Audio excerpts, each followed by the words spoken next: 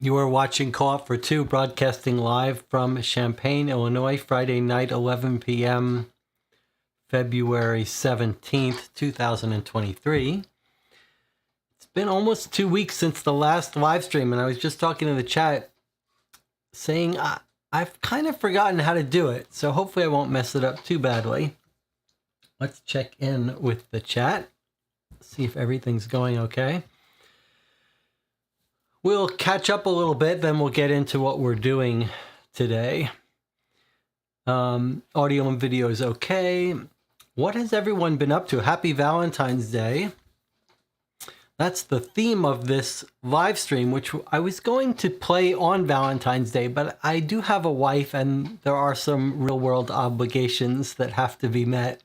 So we're playing a Valentine's themed game today, mystery game, puzzle game, escape room type game.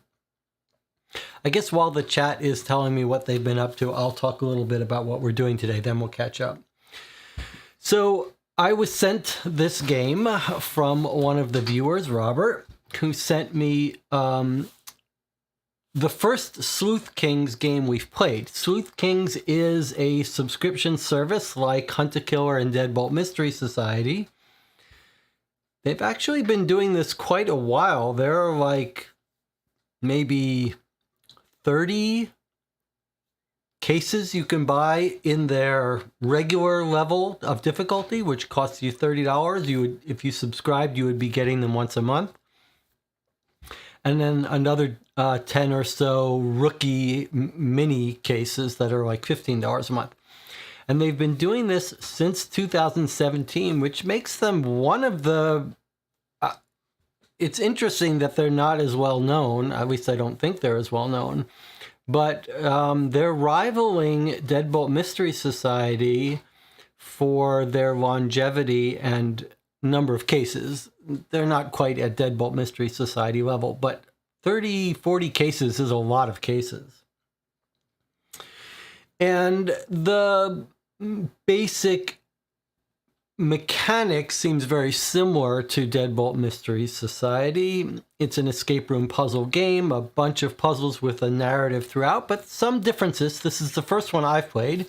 I really don't know much about the system. This was sent to me not by the company, but by a viewer of the channel who Robert has already played through it, so we're getting it used but unmarked. But we've got no obligation to say nice things about it. If we don't like it, that's fine. The case is case number 17, the Cupid Killer. And it's a stalker and Valentine's, not a happy Valentine's Day theme, but appropriately themed for this holiday. Okay, so before we open it and look at it, let's catch up properly.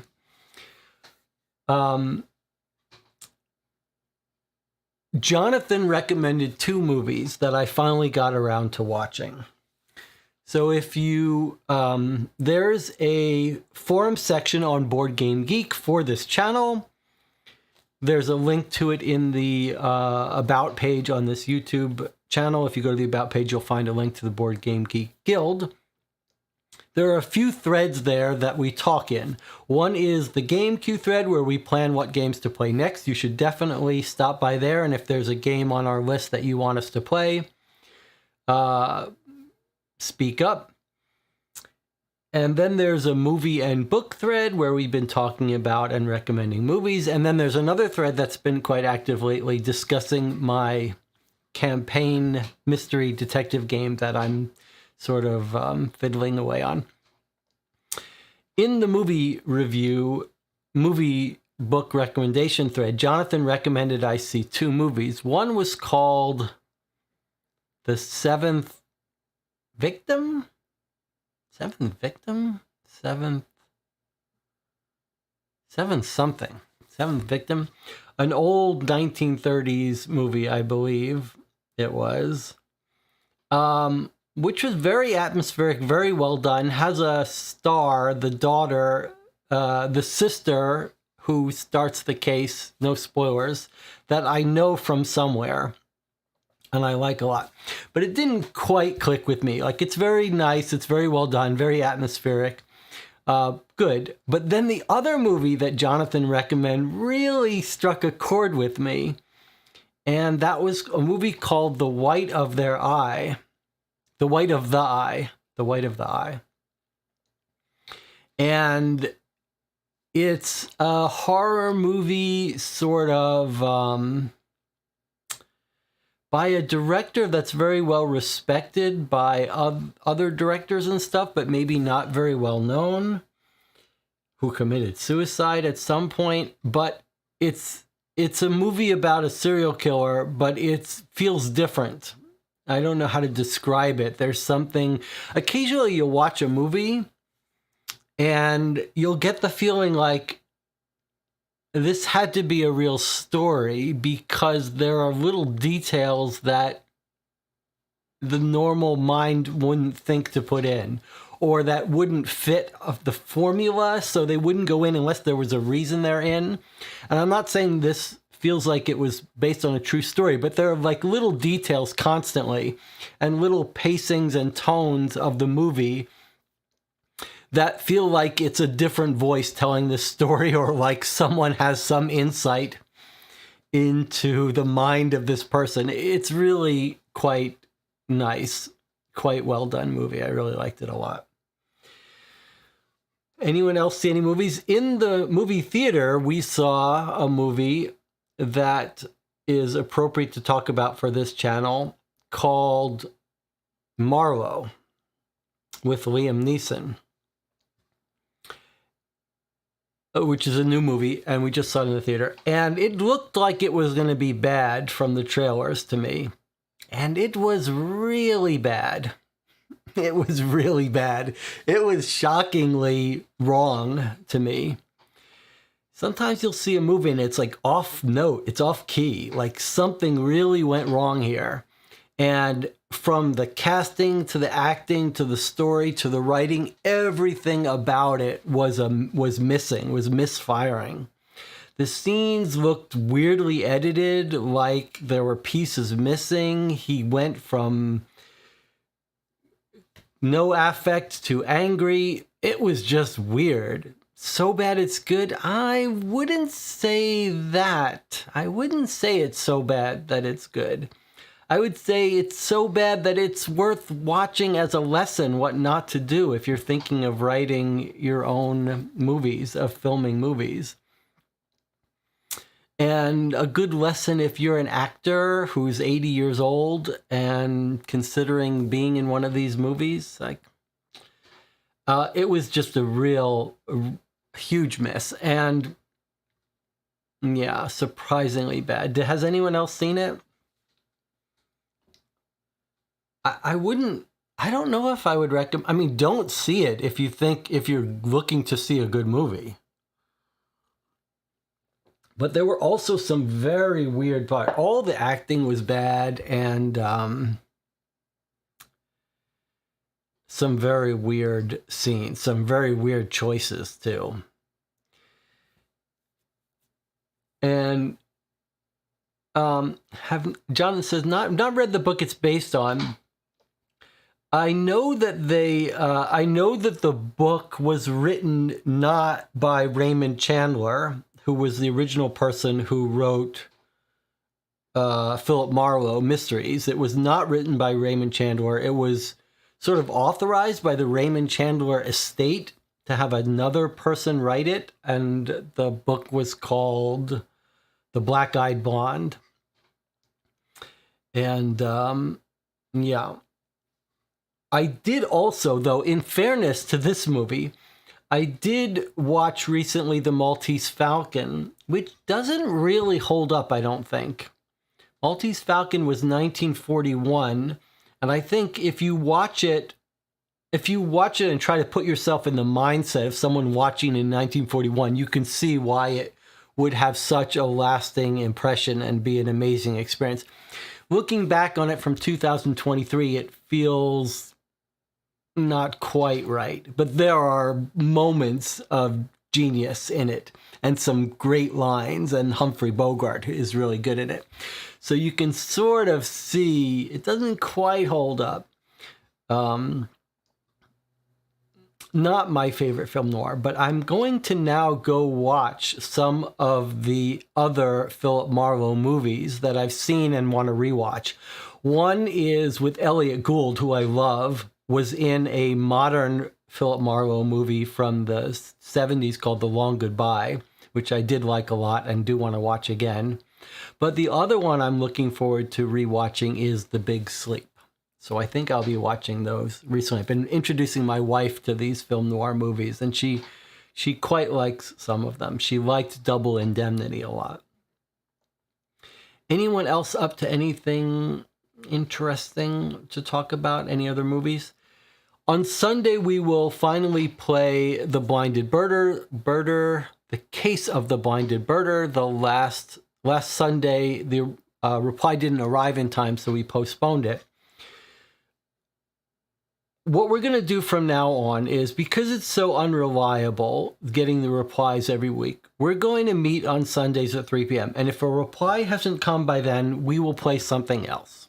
So if you want to block out your Sundays at 3 p.m., we'll get on the stream and do something. Robert says, Jesse, I want to thank you for your unboxing stream of Gumshoe. As you advised to get version 2, it came in the mail this week. We're going to play it around July 4th. Well, you really get yourself, get well set up for Gumshoe. I made a special video about suggestions for how to play Gumshoe. You might want to check that out. You definitely need to take notes, and those newspapers are exhausting to go through, and they're not that useful. So sort of pace yourself with Gumshoe. That's the best advice I can give you. Pace yourself.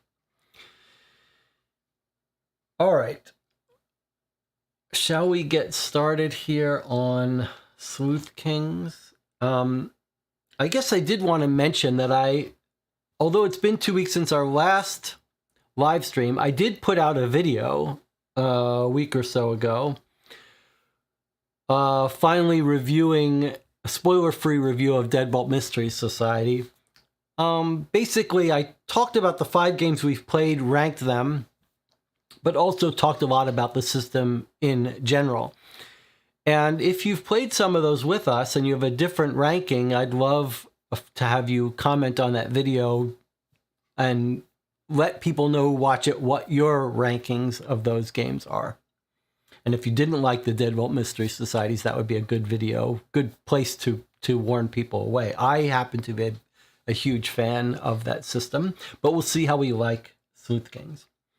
The other thing you might notice is some blackness around my fingernails. I did some staining of the base of this table over the last few days. When I built this top of this table, which you can see, let's see.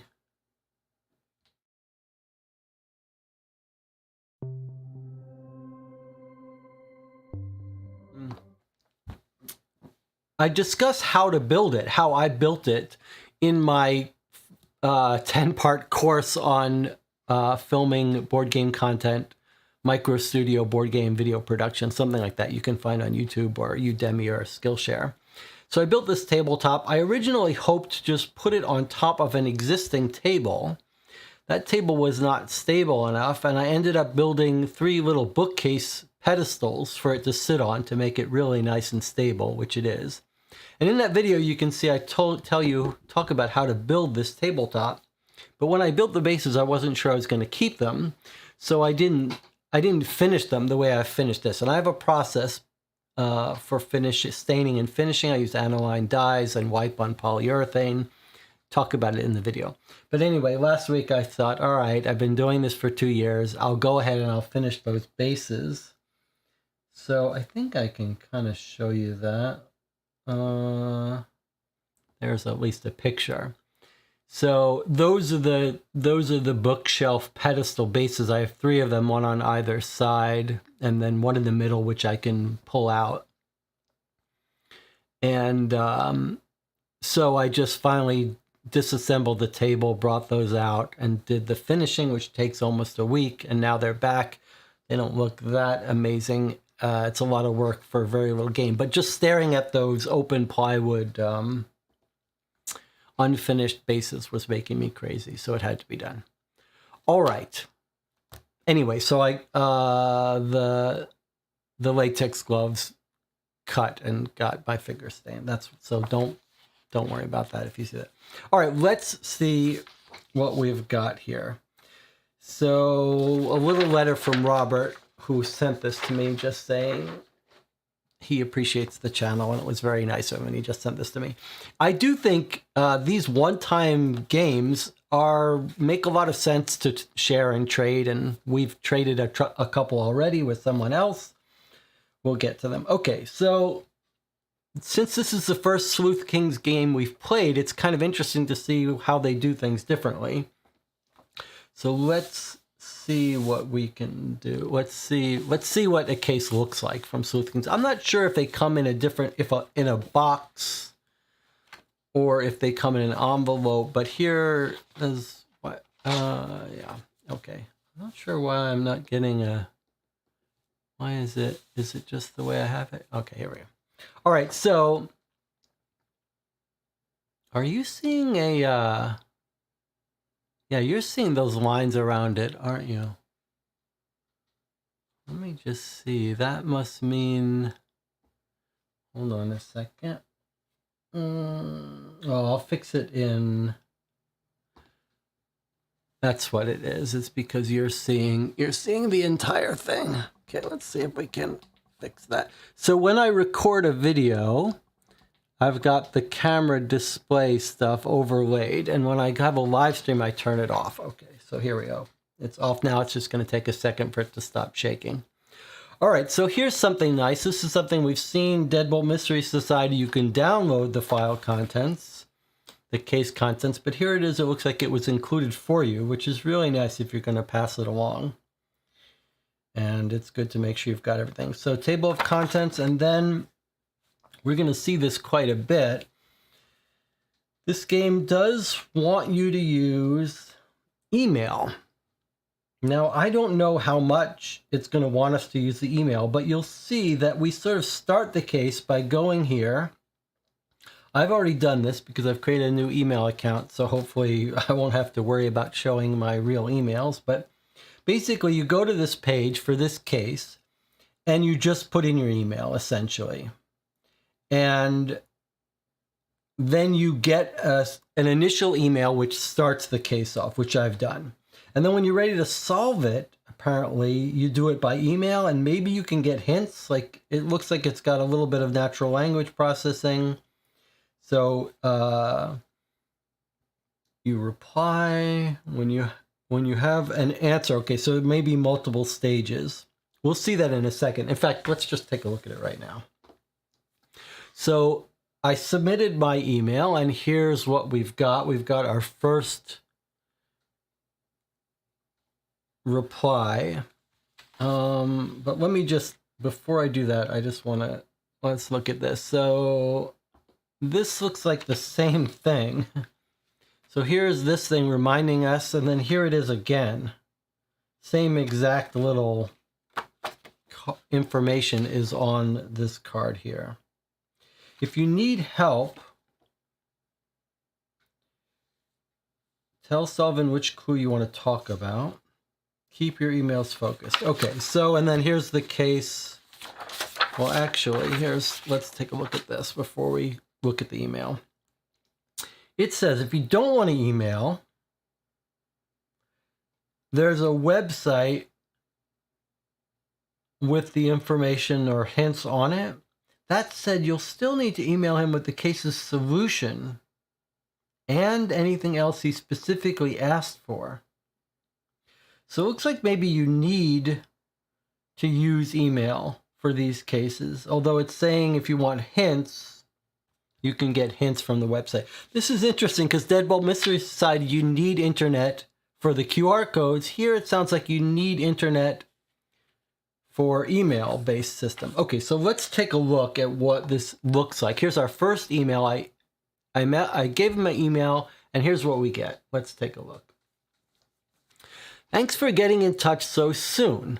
I hope you've already read through the investigation report, which we haven't, because we don't have any time to waste. We've got to find Celeste before the Cupid Killer decides to hurt her. Okay, so I guess it wanted us to read the investigation report first.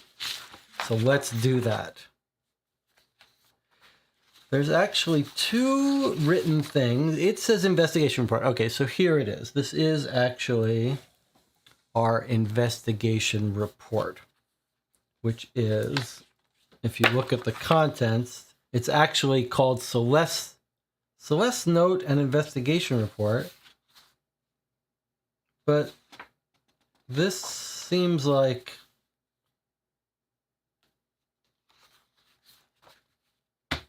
I would have thought this was the investigation report and this was from Celeste, but it looks like it's the other way around.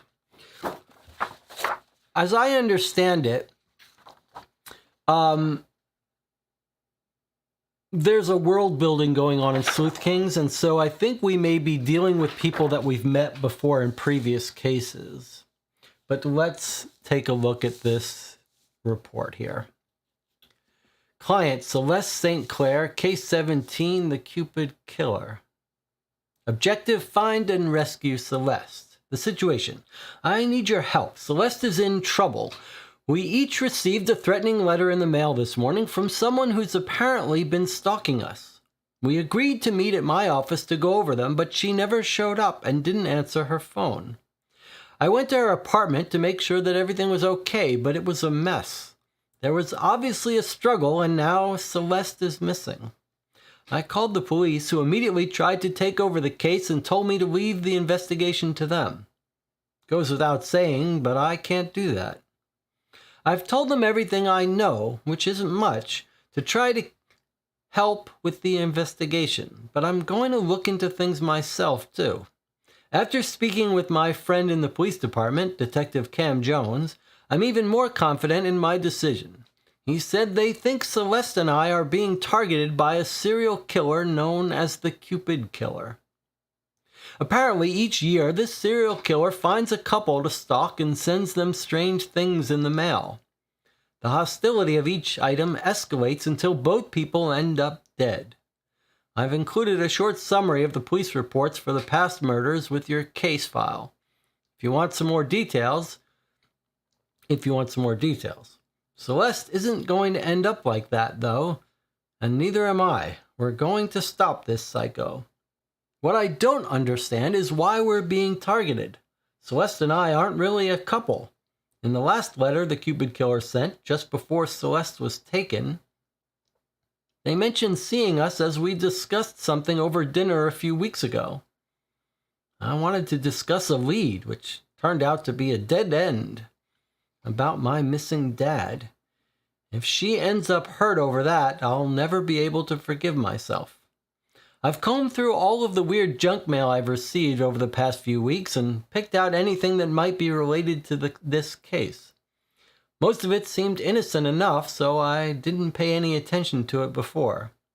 I think Celeste may have played with it some, but I don't know how much, if anything, she learned from it.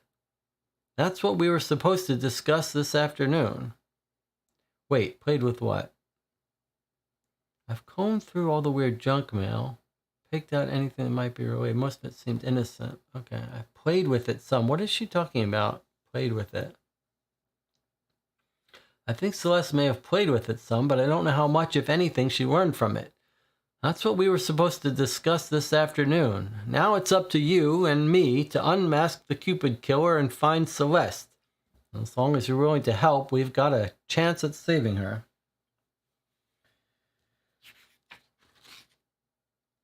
There's one more thing I noticed. There's one more thing that I noticed on Celeste's kitchen counter that I almost didn't include with your case file. It's a cookie recipe that looks like it's been cut out of a magazine. Celeste has told me in the past she's a terrible baker, so I thought it was unusual that she'd have saved the recipe. Even so, with Celeste's life on the line, we can't afford to overlook anything. Police have been after the Cupid Killer for years, but we're out of time now. Unfortunately, even if we can figure out who this person is, that doesn't mean Celeste will be safe. Still, our best lead for finding her is to identify whoever it is that took her. Once you think you know who the Cupid Killer is, follow the instructions in the final thoughts section to email me their name. When you send the email, be sure to include the word identity in the body of your email so I know what you're talking about. Celeste is counting on both of us to save her. We can't let her down no matter what it takes. Final thoughts. We don't know how long Celeste has until the Cupid Killer decides it's time for a new game. In the past, couples have usually been killed together, but there's no guarantee that will be the case this time. I'm hoping that the Cupid Killer decides to focus on targeting me instead of hurting Celeste, but there's no way to predict what this person has in mind. With any luck, maybe everything they've sent me is meant to lead me into some kind of trap where they'll have the upper hand. If it helps us find Celeste, I don't care. You and I will just have to beat this person at their own game. When you're ready to get started, visit Sleuth Kings Case 17 to send me an email. Once you do, you can reply to my emails as needed. You're free to work through the clues in any order you like, but I'd recommend starting with clue 1 and working sequentially. You aren't required to send me what you learned from each clue, but if you want to, you certainly can. If you need help solving any of the clues, email me which clue you're working on, example clue 1, and I'll send you my thoughts. For this case, all I need to know is the name of the Cupid Killer and the location where Celeste is being held. When you know who the Cupid Killer is and you want to send me their name, include the word identity in the body of your email. When you want to send me your thoughts on where Celeste is being held, include the word solution in the body of your email. Okay, so the question in the chat was, who is sending this mail? Well, it's weird that it doesn't say. It's not signed, but this is from this person, Sullivan. This is from this person, Sullivan, who we emailed. Maybe if we go to this website, and he's the person who's emailing us, but maybe if I go to this website, it will make it, it'll make it a little more explicit. So let's see. This is the thing I already did. But maybe if I show it to you, it'll make more sense. I don't know why this letter wasn't sort of made to be signed. Wasn't made to look like it's signed, but let's take a look at here. Okay, so this is the webpage you would go where you would sign up. Thanks for helping with the case. Whenever you're ready to get started, use the form below to send me an email. As I mentioned in the contact instructions I sent you, here are a few tips that will help your investigation go smooth. Okay, so I don't know why this letter written to us isn't described as being from this person, Sullivan.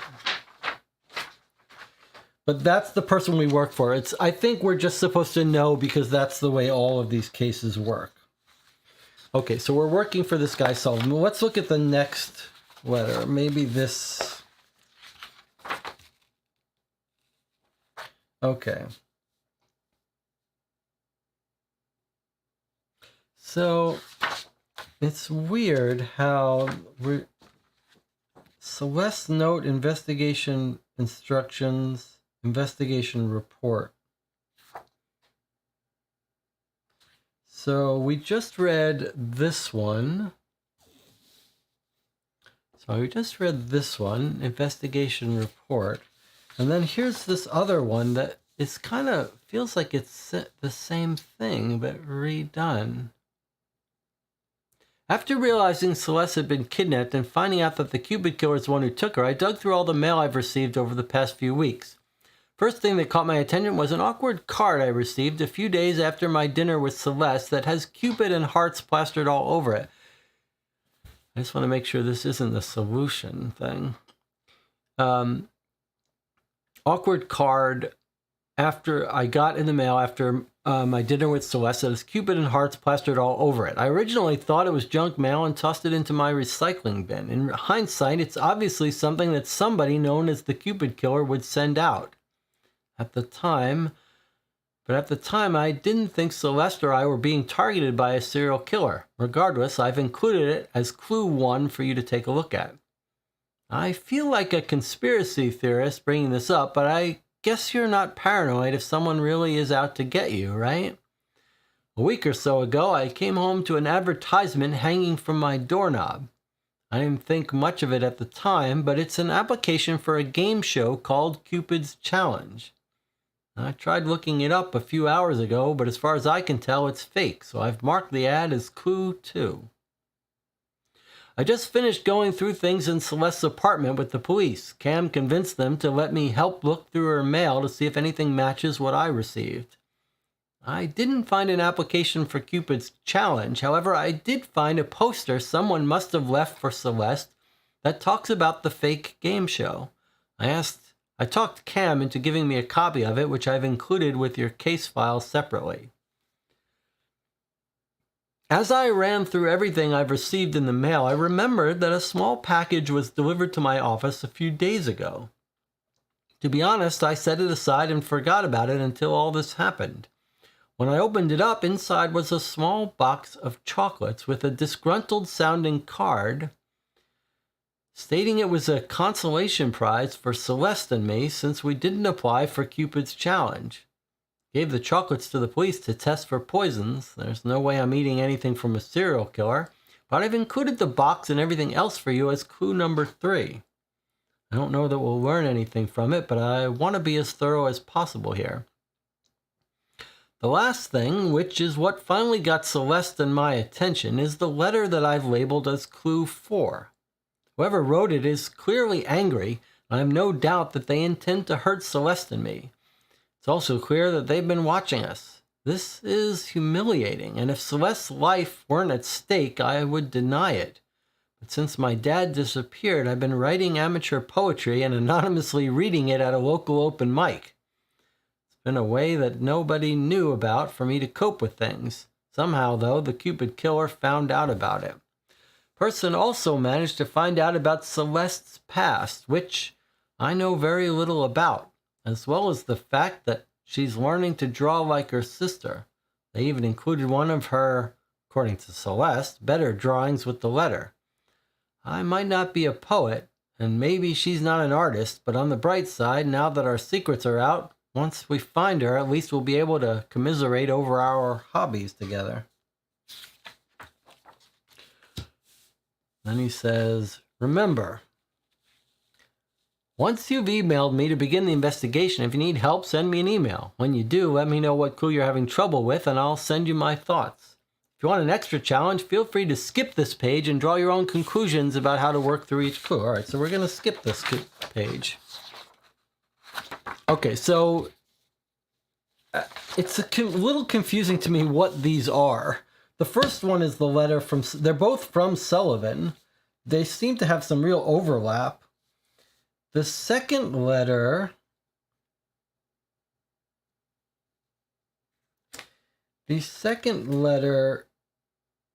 has some hints on it to get started and a description of the 4 clues. But that was weird. What we've got is, that we work for this guy Sullivan, and Celeste must also, and they were working on his father's and talking about his father's disappearance.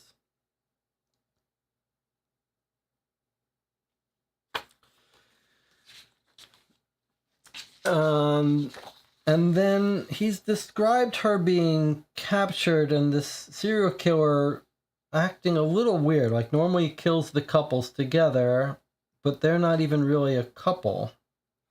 But they were discussing over dinner a lead about his missing dad. So this could be tied into that. All right. So here we've got clue 1, clue 2, clue 3, clue 4. Then we've got this poster thing that he found in Celeste's. And then a police report. Here's the recipe found on her counter, which he thought was odd. And then we have an epilog here in an envelope that's been resealed. Now, is that epilog in the case file contents? No. So I don't know if that's an oversight, but it's a little weird. Obviously, that may be the thing that we would normally get in the email. Maybe Robert has printed this out for us, or maybe they just didn't list it in the contents. All right. The game told us we can attack these in any order, but it suggests going through them in order. And we can refer to this about how they were found. So clue number 1,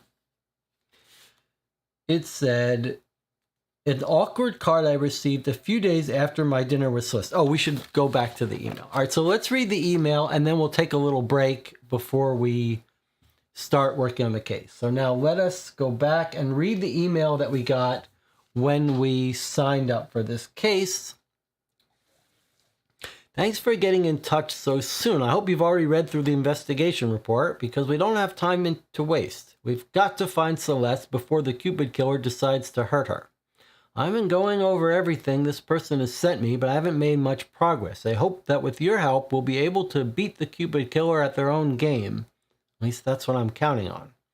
I mentioned it in the investigation report, but remember, our main priority is to figure out where the Cupid Killer is holding Celeste.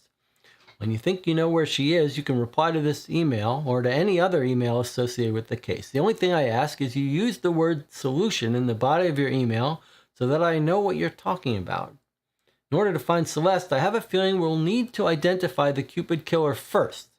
When you want to send me their name, include the word identity in the body of your email. So two-part solution. First, we're supposed to identify who it is, and then we'll try to figure out where she's being held. Apart from the solution and the name of the Cupid Killer, you don't need to worry about emailing me everything you learned from each clue. You're free to do so, of course, but it's not required. If you need any help with the clues, just let me know which one you want me to look at, and I'll send you my thoughts. Additionally, please try to keep your emails focused on one thing. Doing so makes it easier for me to address your questions or deductions appropriately. One final thing, don't change the subject lines on any of the emails. I use them to keep track of where we are in an investigation. If you change the subject, I'll most likely miss your email. Looking forward to working with you. Signed, Sullivan. Lead Detective, Sullivan King. Okay, so that's who we're working with. Okay. So these games use a very primitive little autoresponder, but as of February 2023, we are just on the cusp of new kinds of AI games that are going to use ChatGPT technology to give more verbose, interactive replies to these kinds of games. But for now, it's just going to give us some pre-scripted stuff. All right, so let's do this. We've only been streaming for 24 minutes, but this is a good place to take a break. We haven't spoiled anything. We haven't looked at anything. If you want to play this game on your own, you could stop watching now, play it, and come back and watch it afterwards. There is a free mini case on the Sleuth Kings website if you are interested in downloading and playing that. Otherwise, I'll see you in 5 minutes and we'll jump into the case.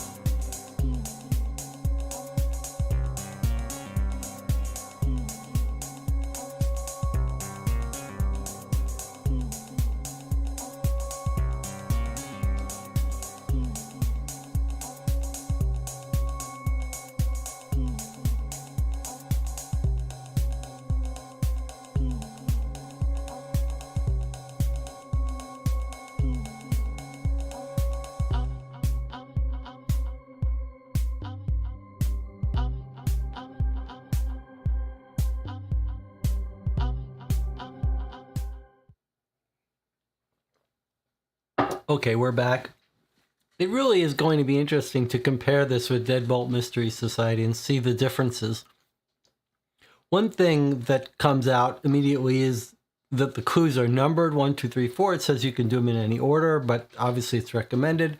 The other thing that's interesting is no sense of difficulty level here. So we really don't know whether this is going to be short, long, hard, easy. All right, so let's go and let's look at clue number 1. Let's get a feel for how this works. Okay, so all of the clues have a little paper clip. Clue 1. I'm guessing they reuse these for all the cases, but for all the different boxes. Let's see. Okay, so this is the awkward card. Just remind me again, did he get this or did she get it? He got it. And he got it after his dinner with Celeste. Okay. Does he tell us how she disappeared? Not really, right? Celeste had been kidnapped. Okay. All right. So it's Cupid wearing a hat. I'm not sure what this thing is up here. Let's be friends. Play a game with me.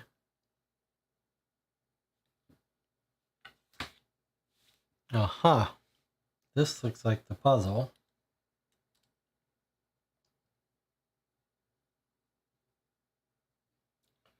Well, that's interesting.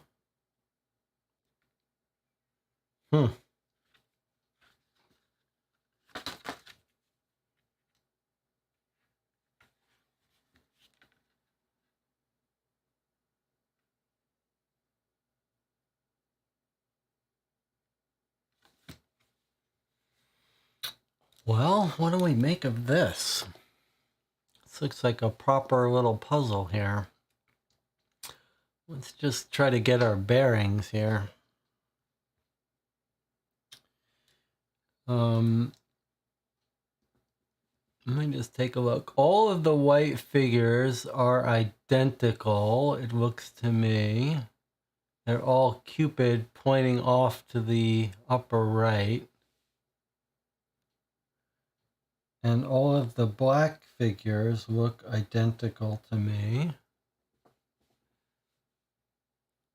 But the hearts certainly aren't. Let's see, what have we got here? We've got some hearts have a black figure or a white figure in it, and some are empty. Some have an arrow through them, some don't. And then they're in different orientations. We've got this one, arrow straight down, arrow straight across, arrow straight up, arrow diagonally. It looks like they're in the 8 directions, right? They're all north, south, west, east, northwest, southwest, northeast, southeast. They're not at arbitrary angles.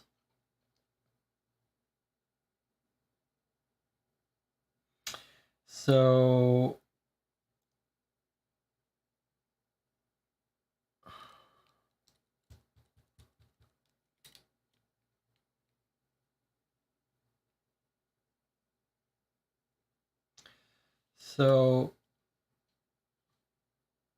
if you counted, let's see, do we ever have,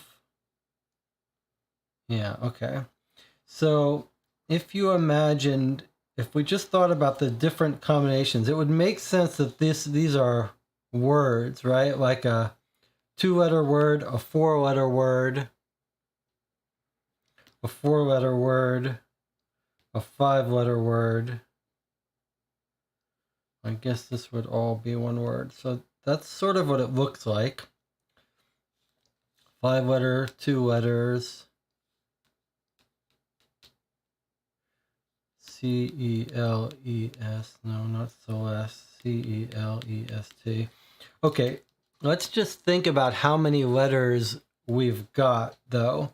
If you think about the 1, 2, 3, 4, 5, 6, 7, 8, 9. You could imagine 9 letters for each. Like if you think about, there's south, sorry, let me do it this way. South, north, west, east, and then all the different directions. And then consider the one with no arrow being in the middle, right? So I'm just saying, take a grid like this. That's a better way to show it.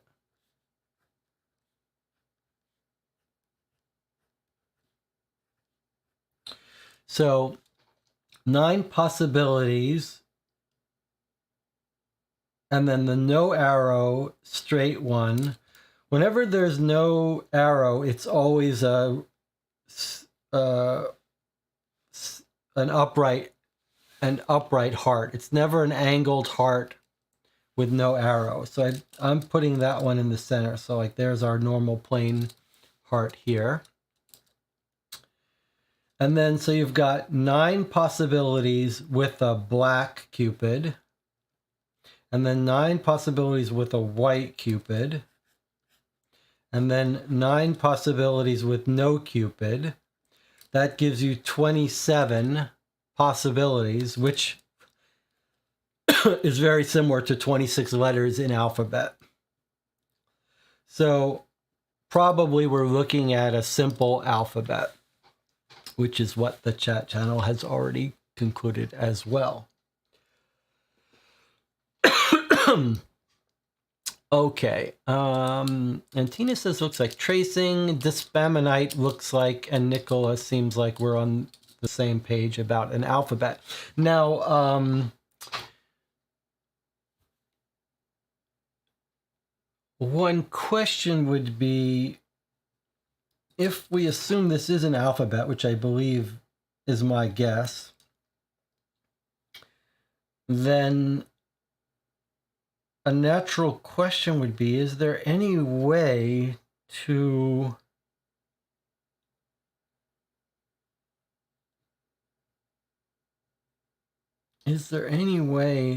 surmise what symbols or what letters, or do we have to brute force this?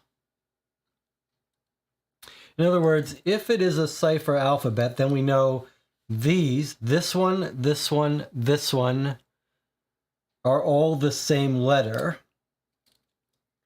here it is again, here it is again. So you'd probably guess that was what, an E or an A, a common letter, but is there any other clue to what letter is what? Let's be friends, play a game with me. I mean, we can surely brute force it, but is there a smarter way to do it? You might guess that Celeste is going to be one of the words.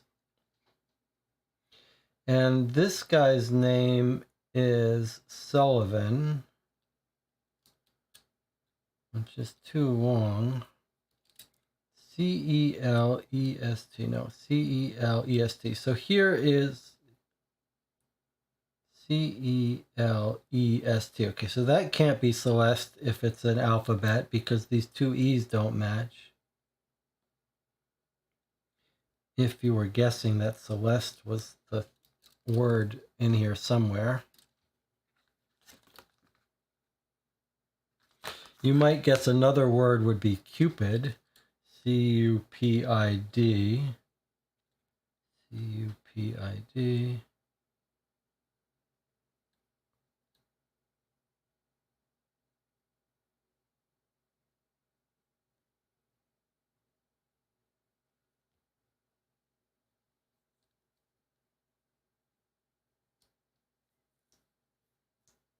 And we could brute force it.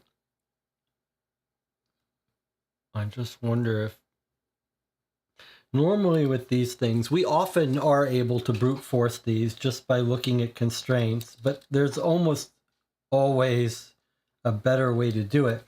The question is whether we should... The second to last line is also the first, says the channel. The second to last line matches the first. That's very interesting. You're right.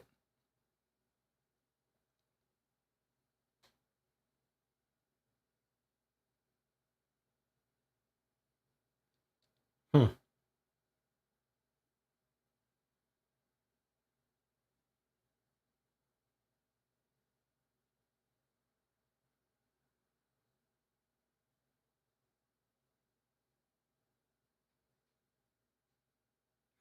The other thing you might guess is there's some logic to the angle, like, you know, that it would be sequentially, like all the black cupids would be in a tranche of letters. The first, like if you break the alphabet into 3 sections of 9, you might expect that the whites are you know, all sequential on that.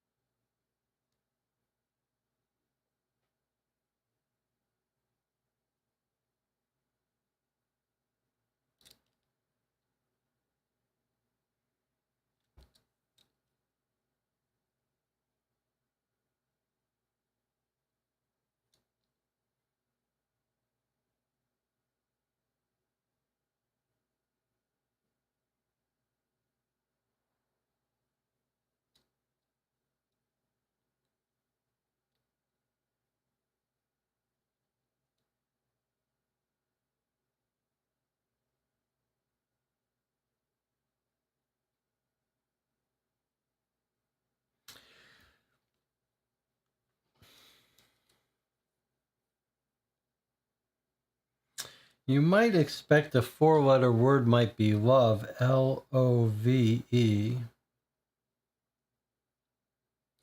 That would make the, which is a pretty common letter we're seeing it. This would be the E. L and O being in the same tranche next to each other would make that.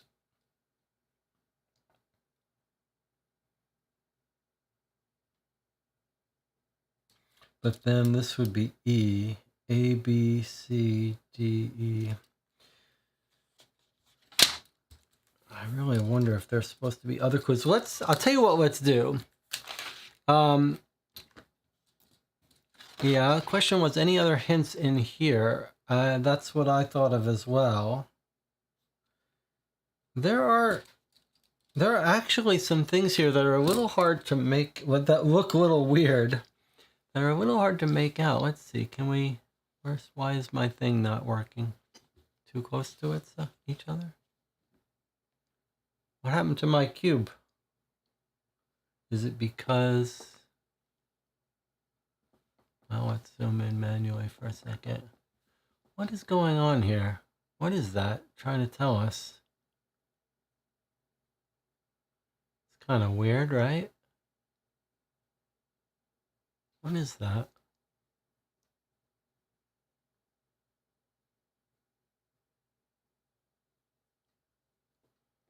And then there's also weirdness in here. What's that?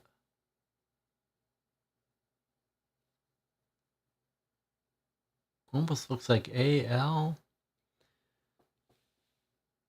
So it's just oh, it's just a feather in the hat? Is that what you think? Just a feather? It's kind of weird.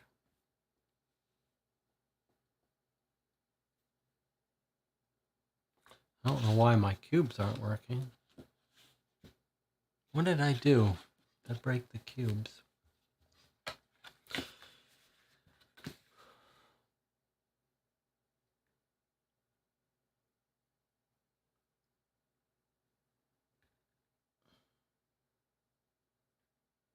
Nothing else jumps out of here. What I thought we would do is, we can figure this out. We can brute force it. But before we do, maybe let's just take a quick look at some of the other items that weren't listed as a clue to see if, to make sure that we don't have more information about that cipher somewhere. So here was the poster. Oh, look at this. DESTROY.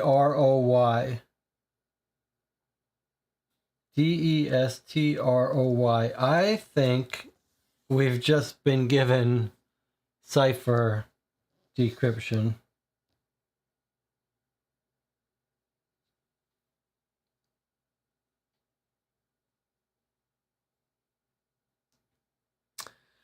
So it looks to me like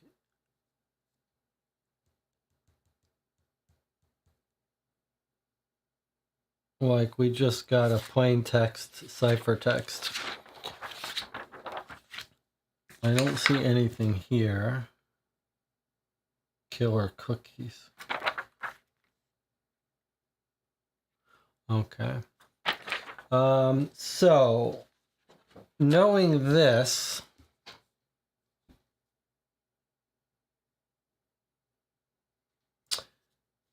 there's some common letters. Let's see if we can't now go back to this and make more sense of it. All right, let's see. What's the best way to do this? Best way to do this would be as if I scanned and copied it, but skipping that for now. I wouldn't mind scanning it.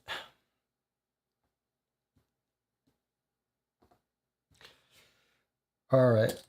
Well, let's just do it this way, maybe. Okay, so there's our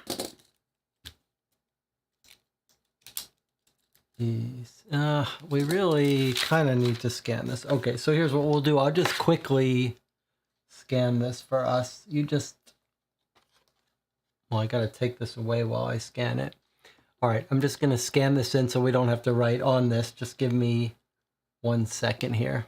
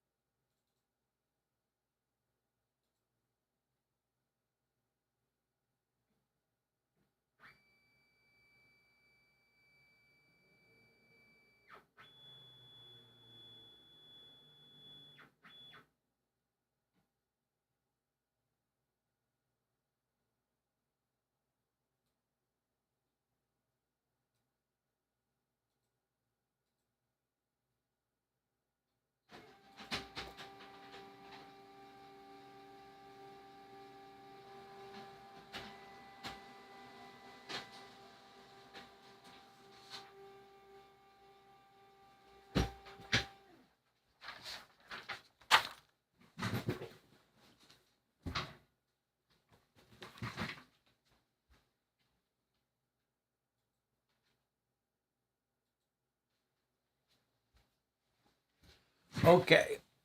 And Dina says Black Cupid is one next letter from the letter with the heart or nothing. I'm not sure what you mean by that, but maybe. Okay, so here's our thing. This is our D. Maybe we'll write it this way. Sorry, that's our E. And then our D was the, oh, let's do all the E's. Oops, that's not the E. E is the up arrow with Black Cupid. So that, if this is destroy, and it's not something else, there's another E. Not as many E's as you might expect. Okay, blank up arrow would be our D. There's our D. D. Unless this is not, that's a lot of D's. Okay, S is here.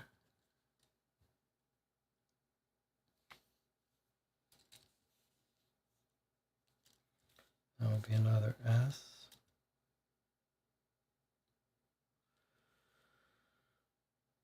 And then T is here.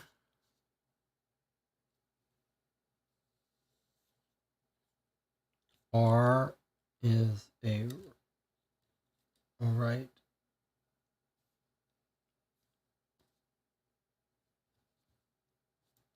That's an R. And then O is this guy by himself. There's an O, there's an O. Yeah, so that's our door. Okay, so this is definitely the way to decrypt this.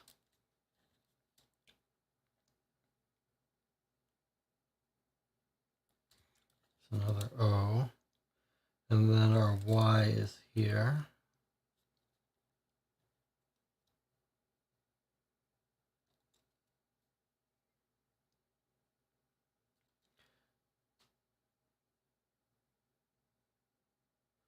That's our O. Any more Y's?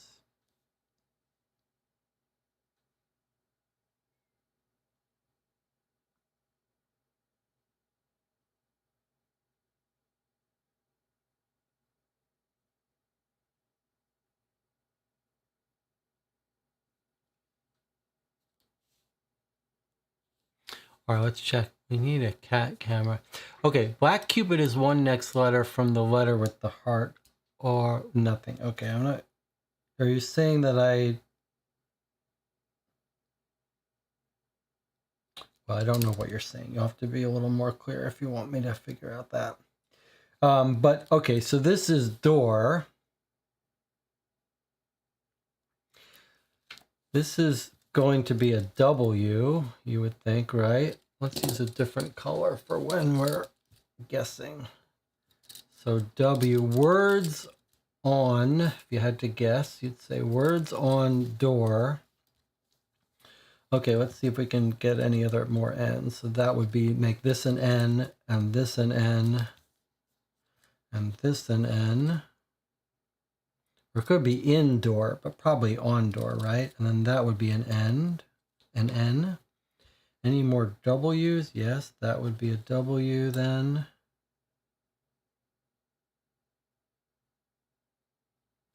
Words on door, something, something. Maybe I can give you a closer up view of this.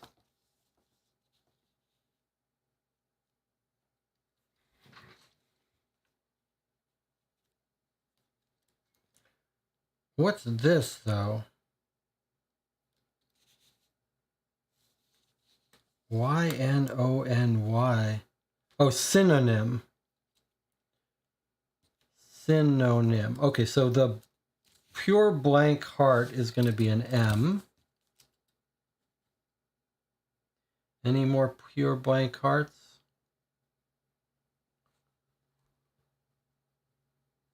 No.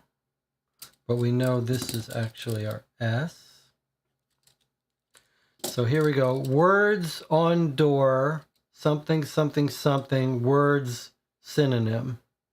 So that was the duplication of the first line and the second to last line.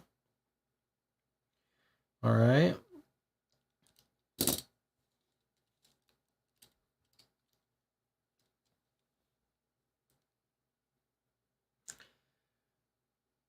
You might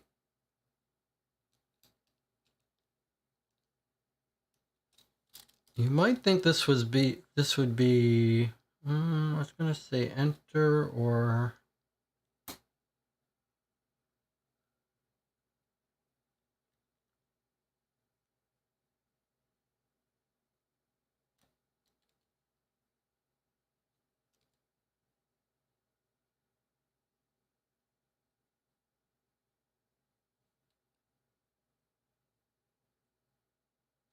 we actually know this is an R.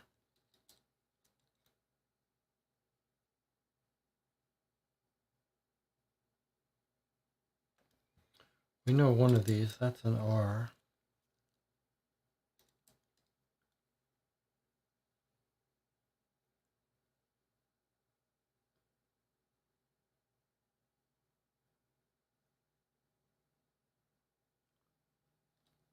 Colored, C-O-L-O-R. Colored is a very good guess. Colored word synonym. Colored. That's a C and that's an L. Any more signs of that?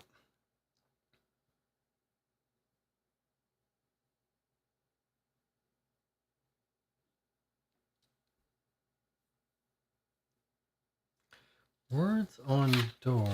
This is this was this the thing was on the door? Because we do have colored words here. Words on door.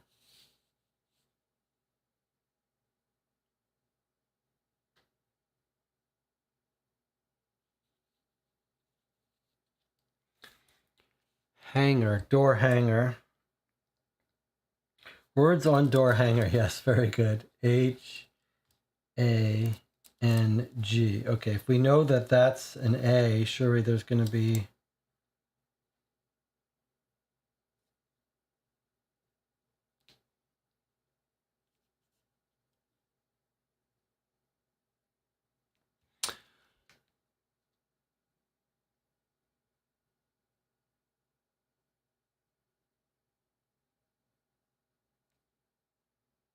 P-O-S-T-E-R. That's going to be poster. P-O-S. We probably knew what that O was already. S-P-O-S. Okay. Words on door hanger.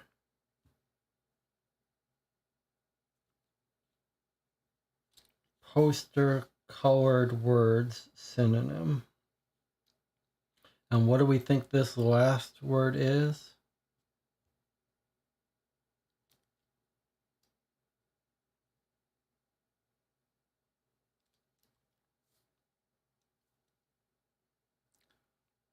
Find. Yeah, that's a pretty good guess. Words on door hanger. Find poster. Colored words synonym.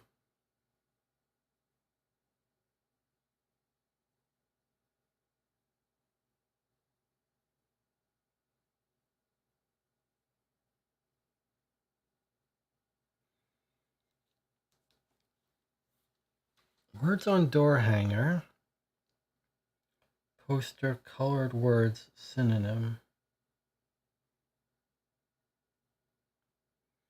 It is a little, it almost makes you think, I mean, that could be the message, or is the message somehow these words are rearranged?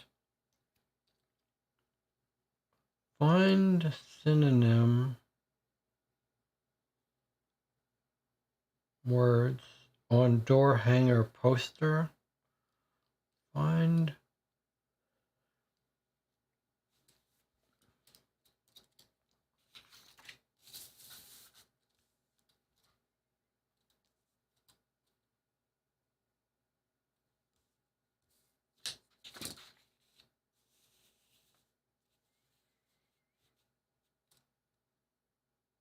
On the third line, is the fourth letter a C or a G? Well, I've written G. Sorry, it should be hanger here. Door hanger. Words on door hanger.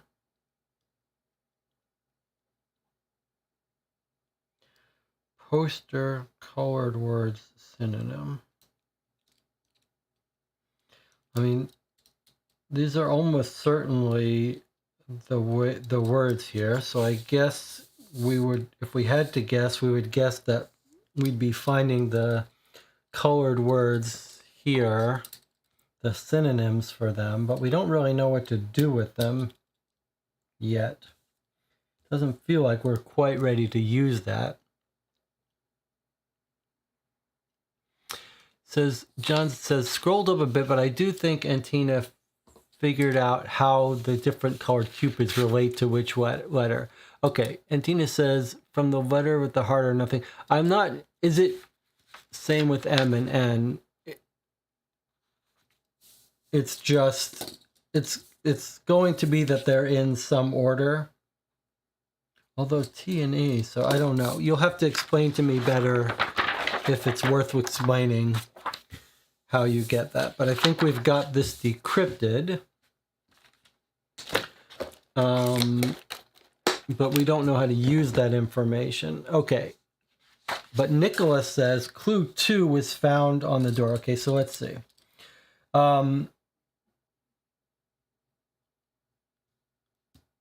Whoops.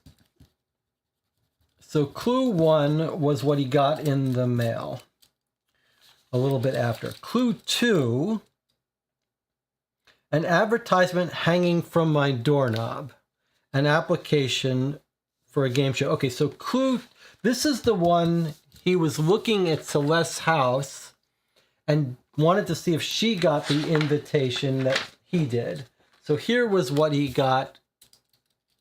Sullivan got clue 2. Let's put this back. So Sullivan got clue 2, and then he couldn't find it in her house. But what he did find is the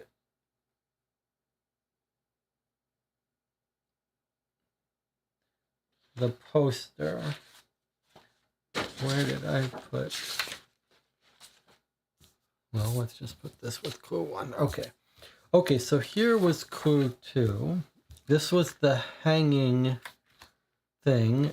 Are you ready to take on Cupid's challenge together? To apply, visit storagefiles.net. Okay, it looks like we're going to actually have to visit this web page. Don't wait, your time is running out. Cupid's challenge, the game show for couples, apply today.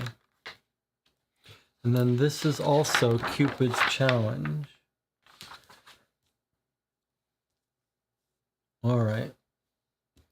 Circle, square, diamond, line, star, circle. Circle, triangle, square. And then different creatures and colors in each.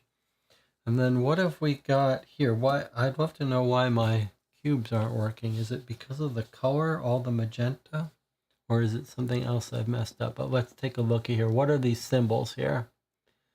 Okay, they're little cupids for some, and little hearts for others.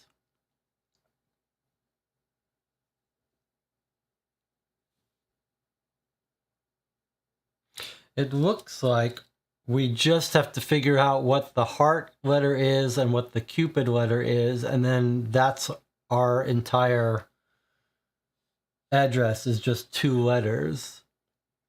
And then these are our words here. I see we've got a red, an orange, a blue, a green, and a purple. And here we've got a red, a blue, a green, a blue. So I think what we've got here is synonyms for each of these words that are colored are going to be here. 1, 2, 3, 4, 5. 1, 2, 3, 4, 5. Okay, so that's it. So blue, synonym for blue, devastated. Red, lover is a synonym here. Grieve, in fact, if we got the synonym for grieve, we'd have both symbols here. M-O-U-R-N. Grieve, mourn, M-O-U-R-N. Is that it? Is it just M-O? But does mourn have an E at the end? I'm not sure now. M-O-U-R-N, grieve and mourn, would make the heart an O and the Cupid a U. Does that make sense for any of these? That would make the blue synonym for happy start with an O.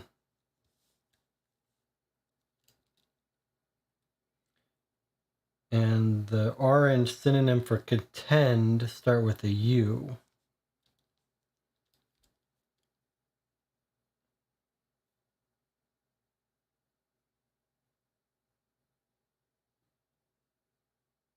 No looking up on the with the thesaurus, we should say. I should remind you guys what the rules are. You can work on these on your own if you want, but if you want to work on them with us, you have to play by our rules. So I think if we know that green is mourn, we have the full answer.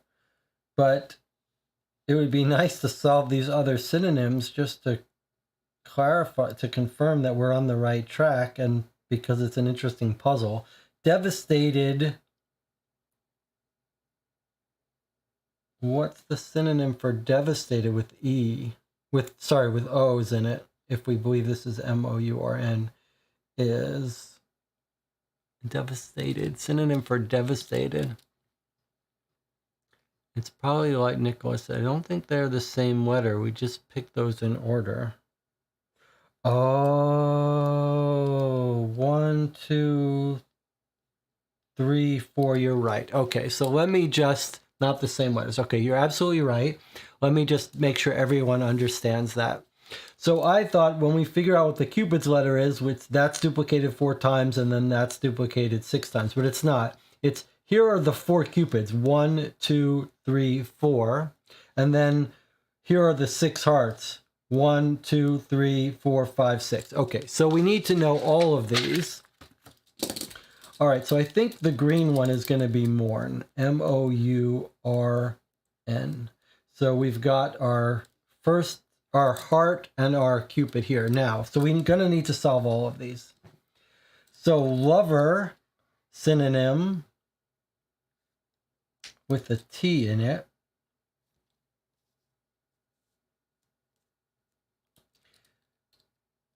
A contend synonym. Let's just write it down this way. So we've got mourn is our number. Sure, you guys will solve this before I get to 1, 2, 3, 4. So we've got mourn, and then we've got this one, and then 3, 2, 1. Okay, so this one, the clue is synonym for lover. The second one is the synonym for contend.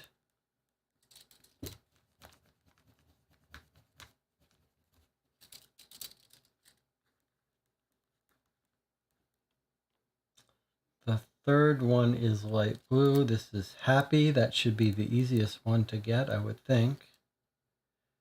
This one was grieve. And then the last one was devastated. Okay, I'm not going to look up in the chat because I feel like you guys are going to get this too quickly for me. So let me just spend a little bit of time thinking about this here. Happy.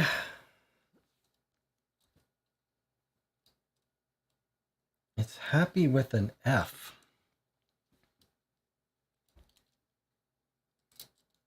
Pleased? P-L-E-A-S. No. Pleased. with an F. What would it be? F.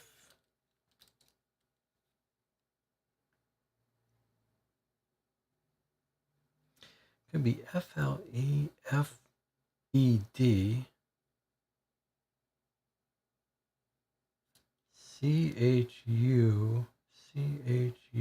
CHUF.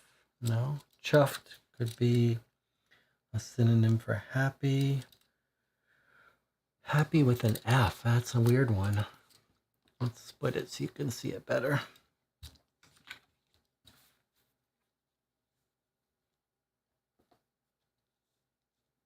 I wonder if this is the time we should do the... Let's do our thinking puzzle. That's what we're going to do here. We're going to give ourselves... There you go. Where's the timer? Feels like things broke here. There's a timer. What about this timer? You don't see a timer, do you? Counting down. Even though you should. All right, so we're just going to go here. And we're going to give ourselves 5 minutes to work on this. 5 or 10 minutes to work on this independently. Don't post your answer. Just work on it. And we'll meet up in 10 minutes.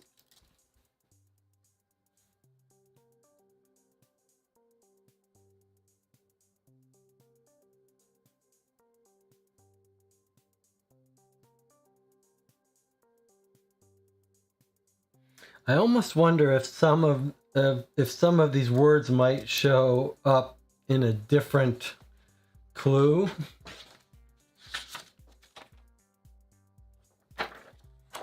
I wonder. Well, let's work on it anyway, independently.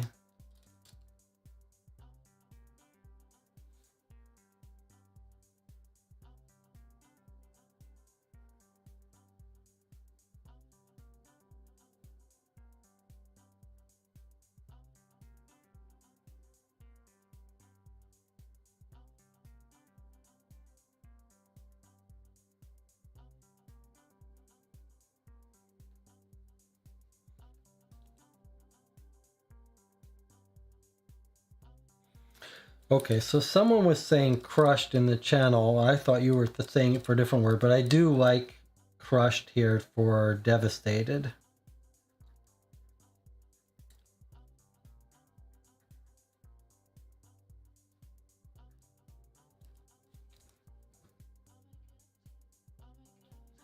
And then the blue, happy, huh?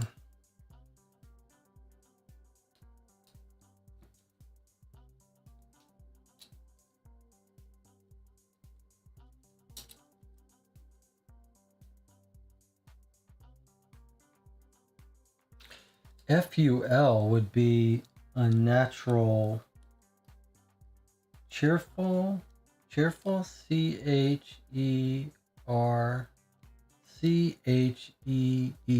cheerful. I wonder.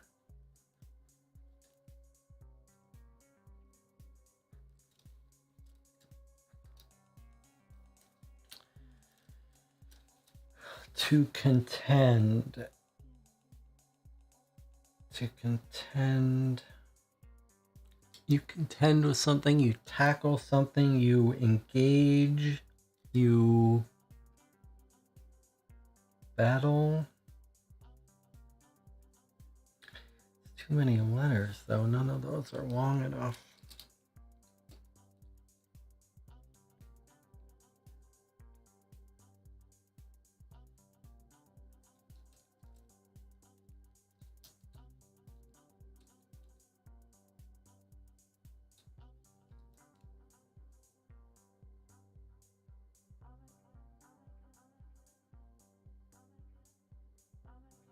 I can't help but think that in another clue, he's going to be using these words.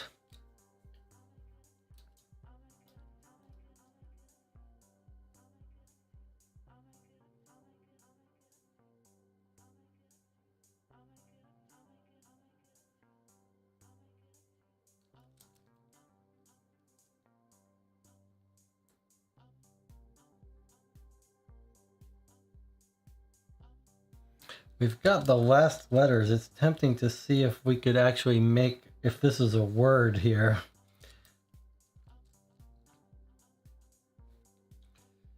UE would be the last hearts, and then the previous one would be an O. And then if cheerful, there would be an L and a C.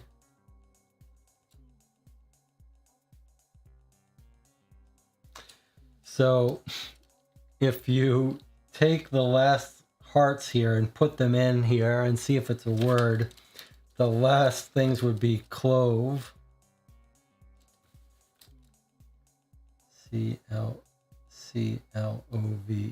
or C love. So that seems right to me. And then we've only got one Cupid though.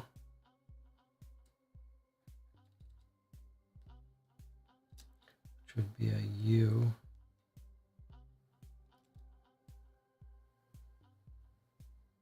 Sorry, that's not right.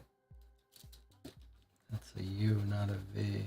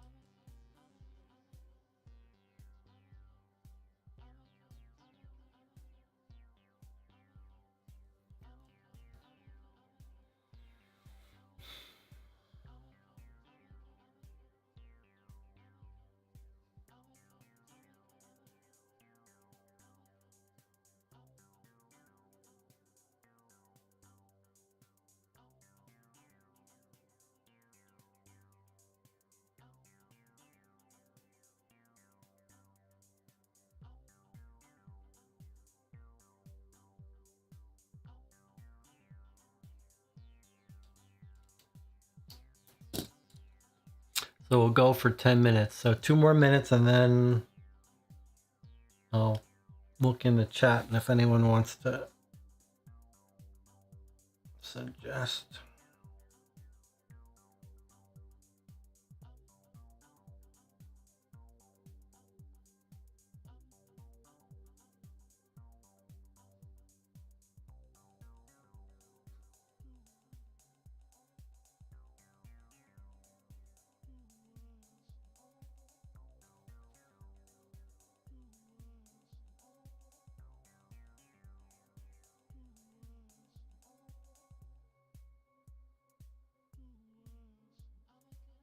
Trying to think synonyms for lover with a T. I mean, got paramour, you've got partner, you've got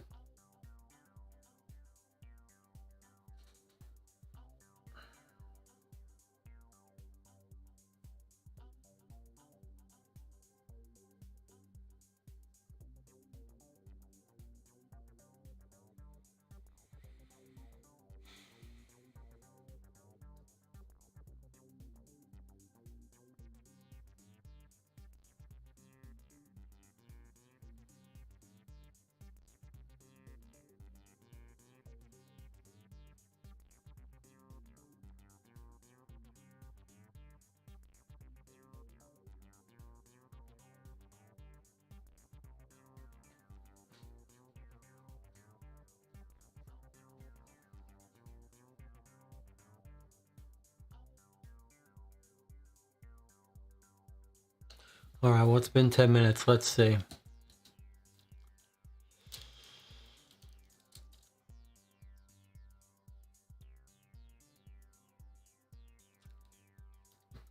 Mantrap says these must be some 5-letter words. All right, let me turn off this overlay here and we'll just talk about it for a second. All right, so if we're not going to look anything up. I'm very proud of you guys for not cheating and going to the thesaurus. We can't quite do it yet. Now, there are other ways to attack this. The fact that we know what, if we're right about the bottom three, cheerful, mourn, and crushed, I'm a little unsure about crushed. But if we know these, then this URL ends in CLOUE, which feels a little weird, like maybe this U is out of place. But what would it be? Clone? That would make this an N. But that would be another way to tackle this, to sort of to see what, if this was an actual word here.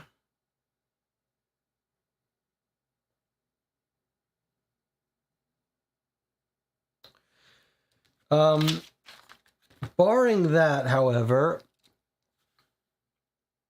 sweetheart, I like that one. SWEETHEART. Very nicely done. I think you've got sweetheart for lover. I think that's really nice. Sweetheart. Sweetheart. Okay, if that's sweetheart, then we've got a T and an E as our first two. Okay, so that would make it E-T, and then we've got blank, blank, and then we've got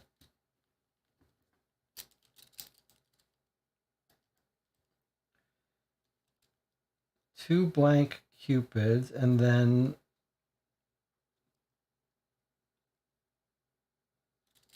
oh, that's right, that's wrong. We've got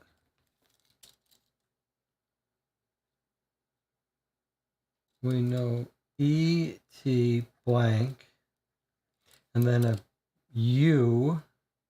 We don't know this cupid, but then we do know this cupid, and we don't know this. Okay. So E-T blank U blank CLOUE. That does...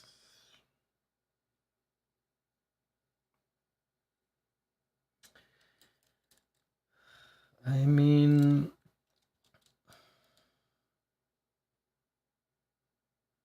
it doesn't seem like a word. But on the other hand, is it really just a random set of letters? It looks too close to be a word. We're only missing one possible thing.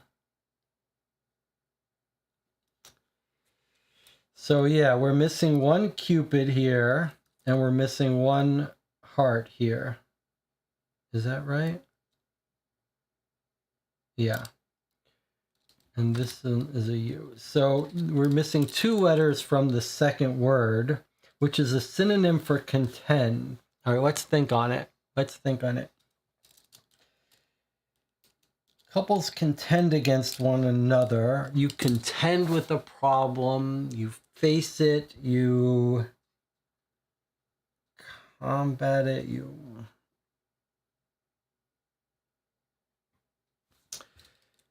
It ends with an F. Oh no, that was our cheerful. It's this one up here we're working on here.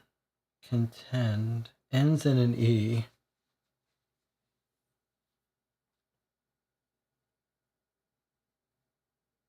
It's a 7-letter word, ends in E.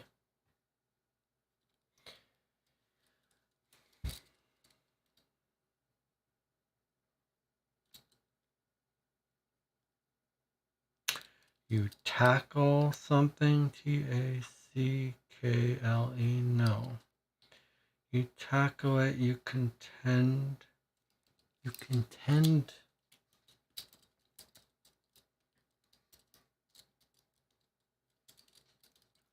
It's a weird word, contend. Compete, that's pretty good. C-O-M-P-E-T-E, you got it. That's what it's going to be, compete. Very well done. Not sure why we didn't get that. Okay, so if it's compete, we've got a C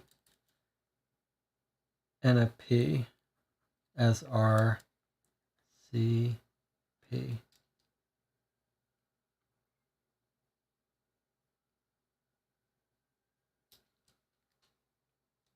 I don't think this is going to be right. It's going to be etc. up close or something.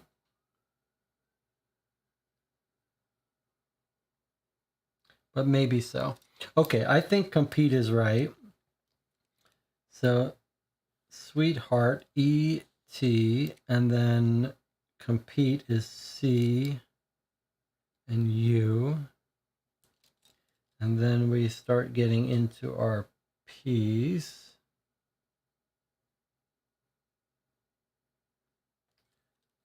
P,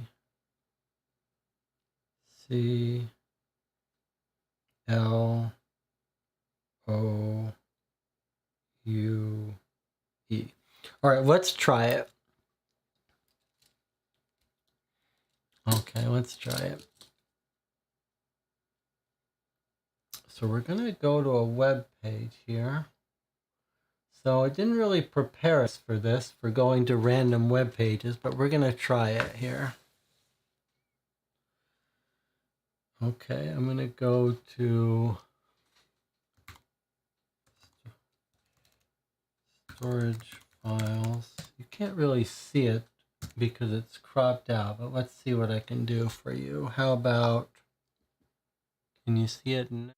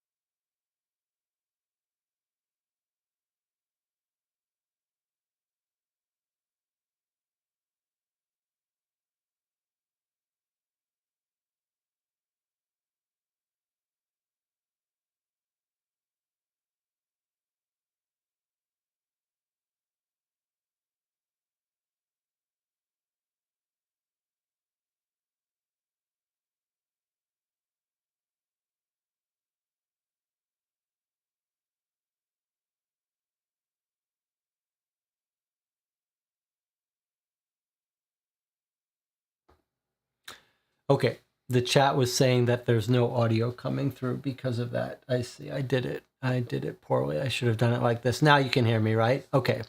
So I was trying different things here.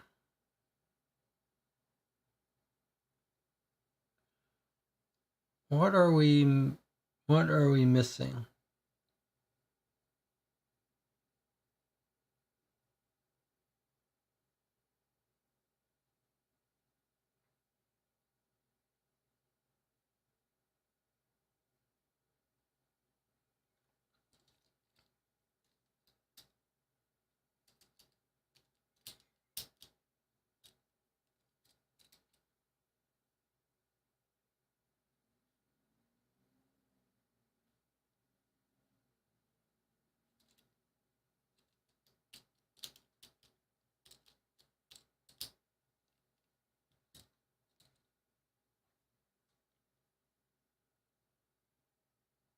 I'm assuming this is a real web address.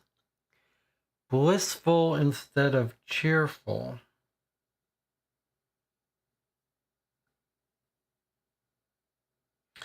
So that would be a B instead of a C. Blissful.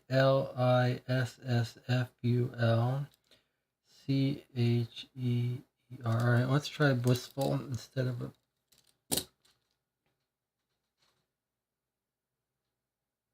Let's try this. So instead of cheerful, we think,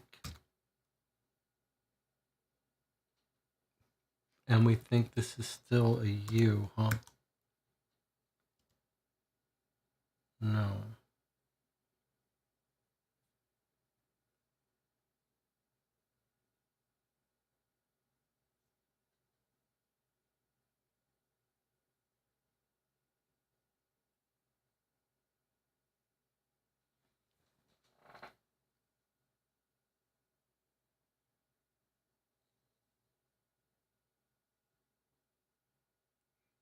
Am I just typing it wrong? It is uppercase. That's an interesting idea.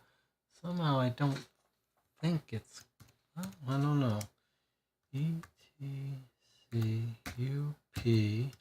and then either CLOUE, or we were saying could be blissful, so B.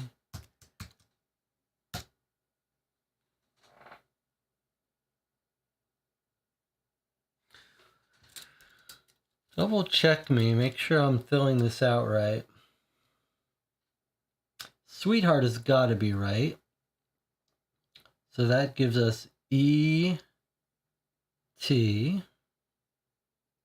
And then compete has got to be right. COMPETE.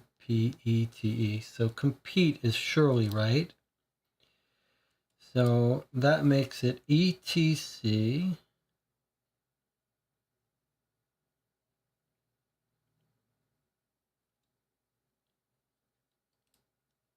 ETC. And then surely mourn is right.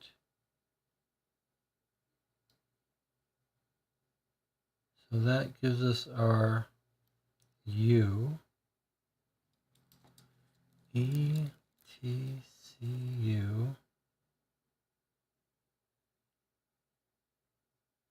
I wonder if it's going to say Cupid. And we got something wrong.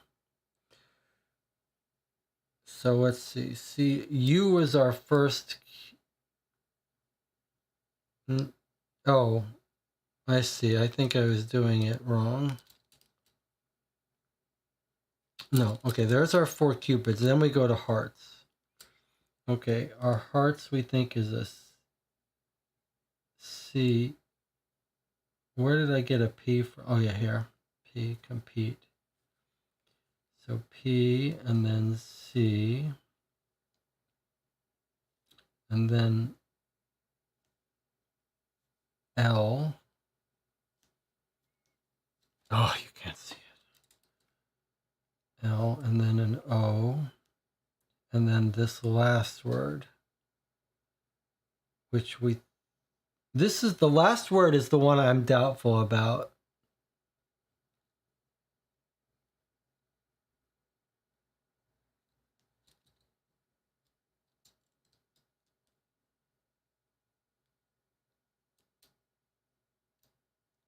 Crushed is the one I'm a little, but crushed does make sense.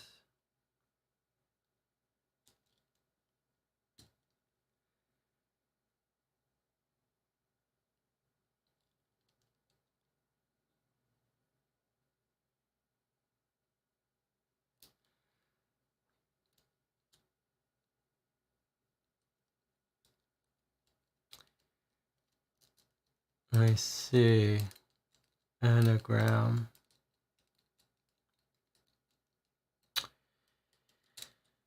Yes. Okay. So to clarify what Theo has come up with here is that you can see we were just assuming it's the first one of these. First, put them in order, but if these are all an unspecified order, then we've got two words here. And we did remark these look like words, but not quite right. So this could scramble into cute, and this can scramble into couple. So that makes sense. That does make sense. All right, let's put it in here. That's the one that you can see. Cute couple. Makes sense. Okay, so here's the contest page that the serial killer has left us. Sorry, you've missed your chance to register. We've sent you a consolation prize. If you can answer its question, maybe it will answer yours too. 3, 2, 5. We've got an angel 3, the letter E, and the blue moon. Let's do this. Let's bookmark it so we can come back to it. 3, 2, 5. Angel, the letter E, and blue moon. I don't think we know how to use this yet.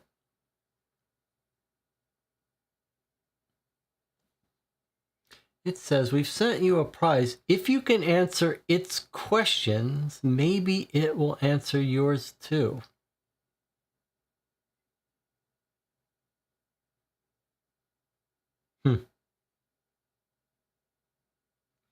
All right. Well, it's time for a break. That was an interesting, challenging puzzle with the synonyms. That was actually not bad. All right, let's take an 8-minute break. We'll come back. We'll see if we can figure that out. I'll see you in 8 minutes.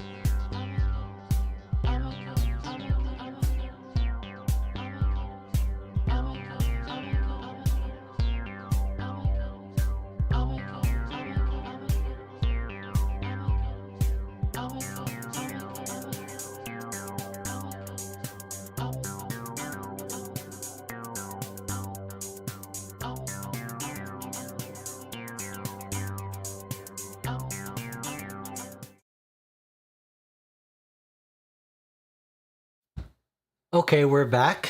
Someone pointed out in the chat that this web page is, these are actually clickable. Rob, who's been doing very well today. Okay, so let's see what we can do here. If we click on the 3, we get, do you really think you have what it takes to save Celeste? Because I don't think you do. 6, 1, 10. A baby is 6, a doll is 1, a song is 10. Can we click on these? Wow, each one clicks. Do they just keep cycling? If we click on 7, we could have been friends, but you two ruined it, just like everyone else. You ignored everything I tried to do for you. We'll see who laughs in the end.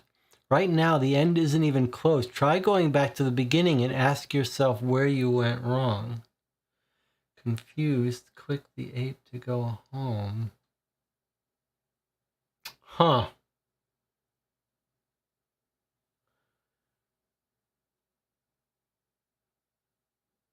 Interesting. So is it a path through these that it wants us to get? Letter E, now you choose to pay attention to me. Joke is 8, game is 5, song is 10.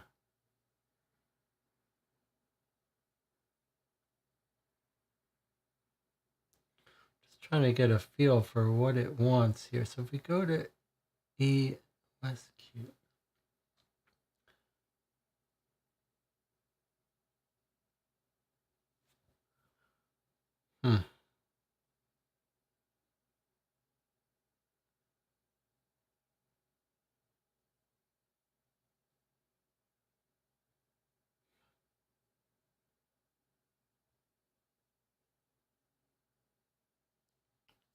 Interesting.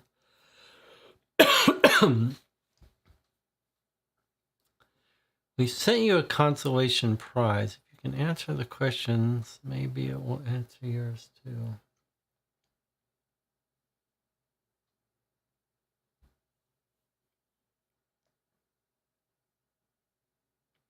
Nicholas says, I think we need to look at clue 3.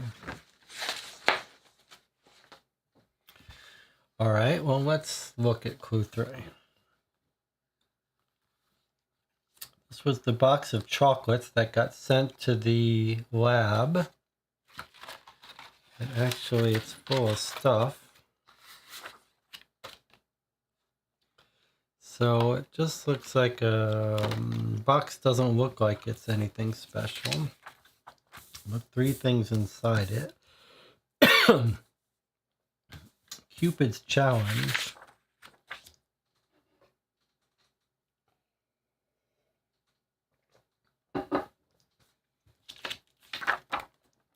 This doesn't look like anything.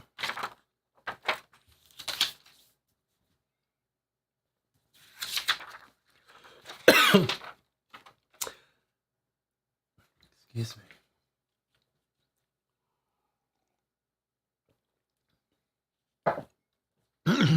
Okay. This is tracing paper. You can see through it.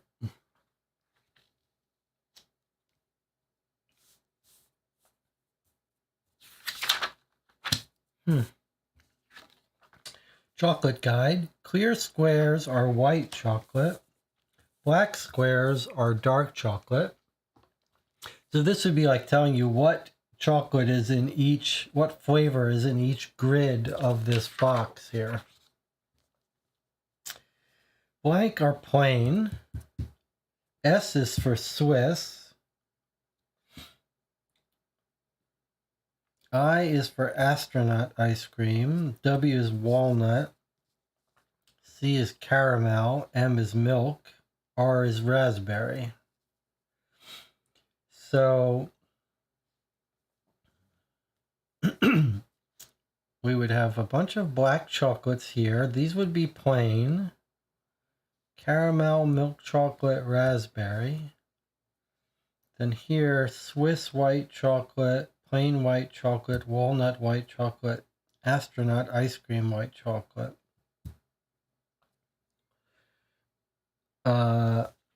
Okay. Oh, and then we've got something here. It's a note. Let's see what it says.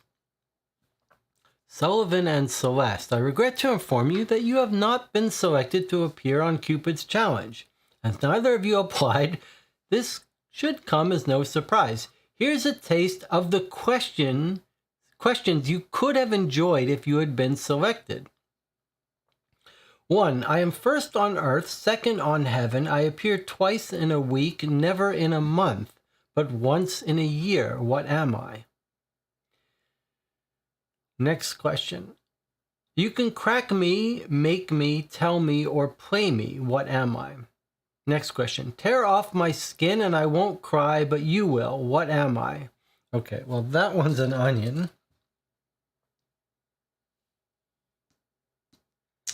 My touch turns things red, but I'm always hungry and must be fed. What am I?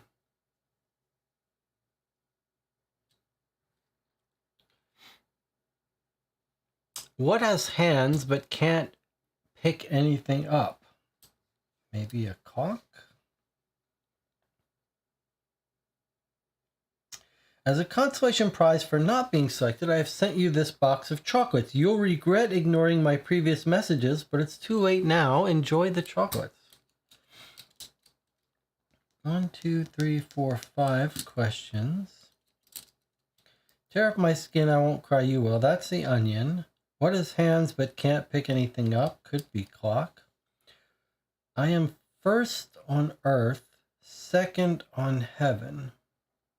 I appear twice in a week.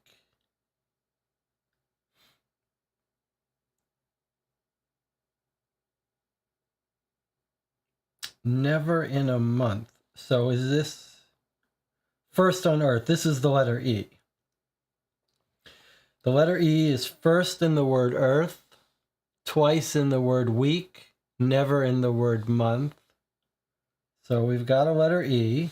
You can crack me, make me, tell me, or play me. What am I? Crack an egg, make an egg, but you can't tell an egg or play an egg, right? You can crack a joke, make a joke, tell a joke, or play a joke. So there's joke. The letter E, joke, onion. My touch turns things red, but I'm always hungry and must be fed. What am I?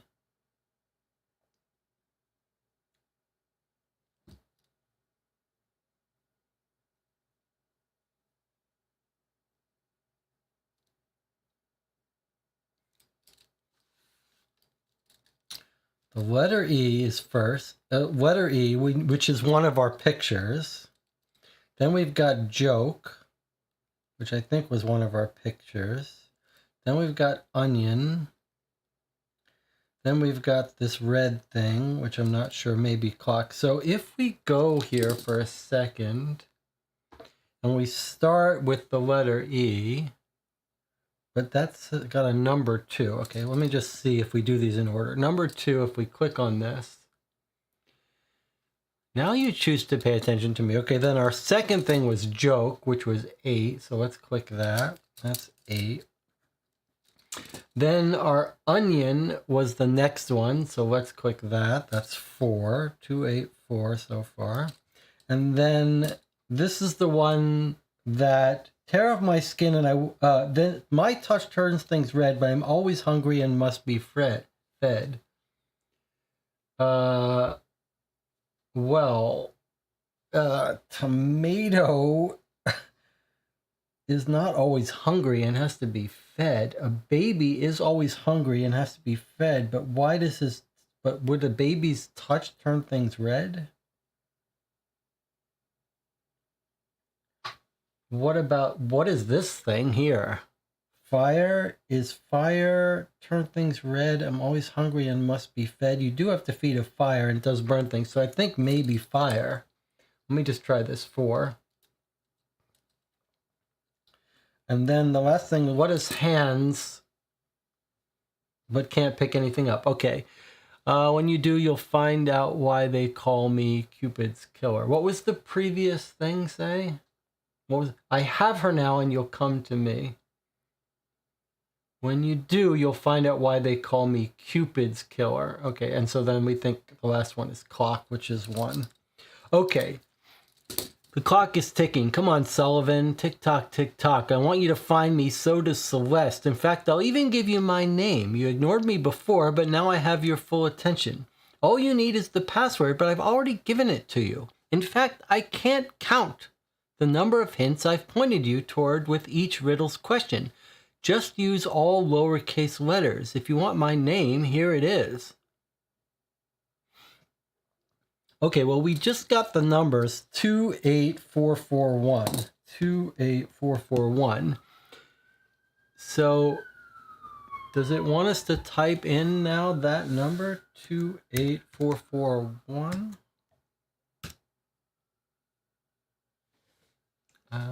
Sure, save it. Is that what it wanted? Incorrect. Okay. So I wrote down the numbers. But that is obviously what it not what it wants. Come on, Sullivan. I want you to find me. So does Celeste. All you need is the password, but I've already given it to you. In fact, I can't count the number of hints I've pointed you towards with each riddle's question. Just use all lowercase letters.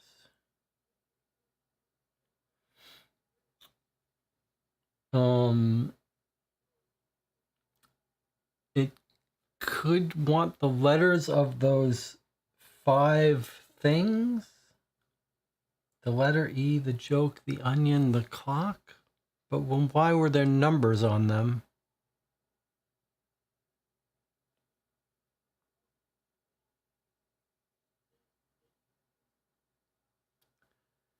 You ignored me before, now I have your potential. All you need is the password. I've already given it to you.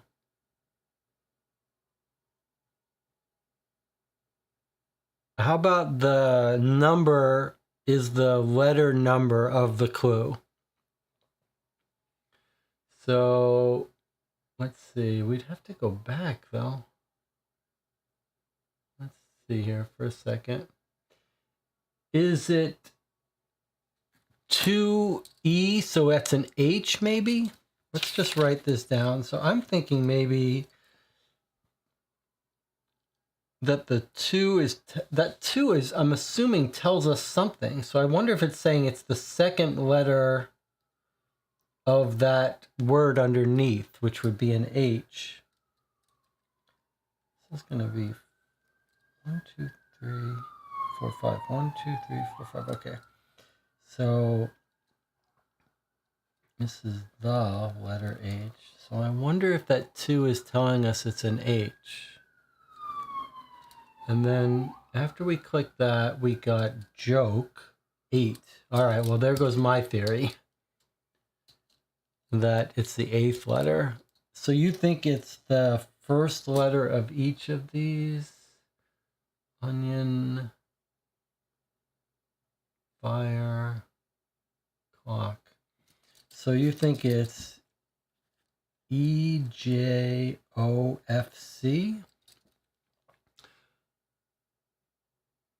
Yeah, where are those letters coming from? I can't count the number of hints I've pointed you towards with each riddle's question. Let's look at each riddle's question. Oh, maybe that's what it is. It's the 8th letter. That's what it is. It's going to be the 8th letter of the question. So let's go back. So the letter E had a number 2. Okay, right. That was a number 2. So you're saying, so I think this is going to be an A.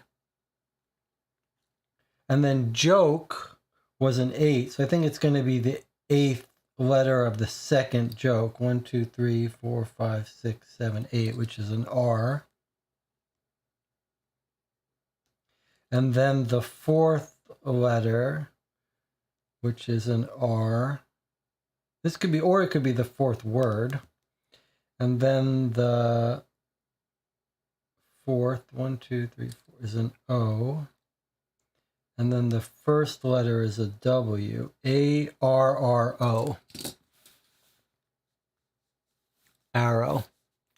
So the numbers for the letter E was the number 2. Joke had the number 8. Onion had the number 4. Fire had the number 4. And clock had the number 1. So if you look at the questions now, I just took the second letter in the first question, the 8th letter here, the 4th letter, the 4th letter, and the first letter, and that gave me arrow. And it makes sense when you look at the clue, because it said, in fact, I can't count the number of hints I've pointed you towards with each riddle's question. Okay. Everyone with me so far? No, we don't want to use that saved wrong password. All right, arrow. A-R-R-O-W.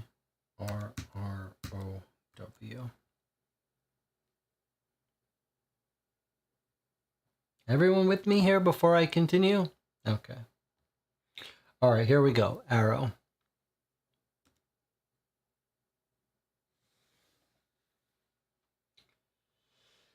The clock is ticking. Come on, Sullivan. I want you to find me. So does Celeste. In fact, I'll even give you my name. My name is Simon Downing.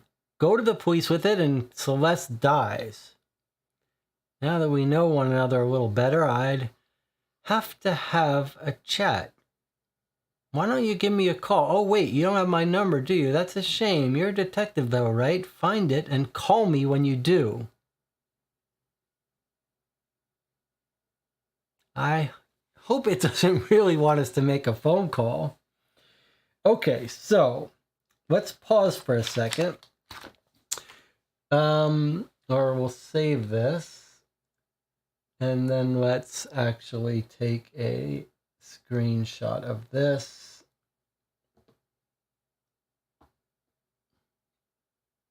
Okay, so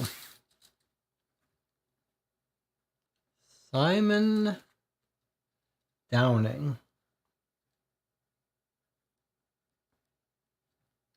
And then he says, find phone number. All right, so let's pause this for a second and chat for a bit. So we used this to solve that. That was in the chocolates, but we did not make use of this. We've got Cupid's bow and Cupid's heart. So we don't know how to make sense of that. And we know his name. I think I don't know what to make of this.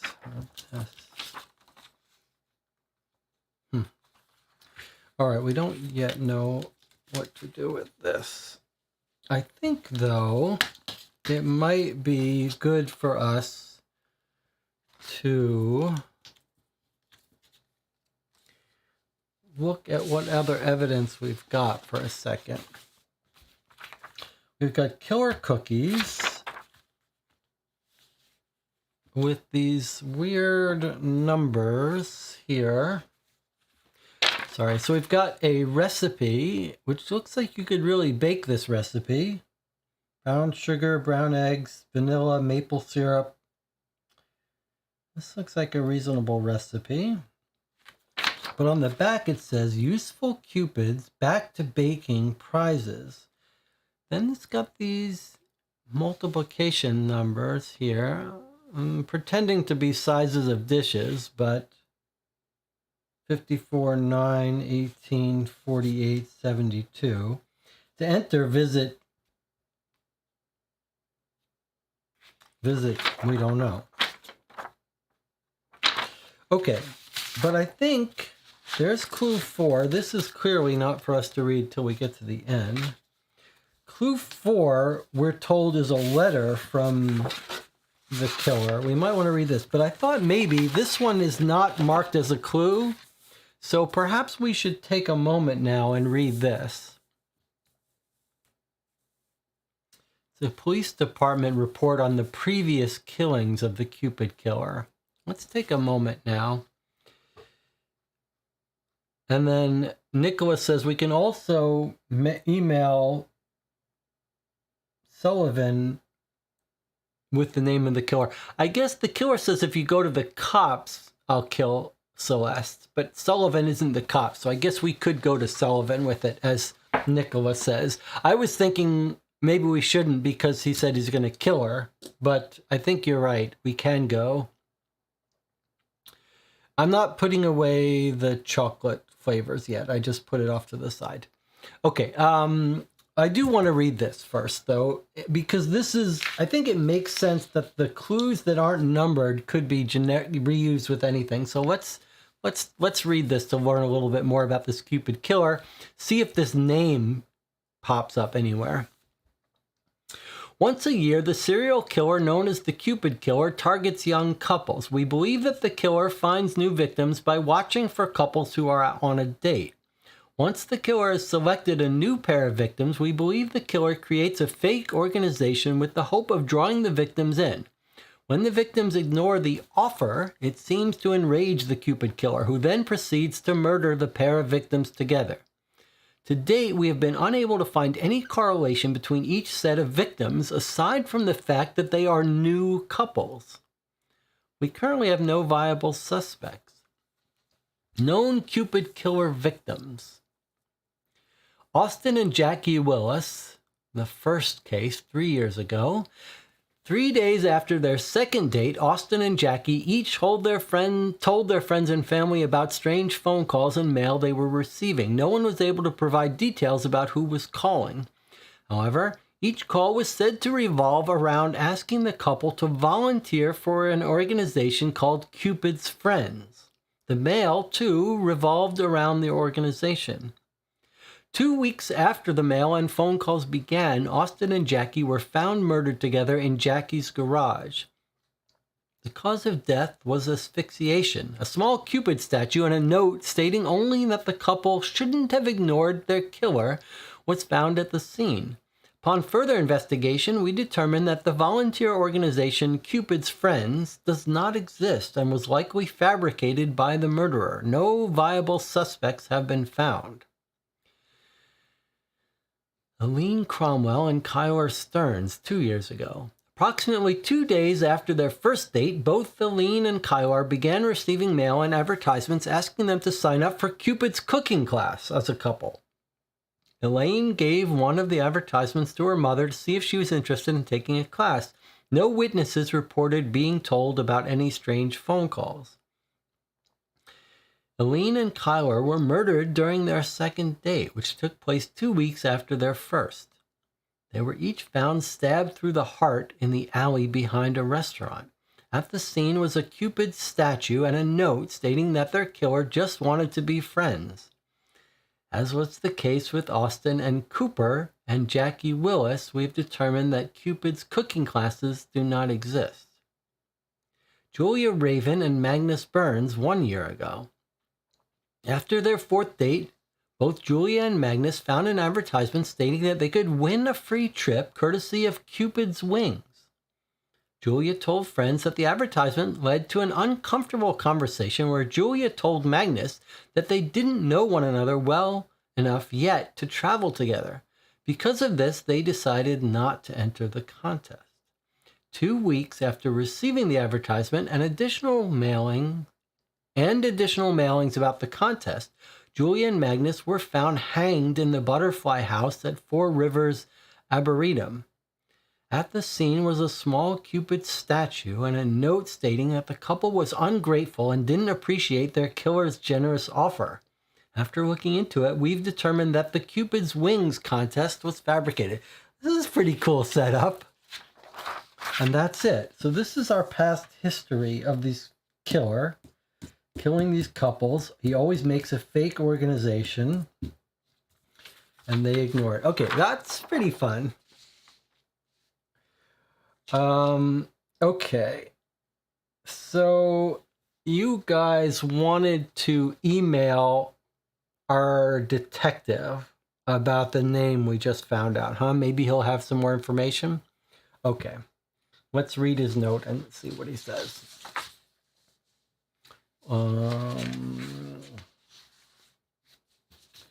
Okay, let's see if it's here or if it's only in the email.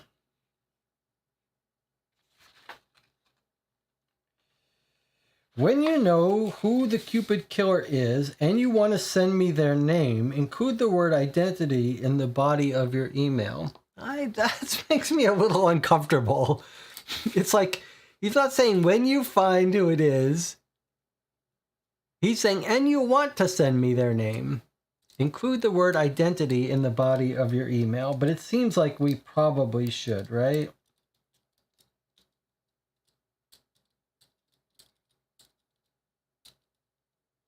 But do you think we should... Oh, skip this page. Sorry, this is the page we're supposed to skip for clues. Okay, final thoughts. All I need to know is the name of the Cupid Killer. When you know who it is and you want to send me their name, include the word identity in the body of their email. When you want to send me your thoughts on where she's being held, include the word solution. All right, so you guys... No, it's not going to end the game. It's not going to end the game. All right, I think we should do it because he may have some more, he may be able to do some research for us. So here we are. This is kind of an interesting moment. So we're going to go to the email and we're going to reply and send him an email. Let's just check what he wants. Main priority is to find where the Cupid Killer is holding Celeste. When you think you know where she is, reply and tell me where. In order to find Celeste, I have a feeling we'll need to identify the Cupid Killer first. When you want to send me their name, include the word identity in the body of the email. Okay, here we go.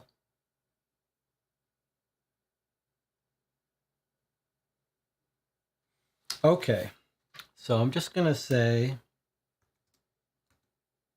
I think we know the identity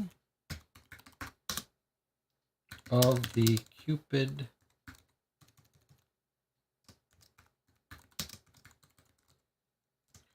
I believe his name is Simon Downing.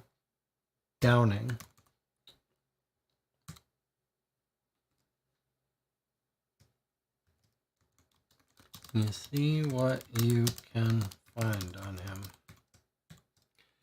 P.S. Do not alert police, or he says he will kill Celeste. All right, here we go. That seems like a reasonable mail, right? All right.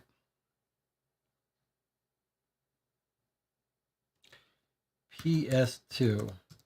Hopefully the killer does not watch YouTube or we are in trouble.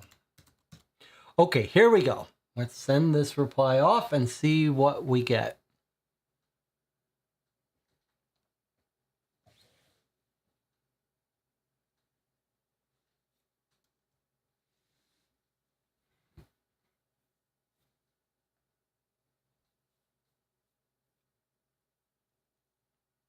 Is this the reply already, or is this...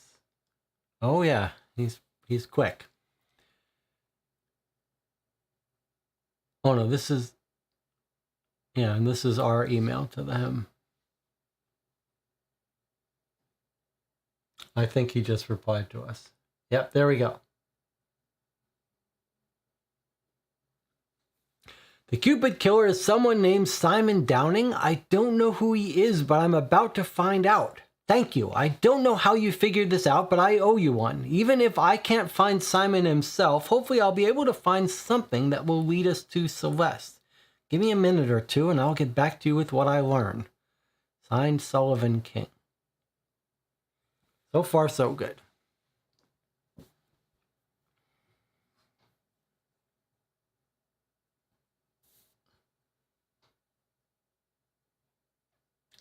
Simon Downing.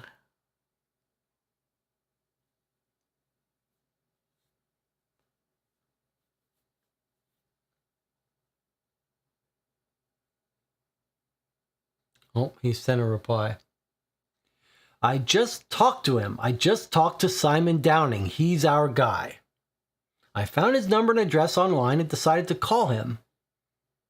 As soon as he answered, he laughed before I could say anything and said it was about time I called. I told him that if he heard Celeste, it would be the last thing he did, and then a second later I heard Celeste call out to me. She tried to tell me where she was, but he managed to muffle her voice before she could. We've got to find her now. Simon didn't give me a chance to say anything else before he launched into what I assume is the next part of his sick game. He said that he and Celeste are waiting on me to come and join the party. He told me he already sent an invitation, but if I want to read it, I need to know what I'm looking at first. Then he spouted off a list of colors and shapes that make very little sense. Yellow square plus blue square is 1, blue circle, red circle 3, red star, triangles, squares, diamonds. Okay, well, we know those shapes. Those shapes are from here. Do the colors match the wheel things? Let's see. Yellow square, blue circle. I see. You might have to turn these to get them there. Okay. Yeah, I'm not sure. I have no idea what all that means, and I was too preoccupied with trying to write everything down to be able to ask. As soon as he was done with the final pairing, he hung up. Okay, so let's just take a little screenshot of this in case we want to print it out, but we will. Oh, it's in our email. Okay. So 1, 3, 5, 7, 9, 11, 13, 15, 17, 19. They're all odd numbers. They're the first set of odd numbers. 1, 3, 5, 7, 9, 11, 13, 15, 17, 19. So sequentially odd numbers from 1 to 19. Oh, I'm not sure what the significance of that is.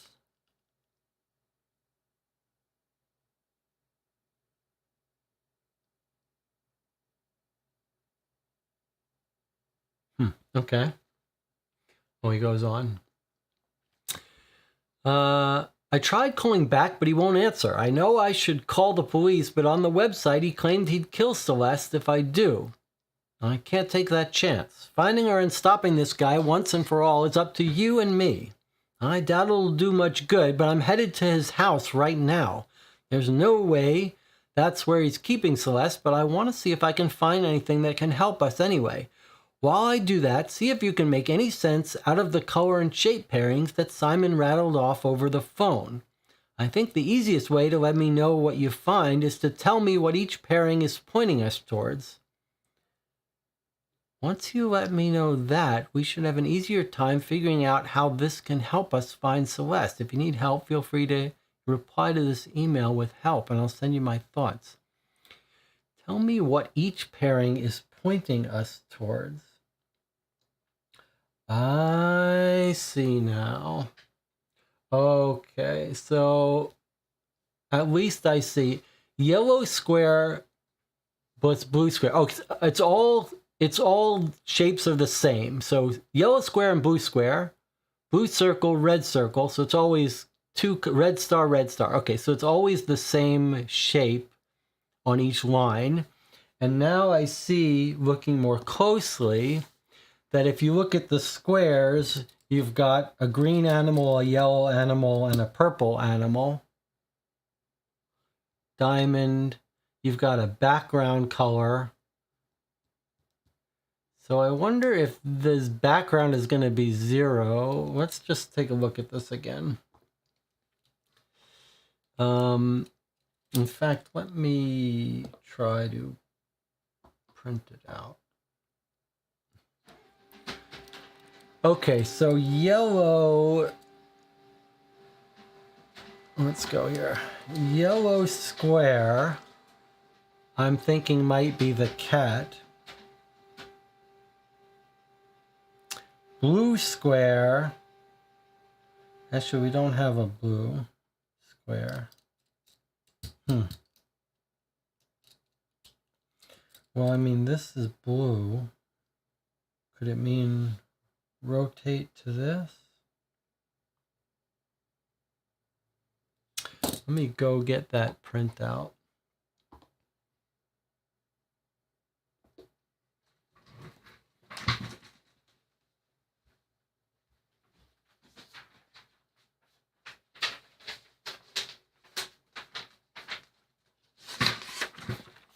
Okay, not the best.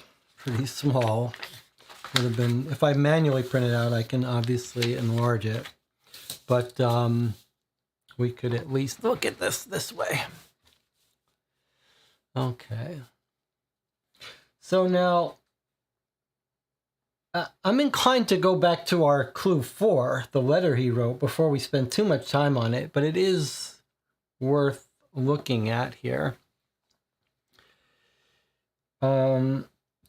Yellow square, blue square is 1. Blue circle plus red circle is 3. So blue circle, red circle.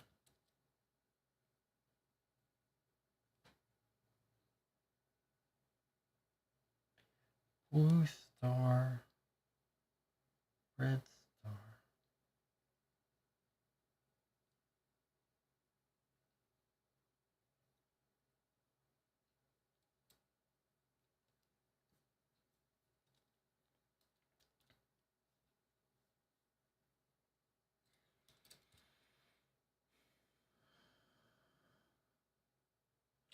I'm not sure how we would use this. Let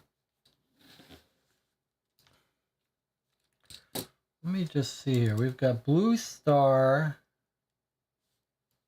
Do we have any? We do have some duplicates. Like here's blue star, blue star.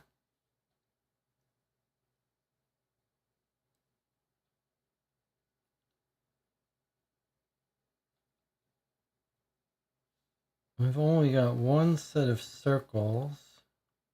Yellow star, red star. Here's another star, red stars.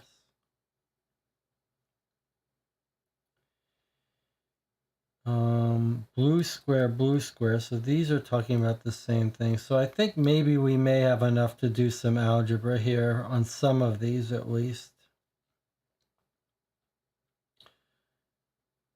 Square, square, star, star.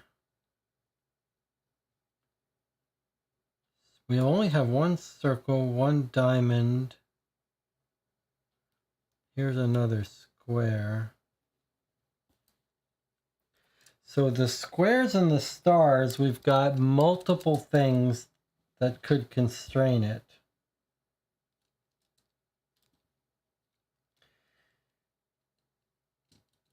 Let me just play with this for a second here.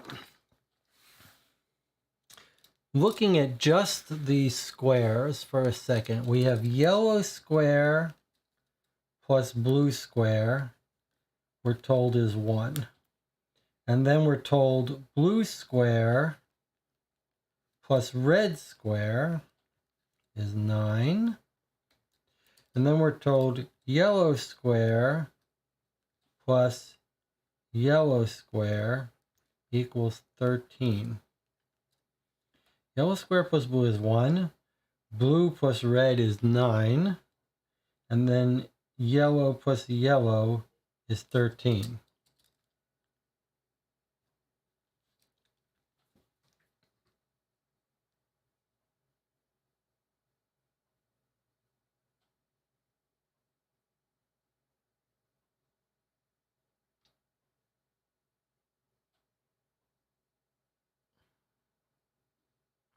Well, that's a very unusual algebraic equations, if that's correct.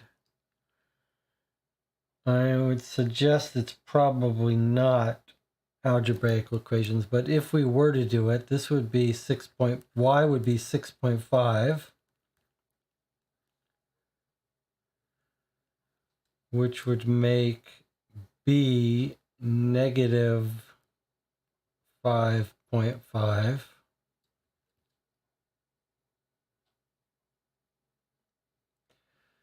Which would make R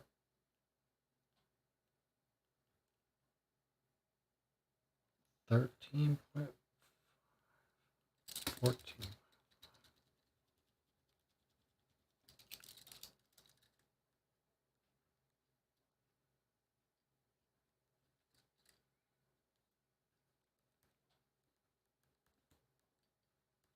I mean, that's a very weird solution.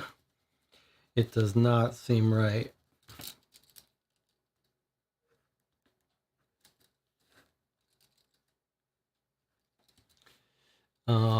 That does not seem like it's useful to us, which would suggest it's not an algebraic thing, but I don't know what it is.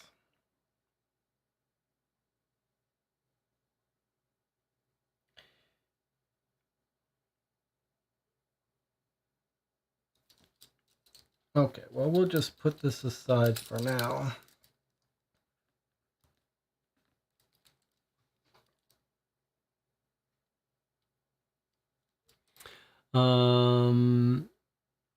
Let's put this aside for the second. I mean, we know that this is about this. We just don't know how to use it. Let's just put this aside and look at our clue number 4.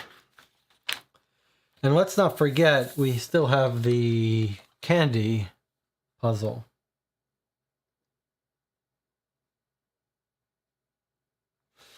Okay. How many pieces of candy do we have? 4 by 6, 24. Okay. We think we found this one, and we want his phone number. All right, let's look at clue number 4. Let's not forget this.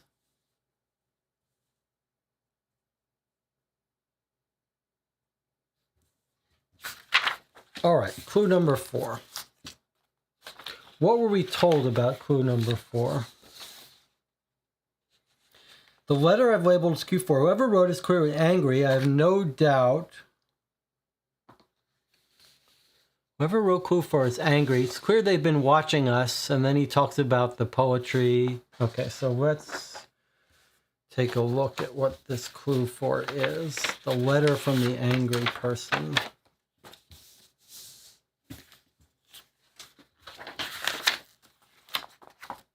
Wow, look at this.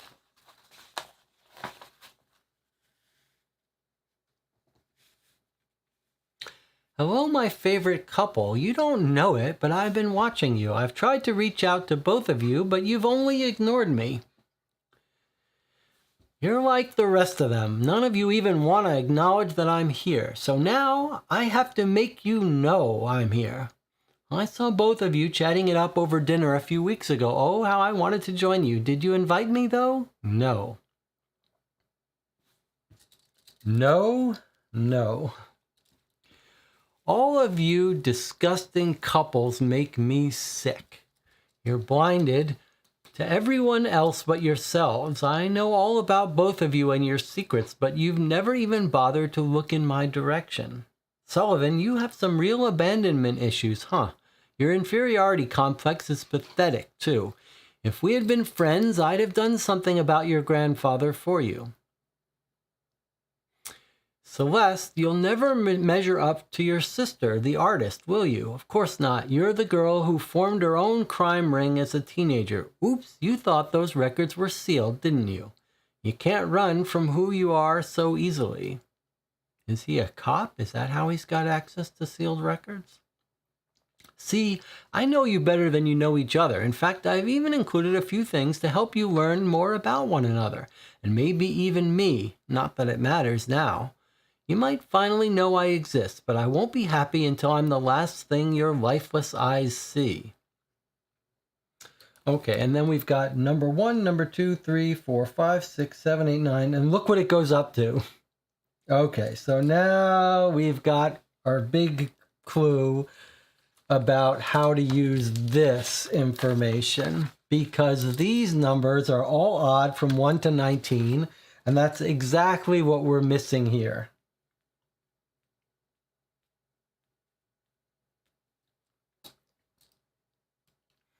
Okay, so now take a look at what these are.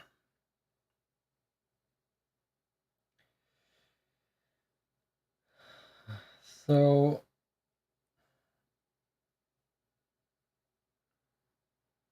it looks like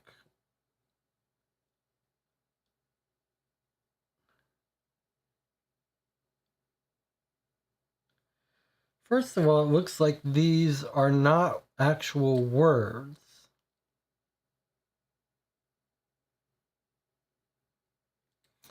T and an L. Tauseceic.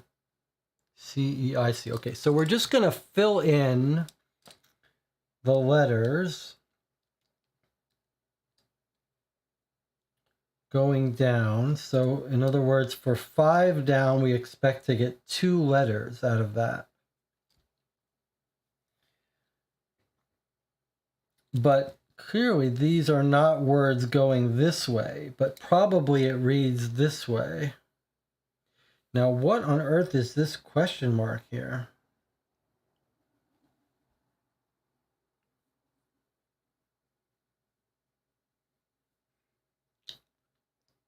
But I'm suspecting that it will make sense if you read it this way, which means filling in this will help us know what we're to be expecting.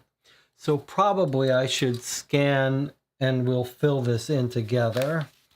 And then that'll help us make sense out of this. This is probably has to do with the animals in here, with the objects in here, like blue square. We'll have to figure out how to make sense of that. Okay, let's look at the rest of this, though. The man trap says, this guy's pretty creepy. Yeah, he is kind of creepy. He is kind of creepy, I agree. Okay, let's see what else. The Kitty of Destiny.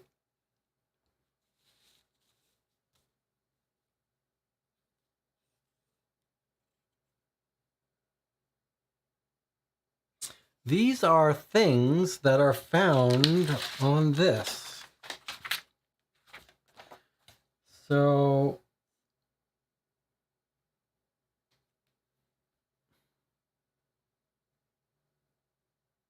that's weird. Okay. And then here's more. The Heroic Detective, a poem by Max D. Rama. Our detective to justice, criminals. Okay, so this is the drawing, I think, that he's got of that Celeste did. Remember in the letter he told us that he discovered Celeste as an artist, but not a good one.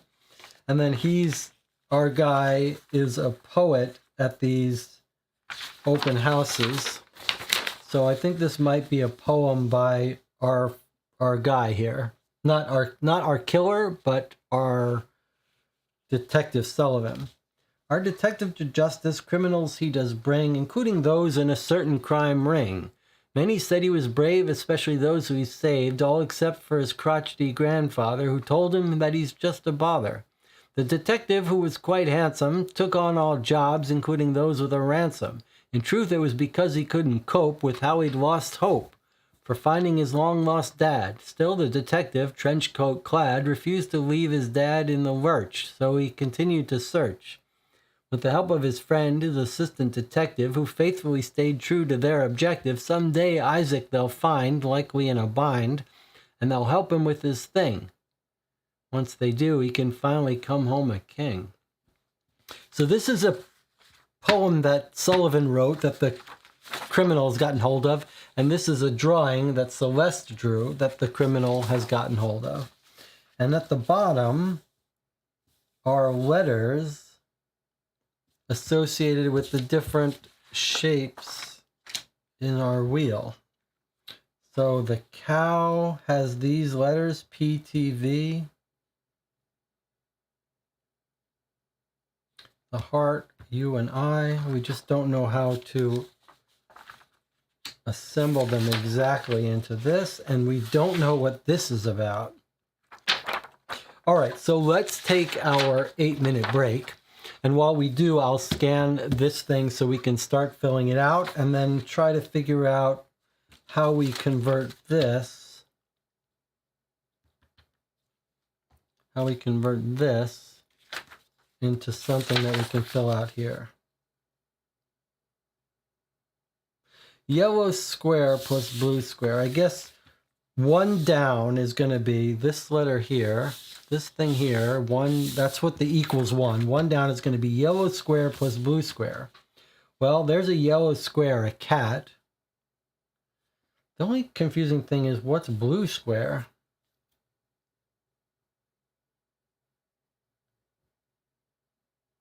And if yellow square is cat, DOOD.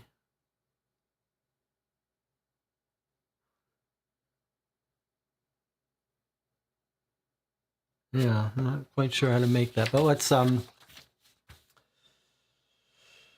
looks like a diamond to me.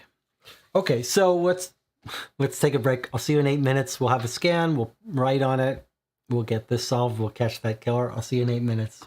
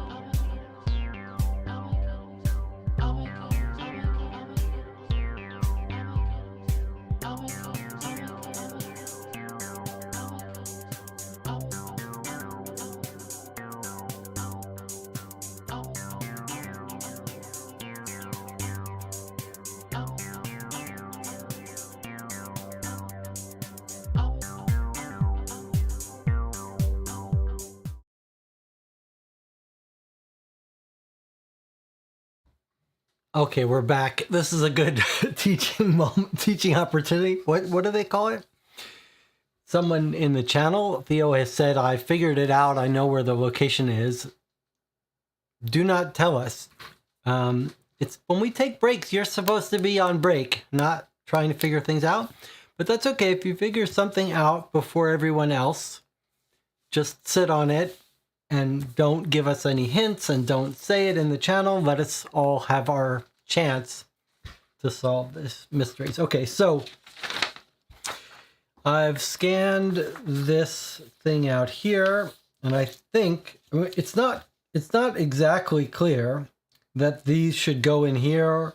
Maybe there's a specific order, I don't know. But I'm going to fill it out here with these things just as our first guess. I did want to note something else. There's a question mark here, but look, there's other punctuation periods here. So I think what we're going to find out is that this makes a message where the blacks are left purposefully blank. And then we'll have to reconstruct and figure out the message. But we're going to fill out these letters from the even numbers, assuming that they do go in this order, which I'm not positive of, but we're going to do that as our first start.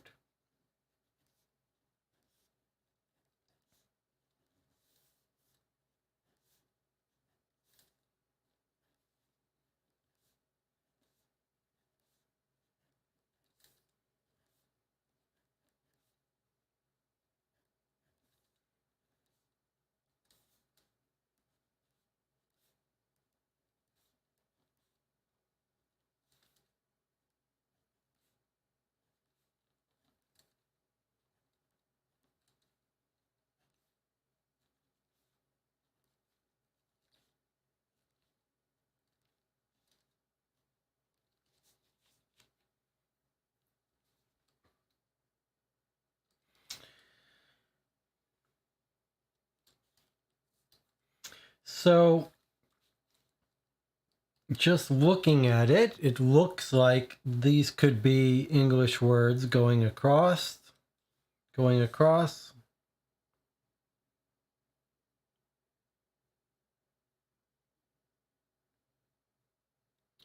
Not for sure though, and I don't see the word name Celeste in here. And so, but it looks reasonable to me. Nicholas says the W doesn't seem like a word here. Okay, yes, you're right. My theory, however, is that the blacks are actually letters. That, although I'm not sure now.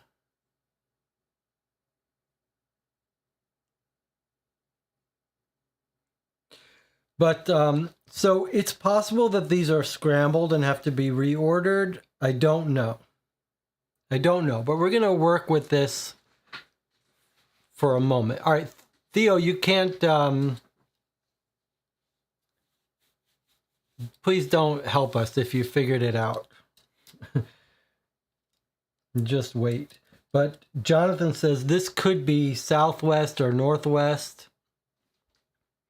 Okay, well, that's not a bad idea. And then this would be a street. This would be a street name. Northwest something street or something. Okay. Let's try to figure out what these mean now. One down is yellow square plus blue square. Yellow square plus blue square. All right, let's take a look at this. The blacks could absolutely be spaces, yes.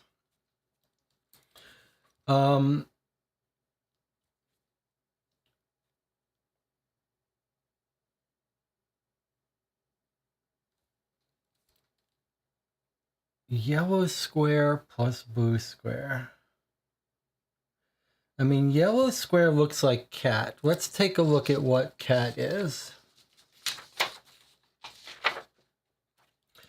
Cat is D-O-O-D.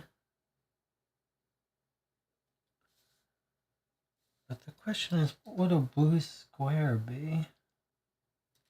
But would it be Do we think it's D-O-O-D? D-O, that would make this O-A, but O-N-A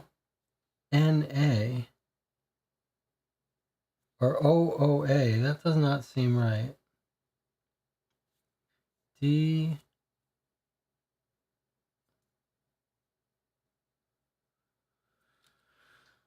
I mean, if you look at this O by itself, what do you think? That it continues here? O blank A?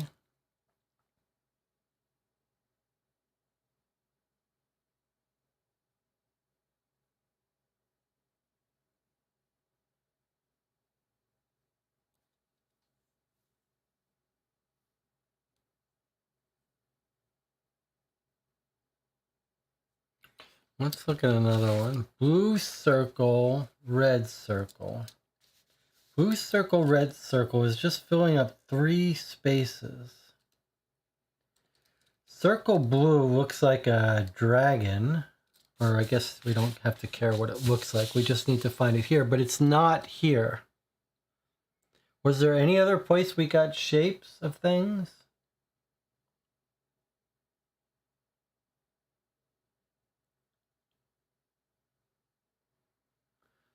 We didn't get any shapes on the poster, did we? So this is a weird case where we don't even know what that dragon is. He's not in our set here.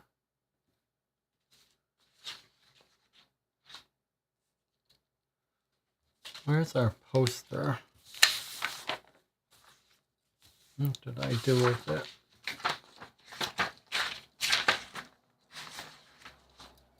Oh, here it is. I'm looking at it. Okay, interesting. What else do we have? Red star is a heart plus red star. Okay, 5 down is 2 hearts. UI.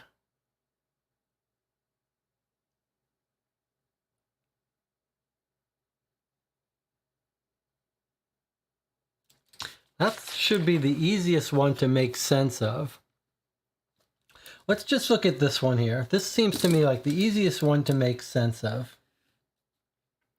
Red star plus red star is 5 down. There's only 2 letters for it to be. The heart has a U and an I. So, do we think it's just a U and an I? But then this is R-I-T. That makes no sense. And if these are spaces.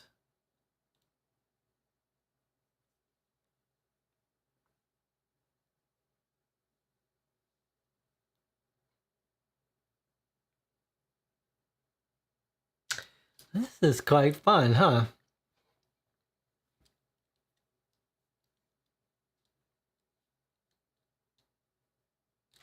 The question I have is red heart plus red heart. Sorry, not red heart, red heart. Red star plus red star. But I guess you're pointing out that the square doesn't have blue. So what would that mean?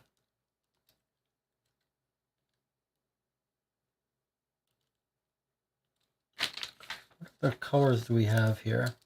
Yellow, blue, red. We only have primary colors here. We only have yellows, blues, and reds.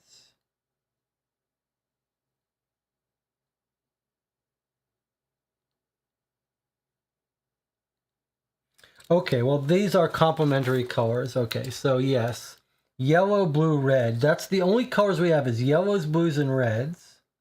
These are mixtures. The green is a mixture of these two. The purple is a mixture of these two. The orange is a mixture of these two. Okay.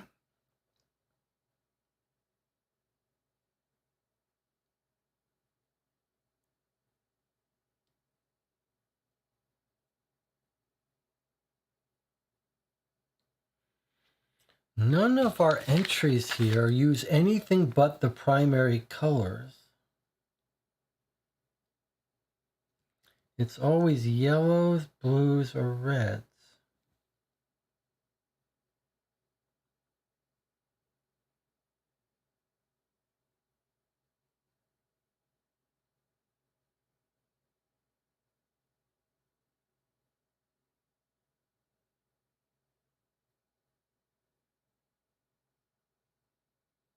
There's always 3 in each little slice.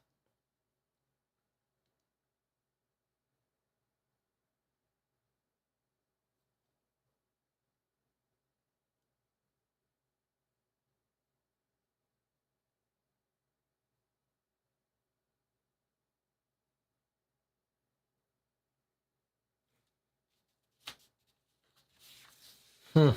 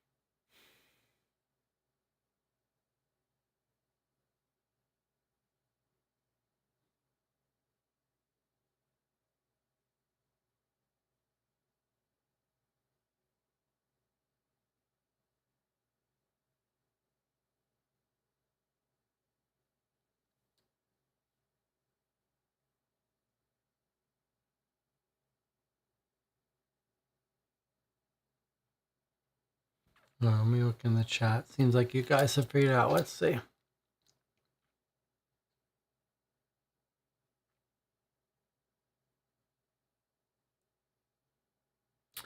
Nicola thinks you'll have to rearrange the letters in the columns.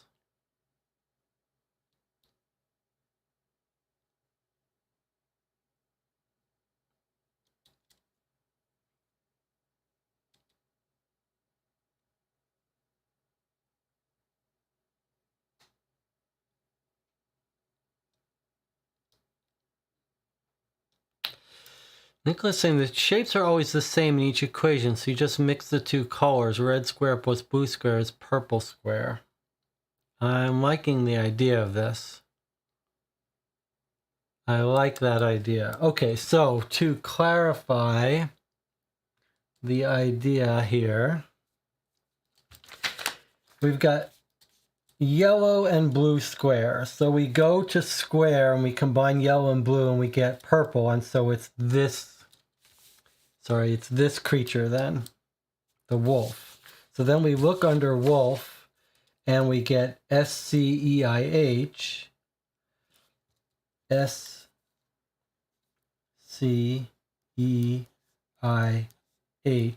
And the idea being that we're going to have to rearrange all of these columns. So let's do that. Let's do this. I like this idea. This seems right to me. Let's do it going down. So blue circle and red circle would mean purple circle. So circle, purple. That thing is O-R-O. O-R-O. We're going to write it out this way and then we'll rearrange it. And then 5, the one that seemed so obvious, is red star plus red star is just going to be a red star, which is the heart, which is UI.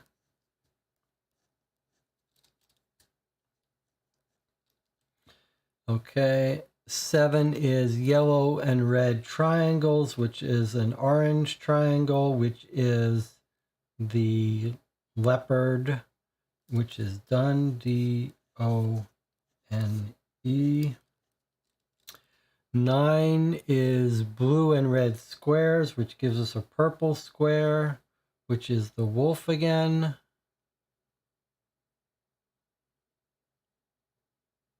Or no, that's like the dog. SCEIH, SCEIH.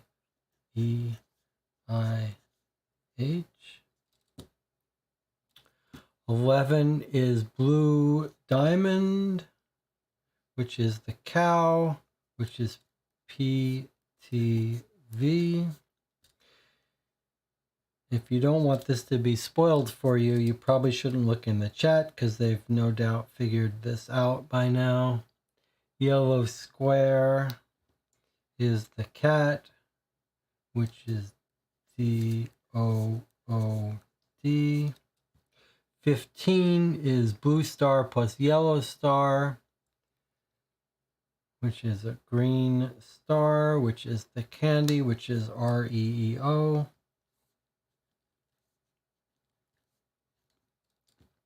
17, yellow plus red rectangle, is an orange rectangle, which is the CROA. And lastly, 19 is blue and red star, so purple star, which is the Cupid, which is LO. Okay, so now we've got this. Thankfully, I printed out another copy. So now the question is, can we rearrange these to make words? Well, that's probably an I down here. I wonder if they just scroll rather than, I wonder if it just rotates rather than completely scrambles. So I'm thinking that's an I, because that's a one-letter word I. And then I'm wondering if it's not like ECSH. I'm wondering if it doesn't just scroll down.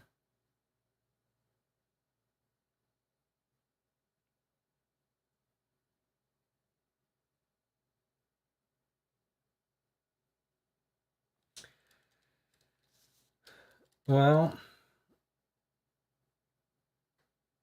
what would be here though? A two-letter word starting with, it would have to be an O. I am, but there's no A. I, O and R and O. That can't, that's a weird thing. That's a weird, what two-letter word starts with an R and O?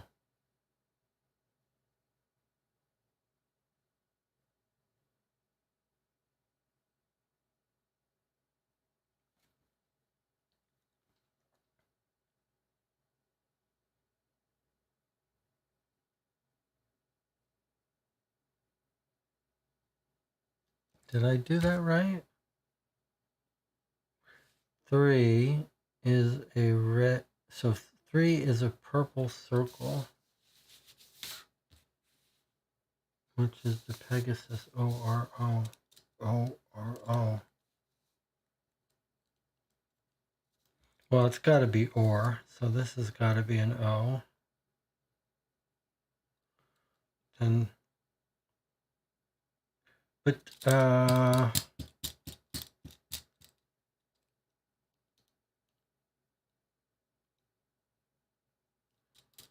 got to be an O, right? Because what is there a two-letter word that starts with an R? R-A, R-O, R-I, R-E, R. I think that means that has to be an O. That would mean this would be an F or an R.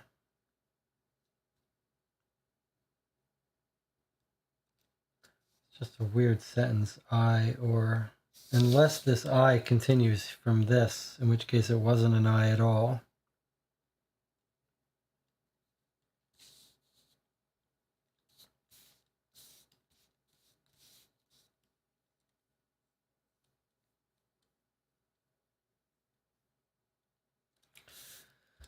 I guess a valid question is whether these wrap around or are continuing.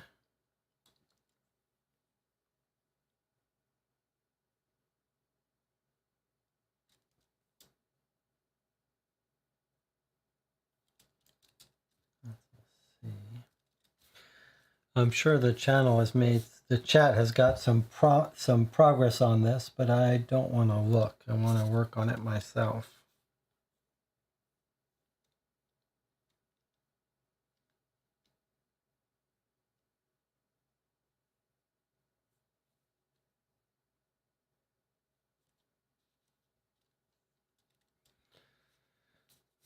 What is a good way to attack this?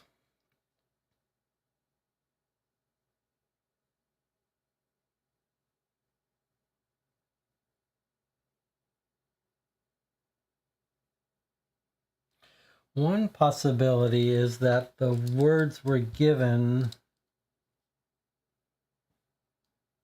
don't move, don't rotate. Is that possible?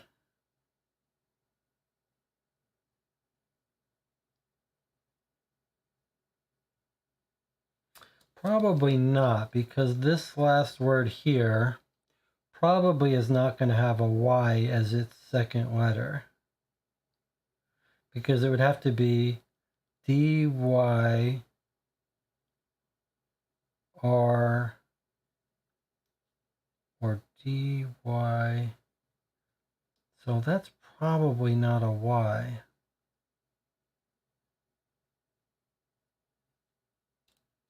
Unless it's the proper name of a street. So that would suggest that they all scramble. Now, do they scramble or do they rotate? Any way to know that?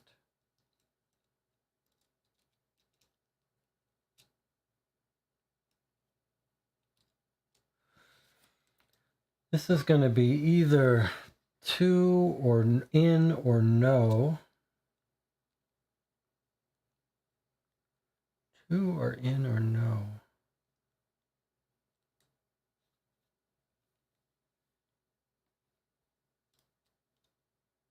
If it was to, T-O, to, then what would this word be? To,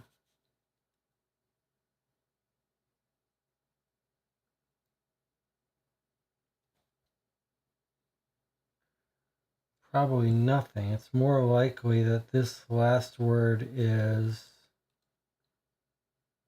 it, I-T.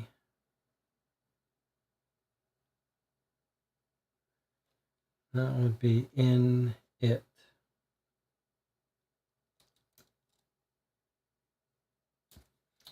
If I had to guess, I would think that these two words are in it.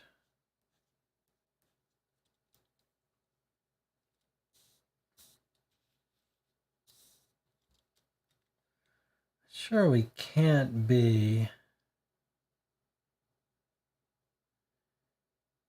Seems like they would, it seems unlikely that they would let these all be randomly placeable. There has to be a pattern, don't you think?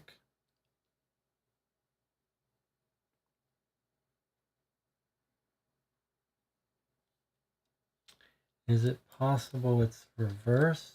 T.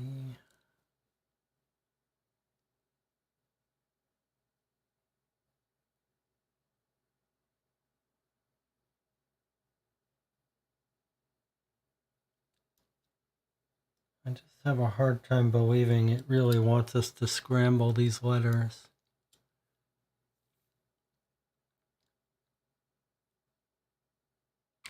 Okay, the chat wants me to pay attention to something. What does the chat want? First column was green, not purple. The first column I did wrong. Yellow plus blue is green. Okay, green square is the turtle. VRNCE. Okay, so I got the I got this wrong. I did VRNCE. Did I do any others wrong? I did come up with a way that the channel can ping me, but I explained it to Jonathan. How are we spelling Celeste's name? I think we said it doesn't have a, it does have an E at the end. No, C-E-L-E-S-T. Celest. Is that what you're getting at? I think that makes sense. Or Celeste dies. I like that idea. Okay, let me get rid of this.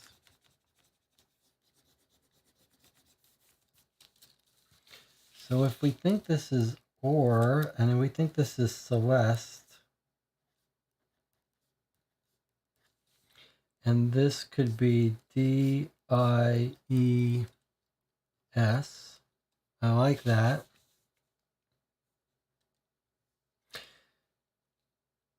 Then it makes me think that this word continues over here.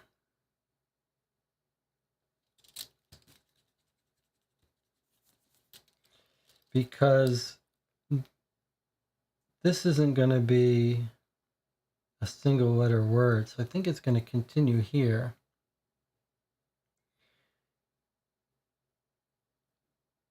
And this would be a command.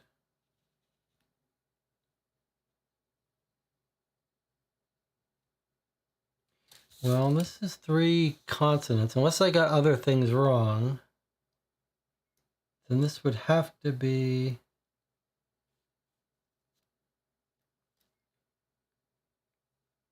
CLO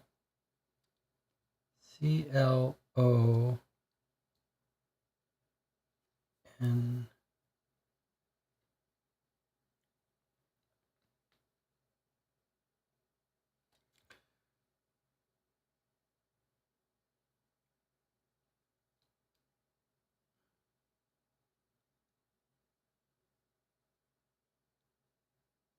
Alone? Is that what it is? ALONE. Alone.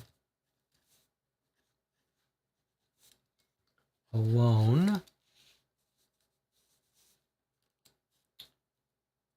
COME. Is that going to be come? Yes. Come alone. Or Celestize. Okay, so now we know these words wrap around when they get to the end. We don't know that this is in it, but it's going to be a 5-letter word. We know there's no more N. There's no more O. That means this must be an L. No more L. No more A. No more S. Both E's are gone. M is gone. I is gone. O is gone. D is gone. C is gone. T is gone. T. S is gone. I. E is gone. L is gone, which means this must be a T. I is gone. C is gone. R is gone. O is gone. E is gone. Okay.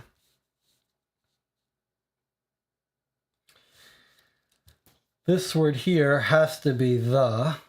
There's nothing else for it to be, so this has to be THE, which kills off the H, kills off the E.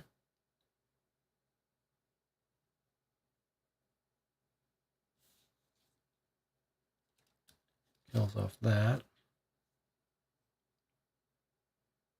We've got a 3-letter word here.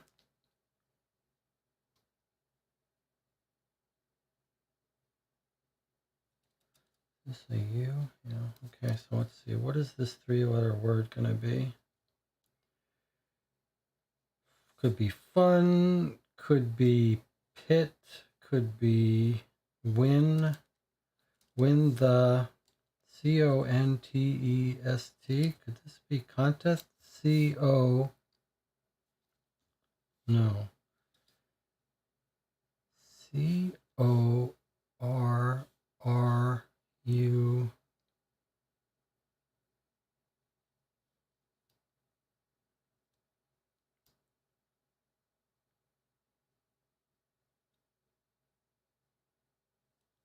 Oh, that sort of felt right.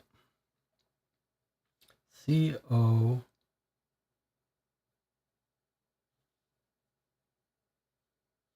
Did I get this wrong? C-R-O-A? C-R-O-A. Really felt like that could be corrupt.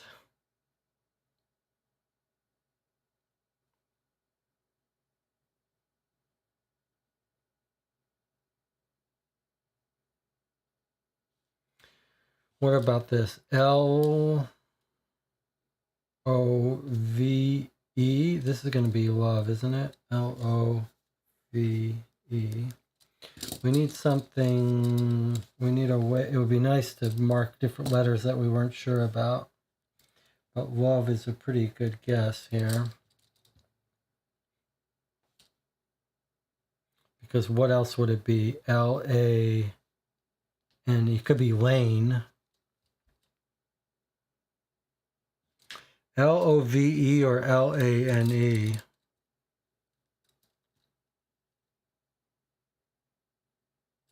Or when, I guess we don't know what that one has to be. What about this three-letter word? B-O-W.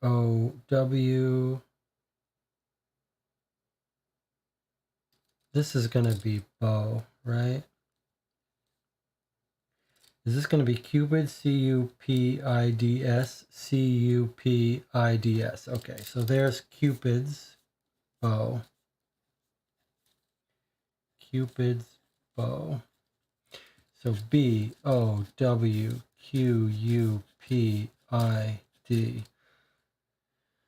Okay, that gets rid of a bunch of choices. That means this must be an S. This must be an A. This must be a V. This is going to be an E for save. That means this must be a C.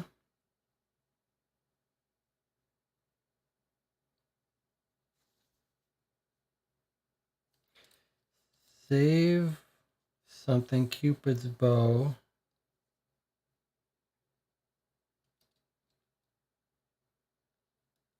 What do we got here? This has to be an O.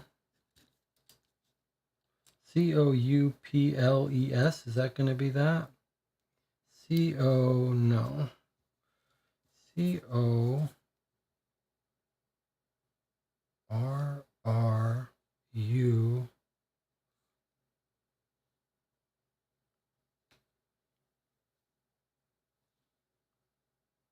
I really wonder if I got something wrong here. No, probably just perseverating on something.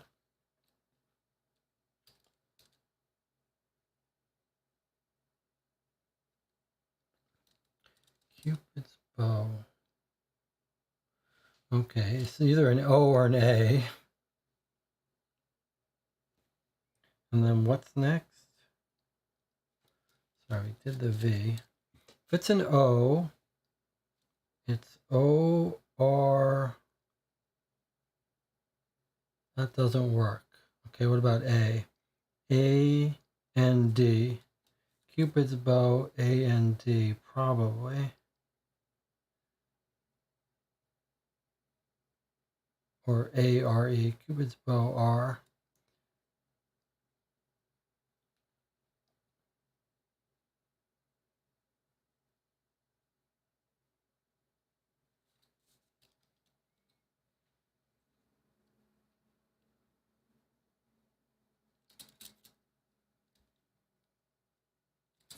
I guess I don't know that this is love. That's why I didn't cross off this V. I'm not sure that's love. But probably it's love.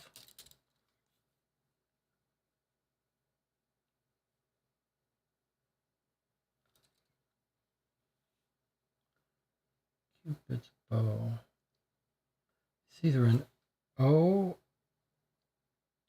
or an A.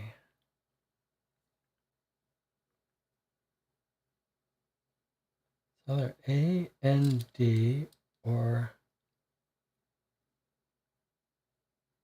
it's got to be an A, right?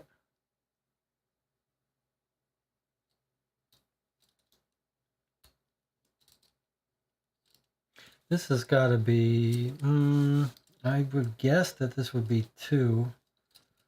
to save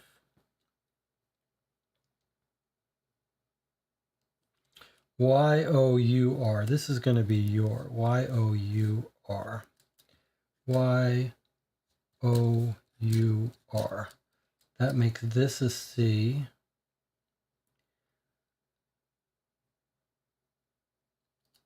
U-B-S-E. That makes this a E. And T. This means this is going to be collect. C-O can correct. That's what this is, the correct. Okay, the correct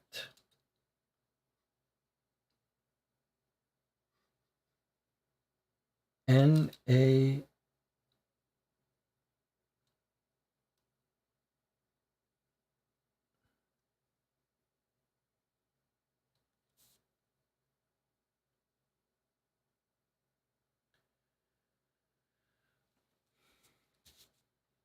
Okay.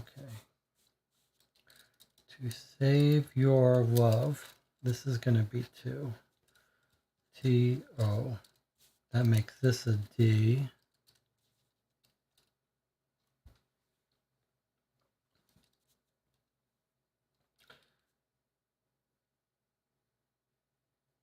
Find, this is going to be find. Find, F-I-N. I know the chat is probably... Okay.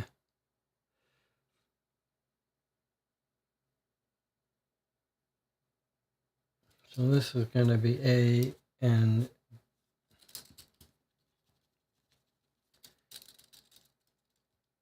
A-N-D. A-N-D.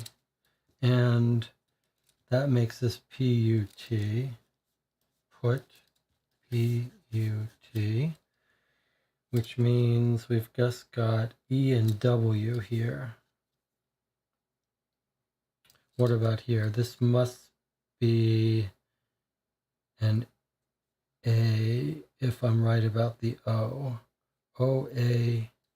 Okay, so if I make this an A, put the correct, what is this going to be?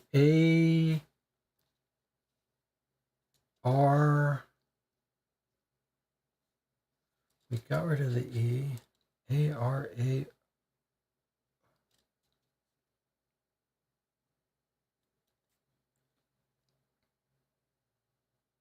A-R-R-O-W, is that what it is? Arrow. It's arrow again. A-R-R-O, okay. A-R-R-O-W. That makes this an R, and an A, and a C. Care to save your love, find Cupid's bow and put the correct arrow in it. Come alone or Celeste dies. Okay, so there we go. Care to save your love, find Cupid's bow and put the correct arrow in it. Come alone or Celeste dies. Okay. Now, there's Cupid's bow. Remember, this doesn't match this. So, find Cupid's bow, put the correct arrow in it.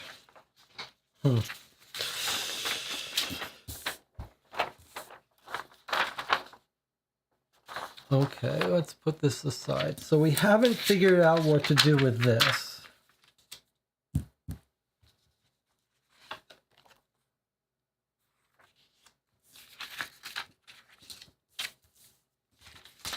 Have we figured everything else out yet, though? No, we haven't. This one we haven't done. So, we haven't done this box of chocolates.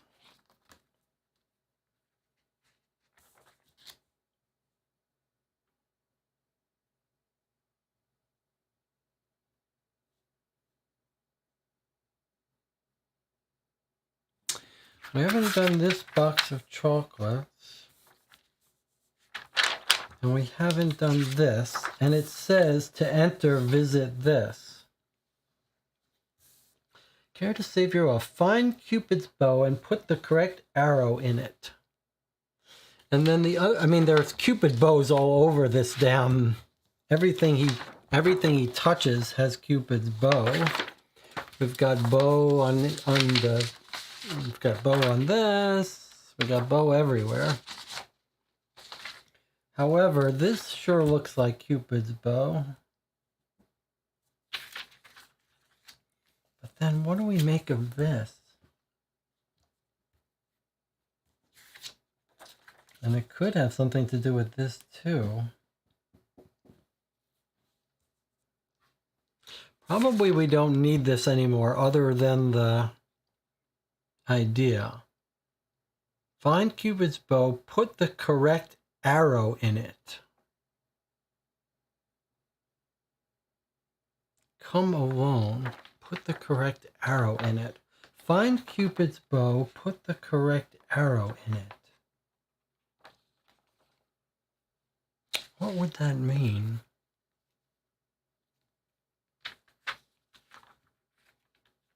And why is it on tracing paper? I mean, tracing paper or candy paper.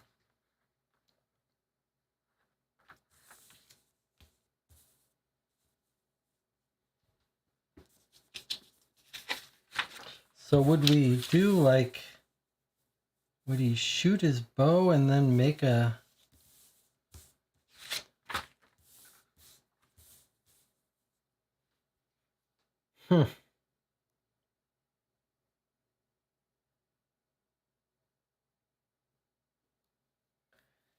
Enter, visit. What on earth? We need a full, like, web address, don't you think? To enter, visit. Well, there's a bow that looks like it would fit in here. Look, right?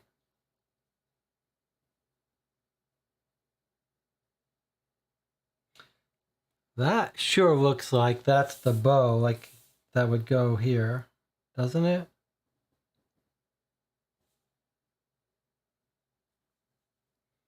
And in fact, these are weirdly spaced. Is it? Is there some way in which use back?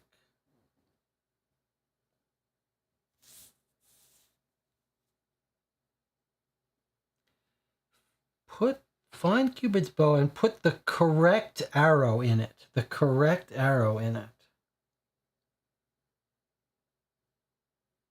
We found the bow. We need to put the right arrow in it. That sure seems like the right arrow. But now what do we do with it?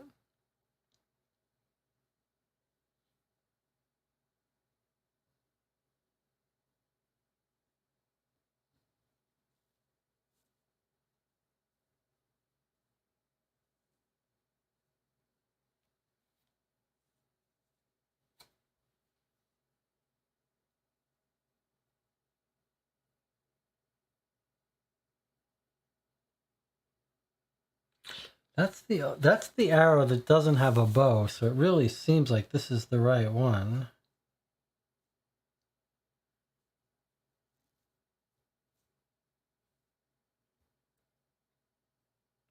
Well, how would we make sense of that, though?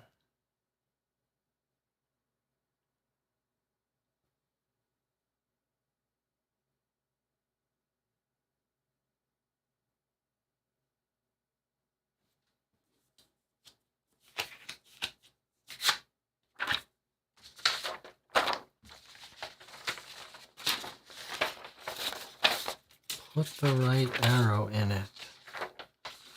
And we've got arrows here. Here's another arrow.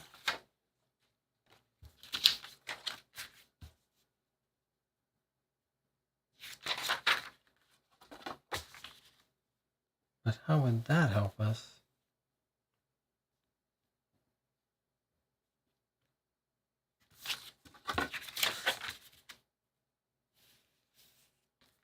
We may have to look around for more arrows because that does look like an arrow that could be relevant for us.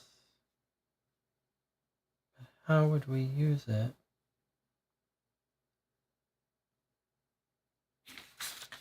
How are we going to use this once we put it in? What is it going to give us?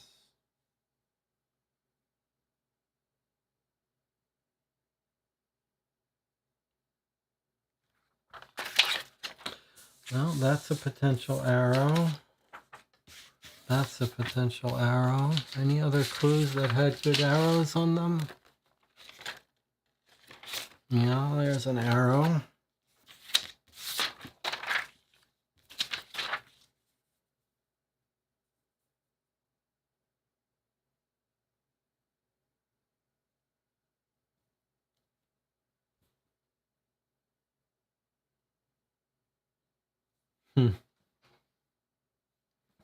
Can we see the recipe?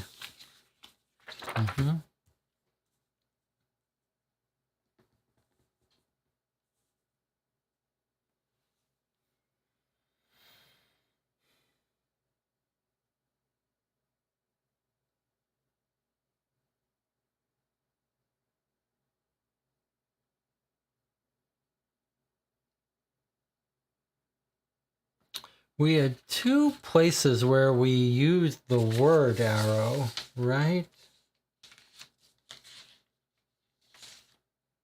Where was that?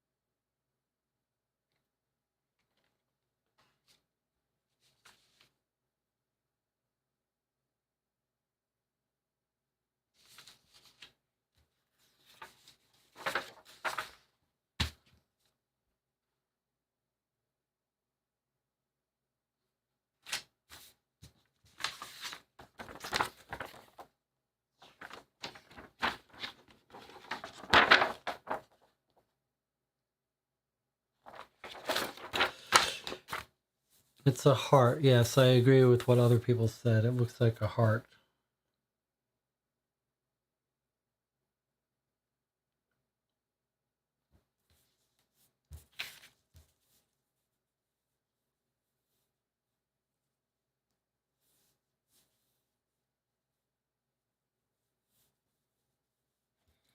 Wouldn't you expect... Like, what do we expect to get? How is this going to give us something? I mean, these are letters.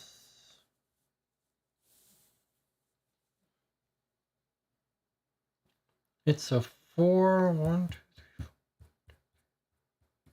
by 6.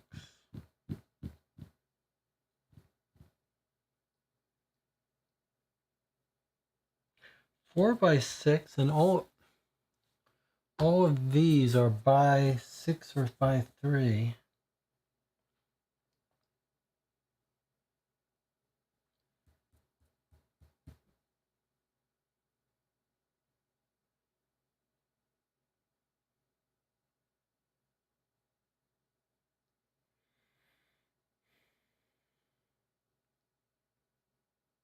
I wonder if these don't fill in letters. Like, I wonder if we don't write letters in this grid.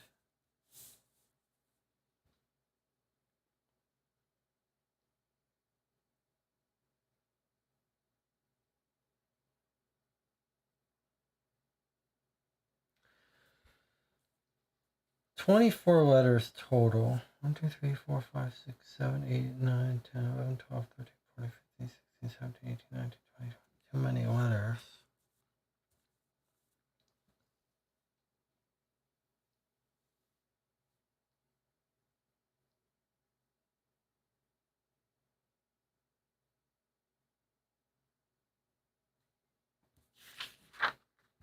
What on earth with these? There are 9 steps in the recipe.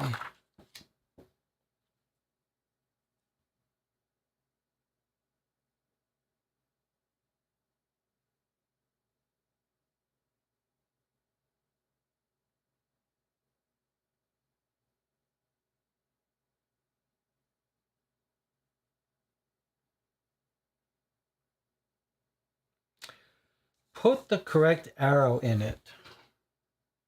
Put the correct arrow in it.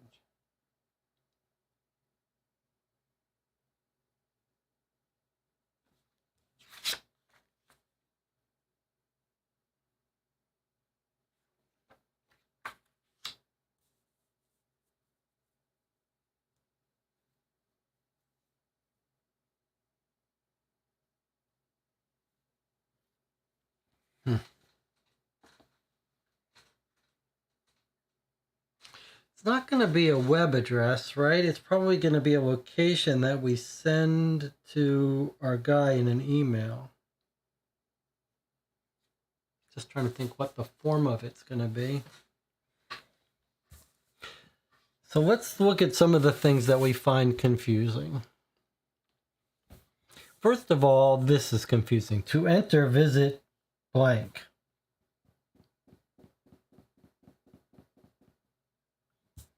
That's confusing. Then there's this part about how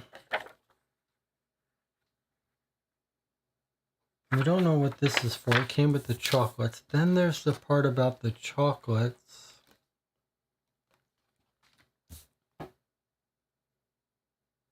It sure looks like this is a bow that an arrow is supposed to be putting into. Something like this.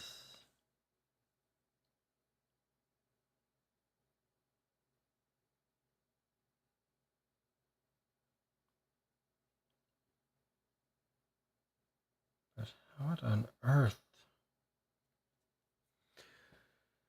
Find Cupid's bow, put the correct arrow in it.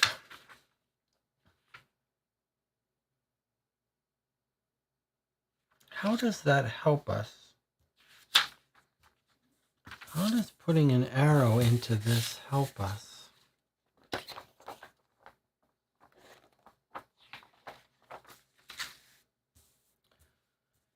So many of the same letters.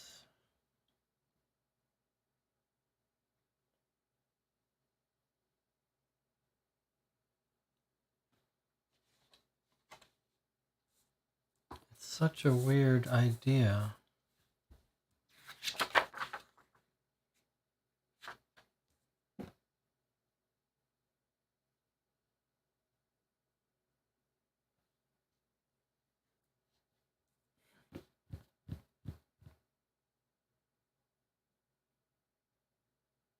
Where is the descriptions of the chocolates?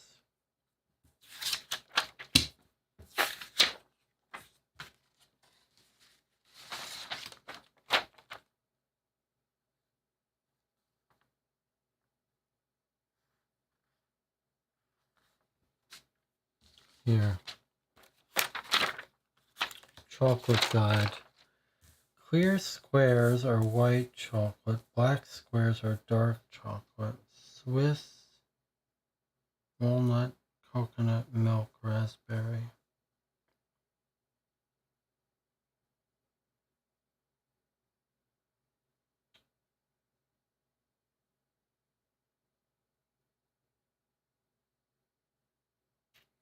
It's very hard to spell something with these letters. The only vowel you have is an I.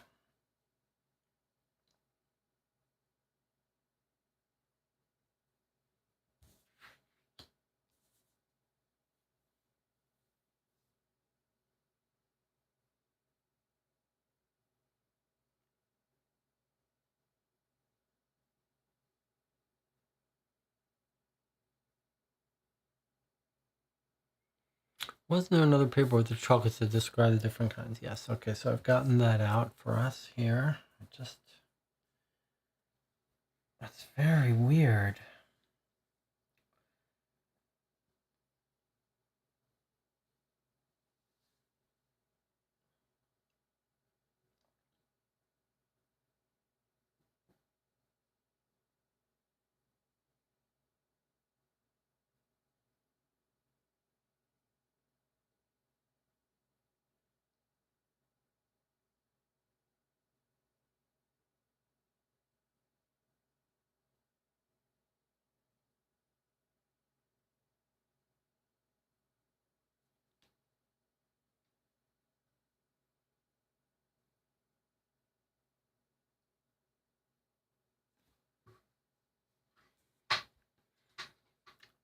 Back to baking.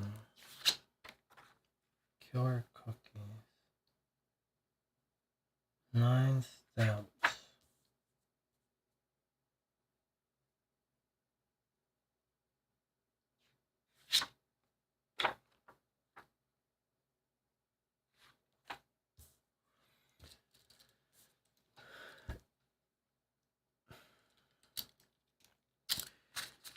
If there are 9 steps, but these numbers go up to 12, so that doesn't make. That's not real. That's not pointing towards that.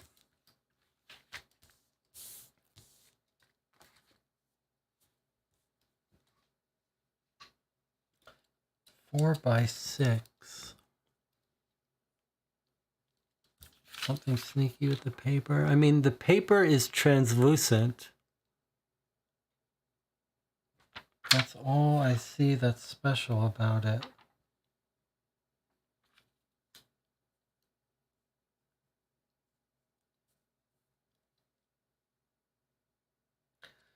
It's telling us the clue. Find the arrow, put the correct arrow in the bow.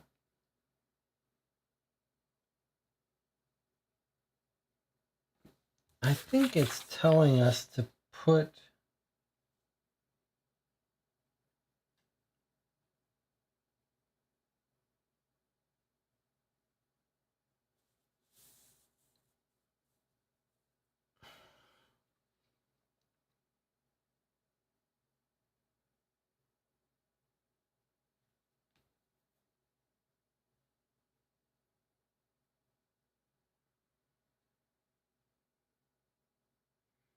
But what on earth do we... Like, why would these letters mean something?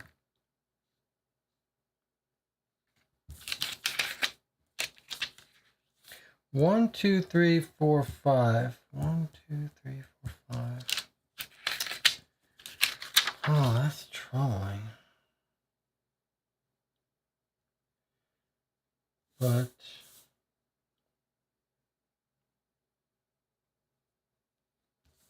could it be the 9th letter of... well, that doesn't make sense.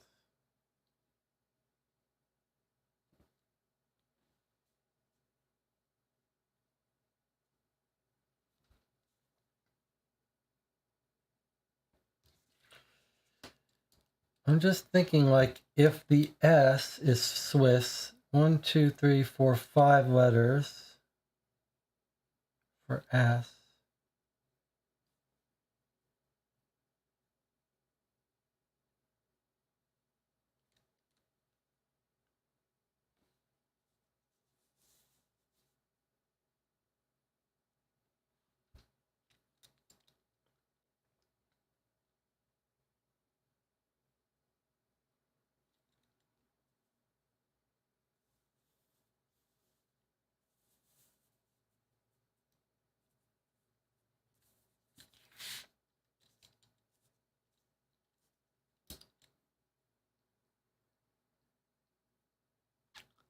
Strange. If you put the arrow to the bow, the 12 doesn't get overlapped. That's right.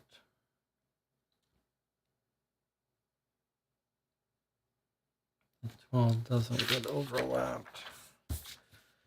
Well, this matches perfectly, but not if we...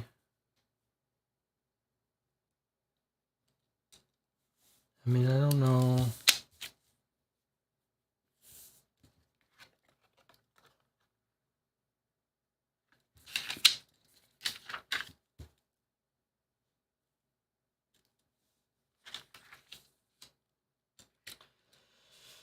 Don't know what we would do with it. Like, I'm having a hard time visualizing how putting these letters over anything would make sense. The only thing that I can think of that would make sense would be if we can somehow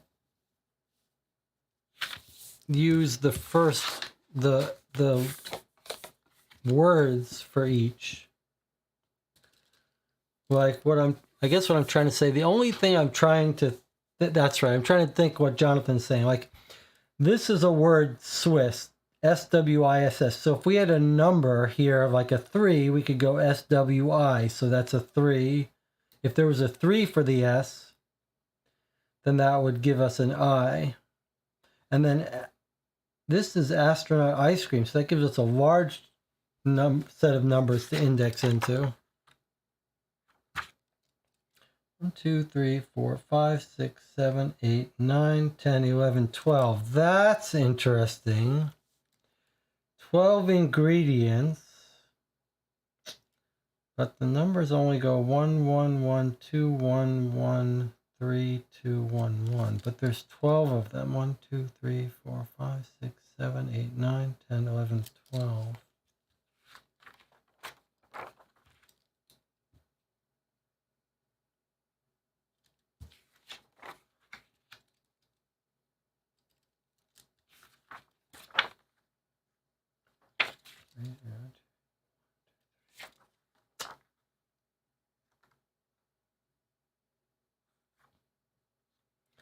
The second digit is just 3s and 6s. What the hell is that supposed to tell us?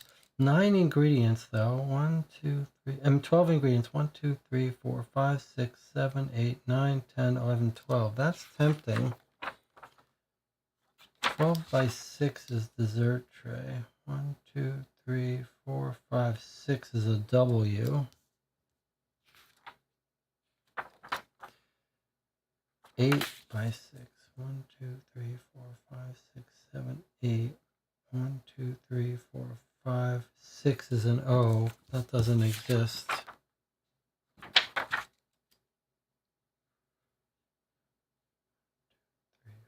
5, 6.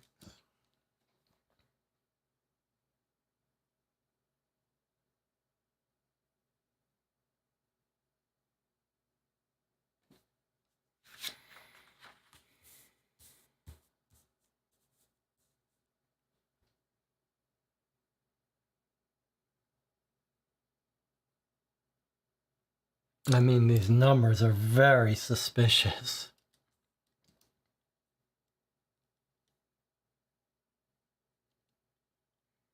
And the spacing is weird.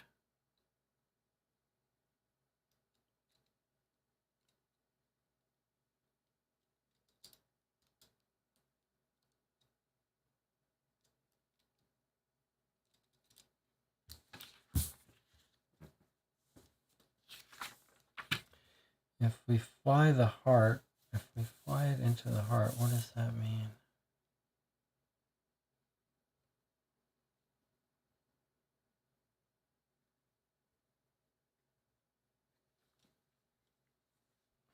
I mean, if we put the arrow under this, we get a number with each letter. That's pretty interesting, except we don't use this final one. But that is kind of interesting, isn't it?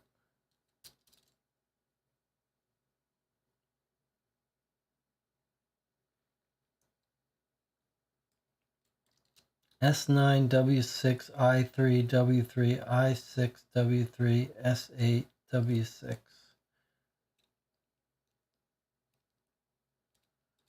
How on earth can we use these? S9, how do we use that?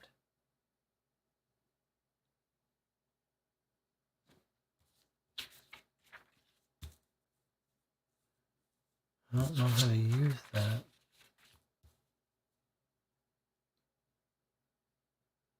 It is tempting, though, to do that.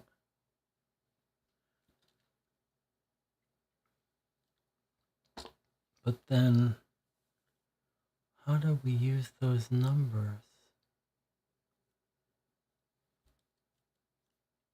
Like, Swiss is only 5 letters in that word, so how are we supposed to get an index of 9 from it?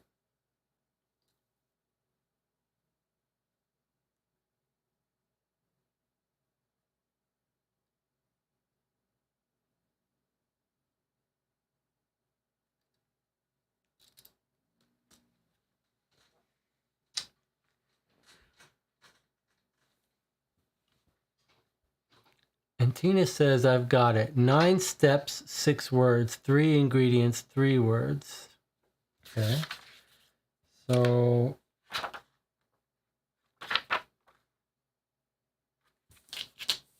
9 steps, 6 words. 2, 3, 4, 5, 6. Third ingredient, 3 words. Okay, so you think that if we write this out, 9th step, 6th word, 4, 5, 6, 350. Third step, third word, 350, and 6th step, third word is chips. 6th step, third word. Is that what I just did? 6th step, third word. 8th step, 6th word. 6 is circle. 12th. What? I don't get it.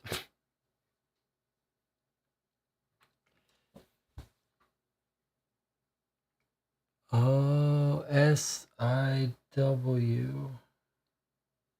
That's interesting. So you think if we put this over this, we have S, I, and W. So we have S9,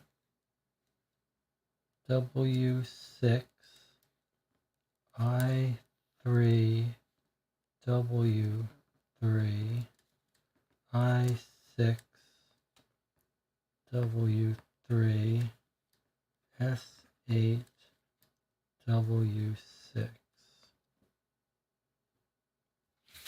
It's saying step 9, bake for 13, word 6, 1, 2, 3, 4, 5, 6, 350. Then ingredient 3, word 3.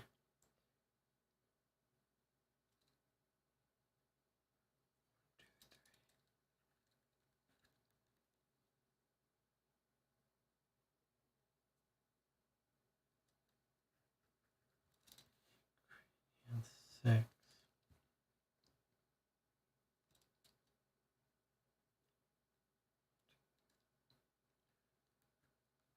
Maple. And then step 8, word 6, 1, 2, 3, 4, 5, 6, circle.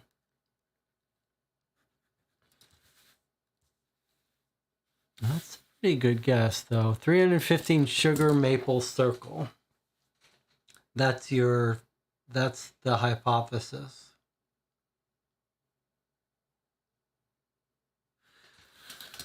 So let's see if we're on the same page. The hypothesis is we do line this up, and it gives us, for each of this letters, a step number, word number, or ingredient number, word number.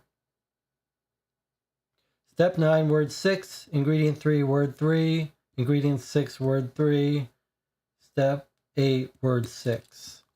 And if we do that, we get our pairs, and we get step 9, Word 6 is 350. 1, 2, 3, 4, 350. Ingredient 3, word 3 is sugar. Ingredient 6, word 3 is maple. Step 8, word 6 is circle. 350 sugar, maple, circle. That sounds right to me.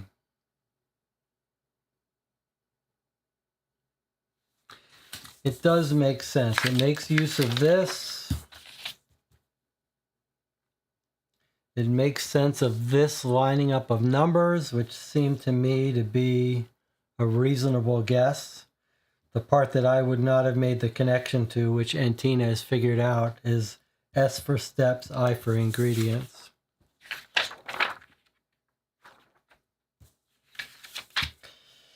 Now, if this went down 12 and 6, we have no reason to go down.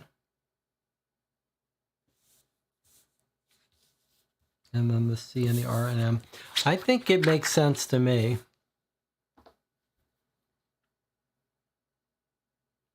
Let's take an 8-minute break. We'll come back and I think we'll send this address, and either we'll send him into the wrong place.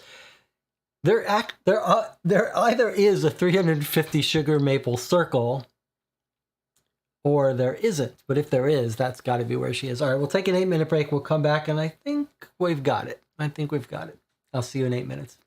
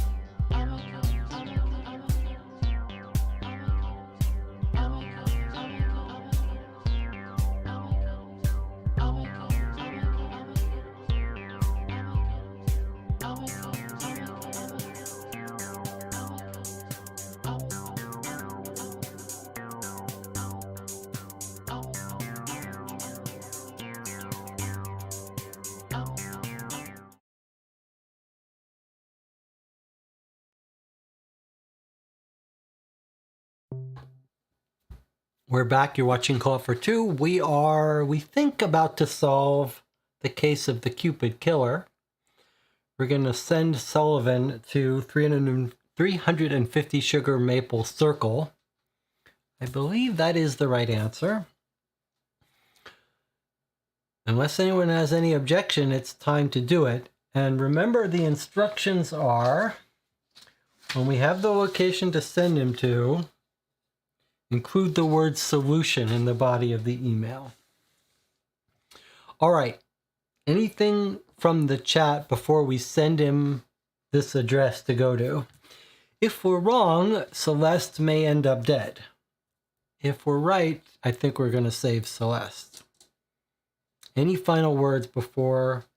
I guess I'll start preparing the mail. Well, we don't want to compose it. We're just going to reply it. Okay. So, ready to send the address, says Jonathan. Okay, here we go. So,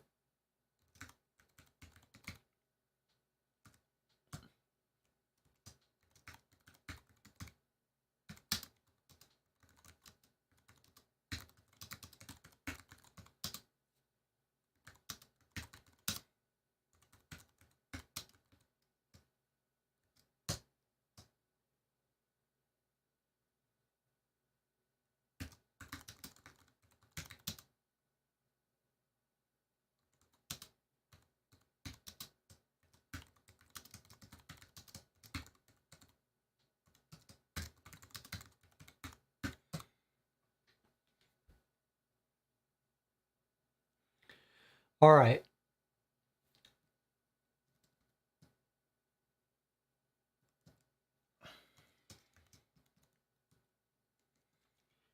P.S. If there is no such address as 350 Sugar Maple Circle,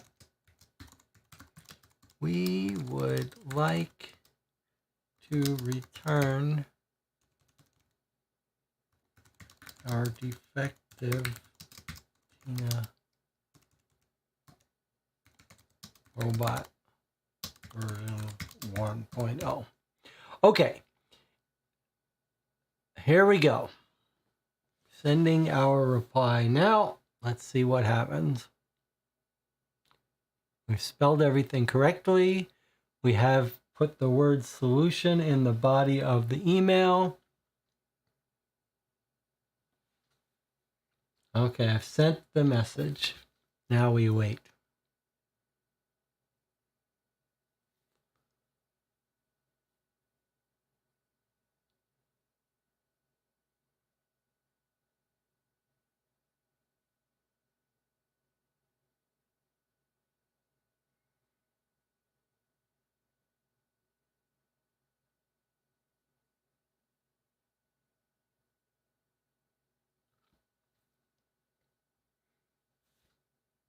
I'm not. Celeste is at 350 Sugar Maple Circle. I'm not far from there. Give me a few minutes and this will all be over.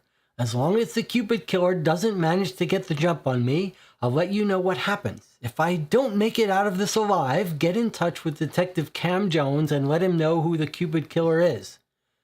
No matter what happens, this guy's killing spree ends now.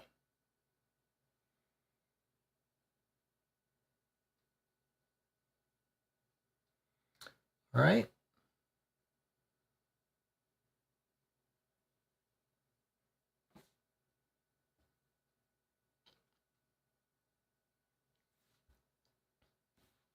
Is he going to send us another email in a little bit? We also have this epilog envelope. It'll be curious to see what's in there, even though it's not in the contents list. Let's hope he's okay. I think he should have taken backup. Like, shouldn't he call the police? I guess he doesn't want to call the police in case that's going to lead to Celeste's death. Maybe this guy's a cop for all we know. He did access our youth records, so maybe that's a good reason not to call the cops. Let's see what the chat says. I like the automated responses. You can choose from Google below. Will do. Oh yes, I could have given him the automated replies. Maybe it expects us to give a reply. Okay, sounds good. Sounds good. Okay, thanks. Someone, that's a joke never gets old for me. When you do like you write a long message asking someone for something elaborate, and then you say, "K, thanks." Like, please send me $1 million. K, thanks. Killer did warn him to come alone. Yes, he did. Oh, I hope he didn't get killed. Rescuing Celeste. It's over. I'm alive. And so is Celeste. We're okay. The address led me to an abandoned barn out in the country. I snuck up to it, gun out and ready for anything, when I heard a man scream. I thought Simon Downing was getting ready to either attack or hurt Celeste, so I burst into the barn where she was being held. Imagine my surprise when, rather than seeing Simon looming over Celeste, I saw her standing over him with a jagged metal rod off of a piece of broken farm equipment. Somehow she managed to slip her restraints, grab a weapon, and surprise the notorious Cupid Killer on his own turf. How can anybody not be impressed? Of course, as soon as I burst into the barn and she recognized me, Celeste just rolled her eyes. You know what the first words out of her mouth were? Took you long enough. Well, maybe she really didn't need rescuing after all. From the looks of it, I'd say she took care of herself pretty well. As much as I'd like to take care of Simon Downing, the Cupid Killer, myself, police will be here any minute. Celeste asked me to thank you for everything you did to help her. In fact, I'm sure she'll want to thank you herself too, so be sure to read her letter that was included with your package, Case 17 Epilog. Thank you again for everything. I couldn't have made it through this one if it weren't for you. As always, I'm looking forward to our next case together.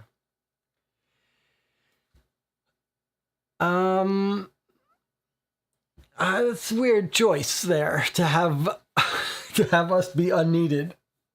It's a weird decision. Like,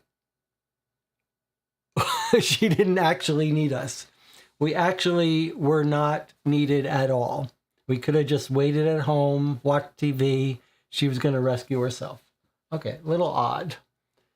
But now it says we can read the epilogue. All right, well, good work, team. Team did well. Everyone still gets a promotion, even though she didn't really need rescuing. I guess this is a repeated character. Celeste and Sullivan, I think maybe in other cases. All right, let's read our epilogue and then we'll talk about this case. All right, so it's 2 pages. We've got a drawing and it looks like a poem. All right, let's see what we got.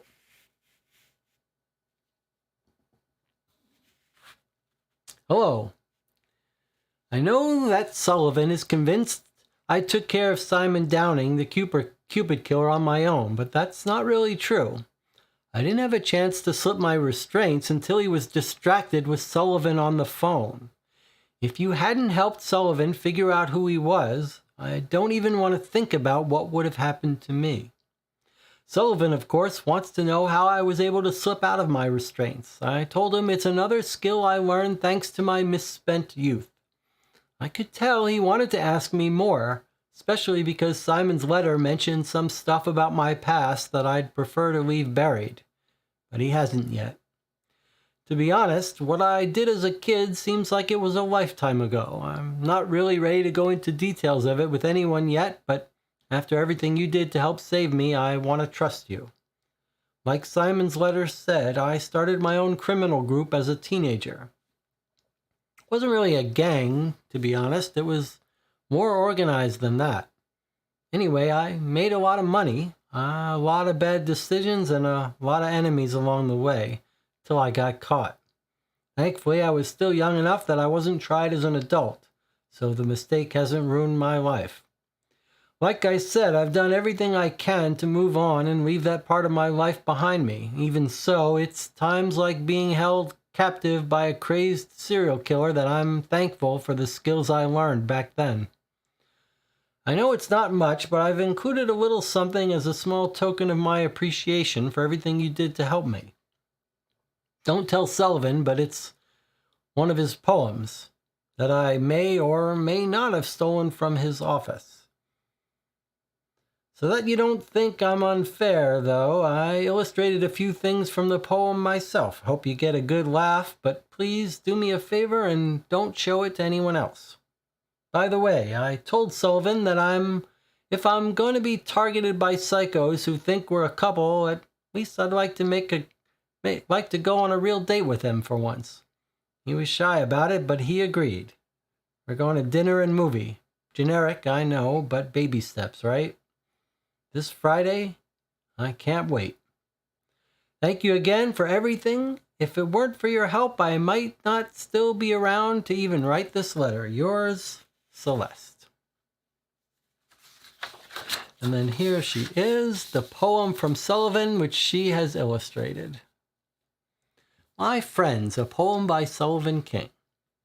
Although my investigations meet their own ends, through them I have made many friends. One is a magician who at first thought she needed a mortician. Another, a traveler who was sick, thanks to someone's nasty trick. I've met a director hitting her stride as well as a kidnapped soon-to-be bride. There was a high school kid who liked a horned pug, and a desperate father who was once a criminal smug. Of course, I can't forget about the werewolf with the police, or the famous designer's great niece. Then there's the art thief, with whom my relationship has been anything but brief. She and my brilliant assistant are my only relationships that are consistent. To be quite frank, I don't think that I can adequately thank them for so often being the key to cracking cases and standing by me. And there's the magician and the werewolf. So I'm guessing these are all cases from Sleuth Kings. And these are little references to them. So if you played Sleuth Kings monthly, I'm guessing that you would be talking to this person, Sullivan, often, and Celeste, perhaps repeatedly, and getting to know them a little bit better, which is pretty cool. All right, so there you have it. Our first game of Sleuth Kings. And in the epilogue, it turns out we were needed, that if not for us, she would not have slipped her bounds and she would have been killed. So at least we can feel good about our role here. Okay, let me give you a couple minutes to collect your thoughts, and then we'll talk about our feelings about this case, about Sleuth Kings in general, whether we want to play more of these, how we feel it compares to its nearest cousin, which might be Deadbolt Mystery Society. So I'm trying to think what's the best way to do this. We do like to take a little bit of a break. Let's try something different today. I'm just going to sit here. I'll put the chat up. I'll sit here for a couple minutes and just listen to your thoughts while I think about my thoughts about it. Let me organize the pieces while you guys give your thoughts.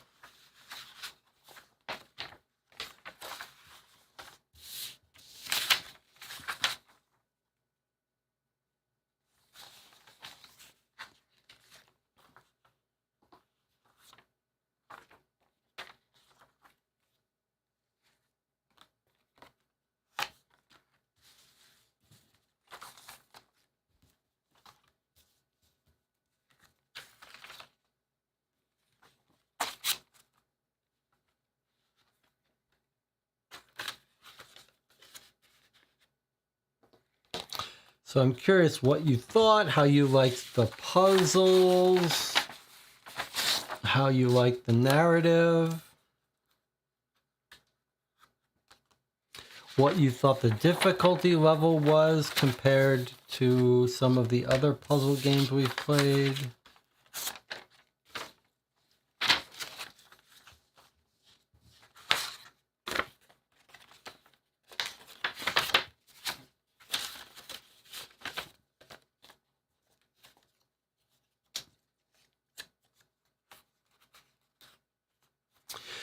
So let me tell you a little bit while I'm waiting for you guys to give your thoughts. As I understand it, if you subscribe to Sleuth Kings, most of their cases are made to run standalone, but they do feature continuing story sets. So, for example, if you go to the web page of Sleuth Kings to sign up, it says that your first set, you can order the individual boxes in their archive for $30 each. This is one of them. But if you sign up now, the website says you'll get the first 4 games you get will be sets of the monster something, which are a continuing set. They're independently playable, but they're a continuing storyline. So I guess it's one of the things that I've asked for when we played the Deadbolt Mystery Society is more continuing stories. So I think maybe if you sign up, if you subscribe, you will get a 4-part story of mostly independent cases but are continuing. On the other hand, what I'm confused about is if you go to the archive to order one of the standalone boxes, none of them talk about being continuing stories. So I'm not sure if how much there really is a continuing story. All right, let's check in with the chat. Okay. Mantrap says, Epilog saved it. I will say I think the emails are more engaging than scanning a QR code. Jonathan says, I think I enjoyed Deadbolt a little more, but this was close in quality. One thing Deadbolt does better is actually places you in the location and the action. Here the story is still unfolding, but we're at the office. And Tina says, thanks, Robert, for the game, and Jesse for hosting, and everyone for playing. I thought everyone did a great job with the puzzles. Robert says, felt a very low budget, okay puzzles, except the last recipe one, which was far too far-fetched. Deadbolt seems better overall. And Tina says, the beginning with the different letters giving partially same information was a bit confusing. Jonathan says, Deadbolt also has a little bit more of the how do all these puzzles fit together. This has some, but lessened a bit by suggesting you do them in some order. Jonathan says, one plus is for this might be that it's different from each puzzle eliminate one suspect from the list like Deadbolt. But I'm neutral on that. Both can have twists.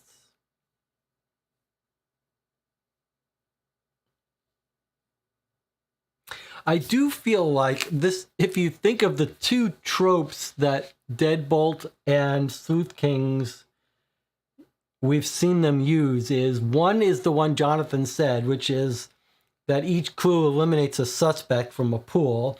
But then the other trope, the other alternative way, which we have seen, I think, Deadbolt use, is that there's a madman who's giving you clues to find him. And this used that, at least for this case. This is the only case we've played, so we don't know.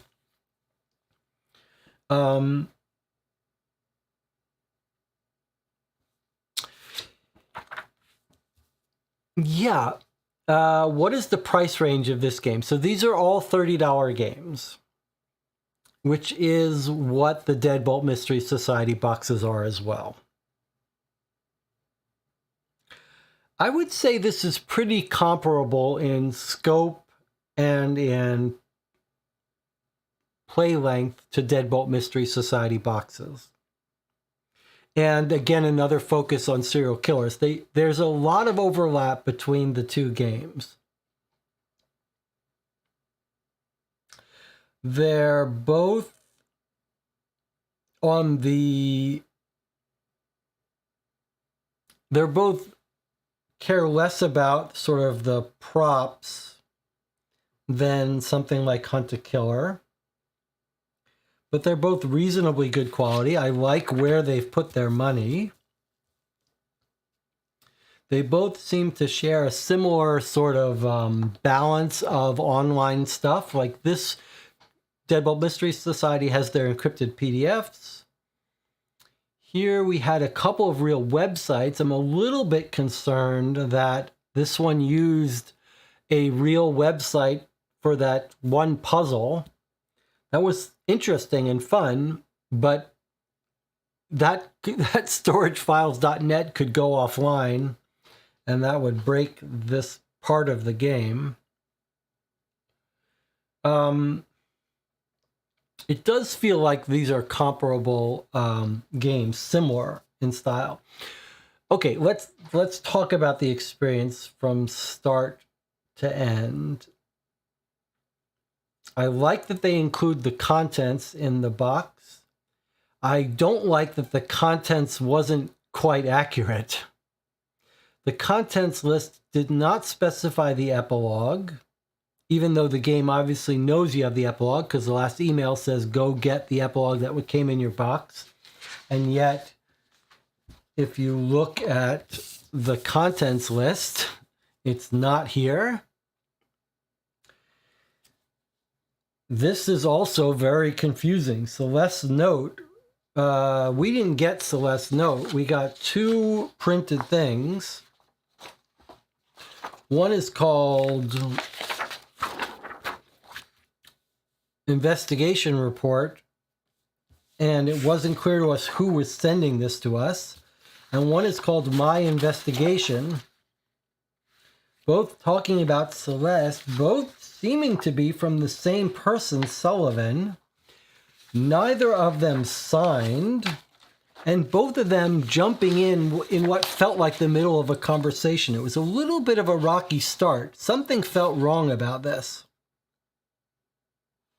And I don't know quite how to explain that. So the contents list was wrong. These weren't clearly described, and there was overlap. And then one of them pages, one of them had hints on it. It says, feel free to skip this page and draw your own conclusions about how to work through each clue. So now let's look at it. Cupid card. I didn't notice it at first, but I think all the pictures of hearts in different positions are a code. And it points you to the poster where you've got a bit of decryption of that code. So that's a huge clue about clue number one. Huge. Number two, huge clue about clue number two. Huge hints about how to solve it. Box of chocolates. He solved the entire puzzle. He solved the entire riddle.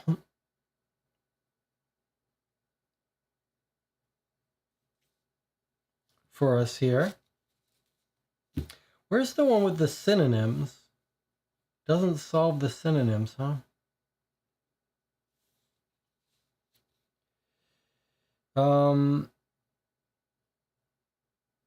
That's interesting. Oh, if you need more help, let me know in your email. Okay. Cryptic letter. I'm sure you've noticed this. There are strings of letters all over everything in the envelope. Each of them seems to be marked with a different symbol.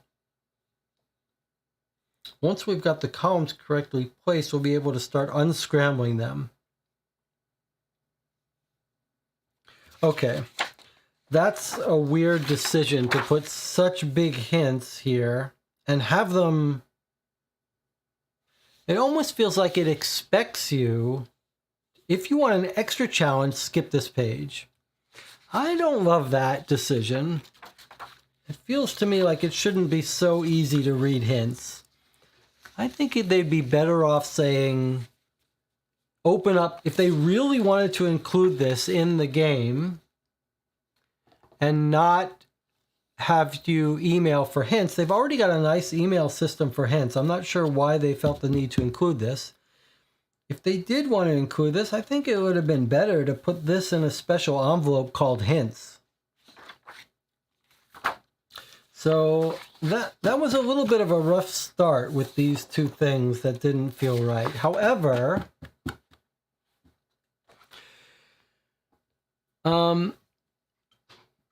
I thought the puzzles were really quite reasonable, quite good, some quite clever. Obviously, they did some real work on that one with that custom transparent thing. We could talk about whether that last puzzle was too hard, but one of us got it right away, and the rest of us, that we were dancing around it. So I think we would have gotten that. We did see that some of the clues did have to be combined, but I agree with Jonathan that there was a little bit of a weirdness about the labeling of clue 1, clue 2, clue 3, how you should do them in order, and then there were a couple of items that weren't numbered. But so some of the clues, some of the puzzles had multiple parts that were separated, which is something that Deadbolt Society, Mystery Society does all the time. Here, there was just a little bit of it. It does feel like the puzzles were a little different here, though, than we're used to, which was interesting. Like, they did feel qualitatively different. For example, there was a really quite clever one that involved synonyms for these colored words, and it was a very neat little multi-part thing. Where's our notes on that? Because which one was it? This one was just a run-of-the-mill cipher. That was fine, nothing wrong with that. But we had that one that wanted us to find synonyms. This was quite clever, because this was a multi-part way to figure this out that was kind of clever. First of all, we had to have synonyms for these words, which was a bit of a word puzzle, which is not usual. We haven't seen many of those in Deadbolt Mystery Society, and it required some knowledge of words, but if you got stuck, you could go online and look for synonyms.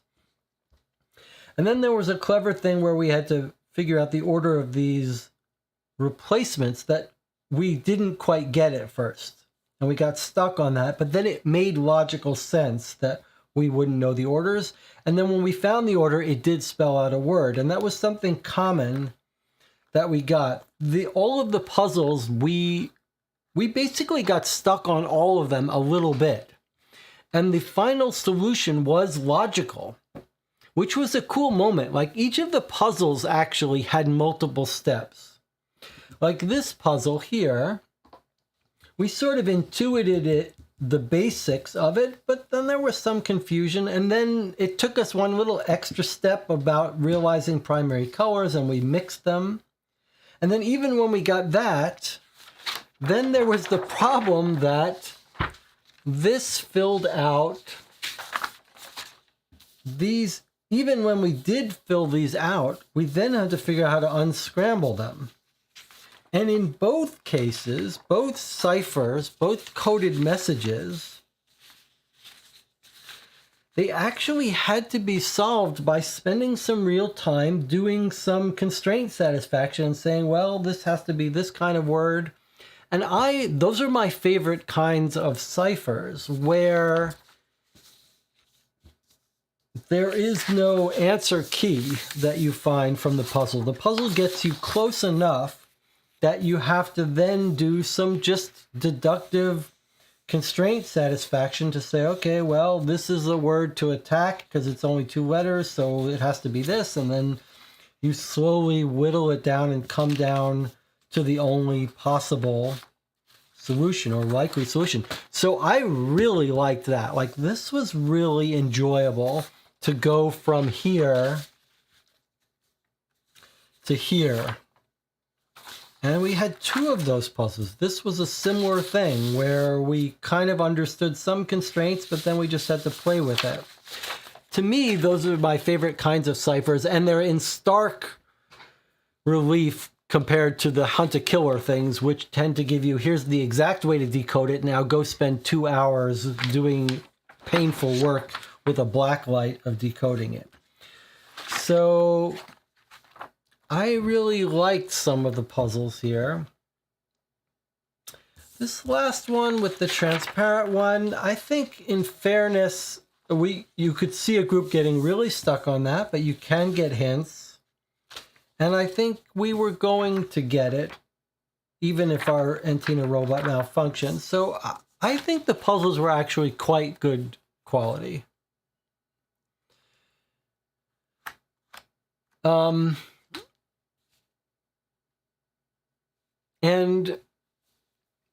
did all of them required us to do multiple little steps. Each puzzle, it's interesting. It's different from Hunt to Kill, from Deadbolt Mystery Society. Deadbolt Mystery Society seems to be, you have a hard time figuring out which components solve a puzzle, but once you figure out those components, you get the solution to the puzzle.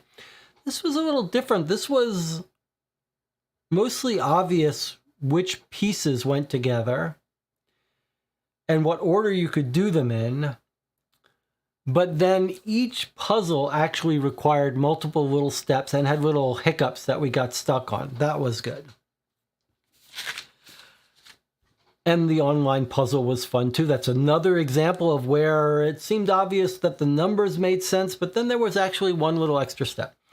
Okay, now narrative part of this game. I think it actually worked pretty well. Like, the writing was good. There wasn't much of it. Well, I shouldn't say that. There was actually nice chunks of it, and the pacing was good too. Like, it had little breaks in acts. And it's interesting to see how it does it differently than Deadbolt Mystery Society. Deadbolt Mystery Society, you solve a puzzle, you scan it, and then it advances the story a little bit. Here, we get a bunch of narrative in the beginning, and then the guy says, email me at Act 1 and Act 2. And that actually worked very well. And it was simple. They didn't overcomplicate it. They say, when you're ready, put this keyword in it and the name. And when you're ready to solve it, put this keyword and the location. And that was fun waiting for those emails. And it also had that nice thing we like. It was mostly done on paper. Very little internet required. You don't need a tablet for this one the way you do for Deadbolt Mystery Society. You need a phone or a tablet. This one, you could just use any desktop and email. And the emails were fun. They were nice. They were flavorful. They were thematic. And we were all a little bit tense when we were getting those emails, sending some guy into a dark alley where a killer was. That was tense, and that was quite good. And then a very nice flavored epilogue. And then we got this was kind of fun. Like, this was just for flavor. And it might have been nice, we're used to these mystery detective games. We like to have some stuff that we're looking for clues. And there was none of that here. This was just for flavor. But this was cool to read this. This was a non-cartoonish killer. I mean, a little bit pushing the envelope of what's believable. That's fine, though. But I think when we got to this and we read this, we were motivated. This worked for us, didn't it? I mean, it worked for me. I was like, oh, this is a serious killer. He's killing couples once a year. We got one chance to catch him. He's gotten away with it. It gave us this little picture of how he was getting angry and jealous at couples that were in love. Resentful of them. This really worked for me. So, I mean, I think in general, this is a very fair competitor. I mean, this case was good. And if they're doing, Deadbolt Mystery Society does some world building in this big world, but it feels like they don't do that much world building of meeting a certain character over and over and over again. Whereas it feels like here they might be making a more deliberate effort to have you interacting with the same person over and over and over again. And that could be quite enjoyable. Like, if we're going to meet Celeste over and over again and our boss over and over again, that's compelling to me. That's motivating.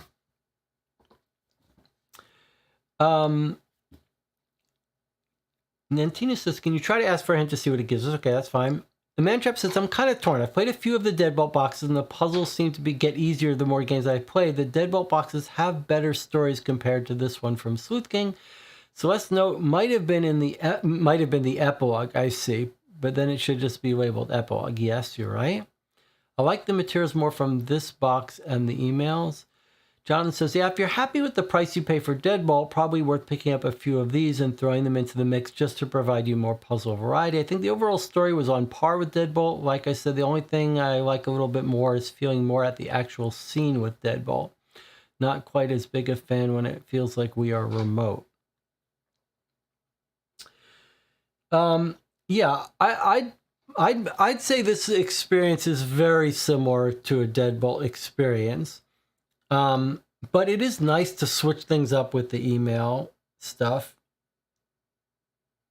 It seems silly. I always, when people spend too much time talking about boxes and components, I always roll my eyes, but it is nice to have those Deadbolt Mystery Society boxes. Although I don't know if these originally came in a box. I am curious to see how much time you spend with these same people. I do have one more box that I ordered a long time ago from Sleuth Kings, which was Blood PI. So we could play that when we want. I absolutely would play another one. I like that you don't seem to need to destroy any of the materials, just like Deadbolt Mystery Society. It seems like they have really a similar philosophy. I would put these on equal footing. You could have a better time. We've played worse Deadbolt Mystery Society boxes. I think I've been very impressed with Deadbolt Mystery Society. I'd like to play a couple more of these to see how they go. If they lean more into continuing stories, that would be a reason to prefer this. Now, one thing I have pointed out, though, is that $30 seems a little high to me as a price for the Deadbolt Mystery Society games and for these. They're both priced about the same. But Deadbolt Mystery Society frequently has big sales, and that's where I've made my purchases. And I've made the point that if you can pick up a box from Deadbolt Mystery Society for $15, that's the purchase. And I don't think Sleuth Kings put things on such dramatic sale, and I don't think they go on sale nearly as frequently. So I would have a little bit harder time recommending a $30 purchase of this. But you could get together with a group and share them, or if $30 is no big deal, then by all means, but you could trade these around with people. Play it, don't mark on it. I do think Jonathan's summary statement is the best one, which is that there's probably hard for us to see a real advantage of one over the other, and why not mix them up? It's fun to do some by email. It's fun to do some by QR codes. It seems like the right thing to do if you like these kinds of games is to pick up a couple of Sleuth Kings and give them a try. All right, someone wanted to see what a hint looked like. Let's see. So, what's going on here?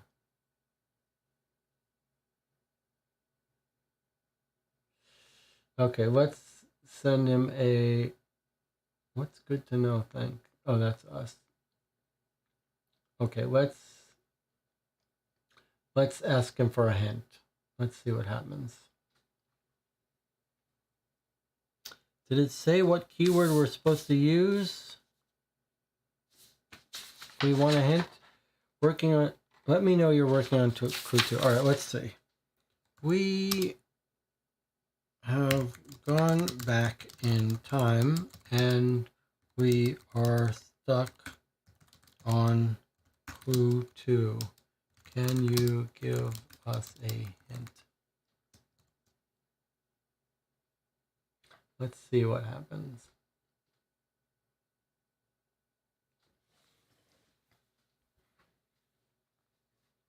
Jonathan, while we're waiting for this, Jonathan Warner says, I don't think I agree completely, Jonathan, with you about the difference between feeling like you're there on the premises versus remote. I felt here we weren't on the premises, but the fact that this guy was going to meet with this serial killer, I felt like that was happening as we were playing, and we were responsible for his life. That was a little nerve-wracking. Mantrip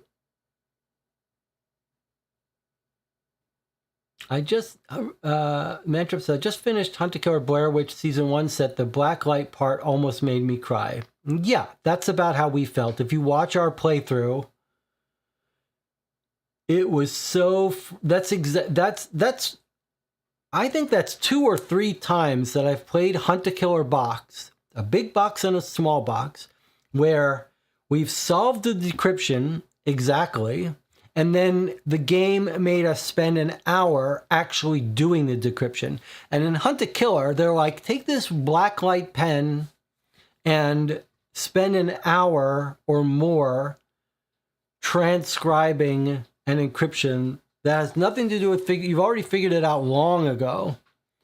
It was really painful. Okay, let's see what he says here.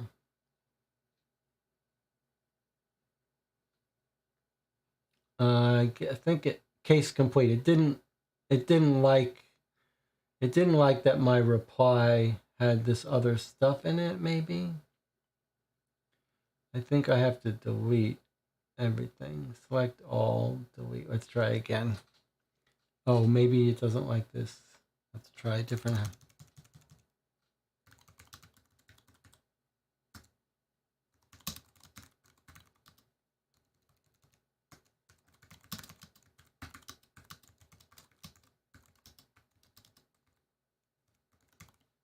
Let's see if this is a little better.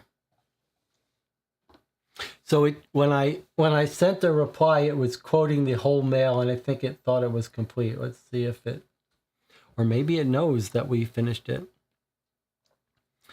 Talking about Hunt to Killer, saying it was disappointing because I enjoyed it. Well, we really liked the story too, actually. It was a good, perfect Halloween experience. But yeah, we had the same frustration with the decryption. But that's not the first time that's happened. It's too bad these companies can't afford some voice actors like Hunt to Killer, because that did make Hunt to Killer pop. Yeah, I think it's not... Saying they can't afford it is not the right way to think of it, right? It's just that if you're producing a game every month, you're making a decision that the production quality is going to be lower, so that you can produce these games once a month and sell them for $30, whereas Hunt to Killer is selling game sets for $200 or whatever they're selling them for. Let's see if he's going to give us a reply yet.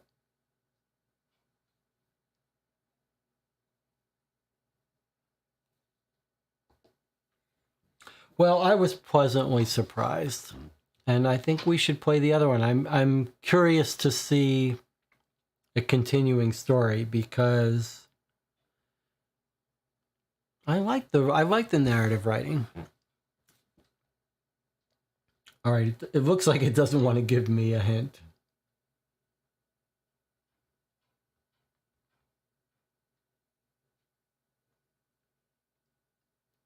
I can try once more.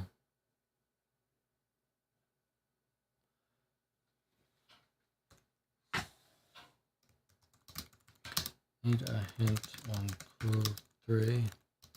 We are stuck.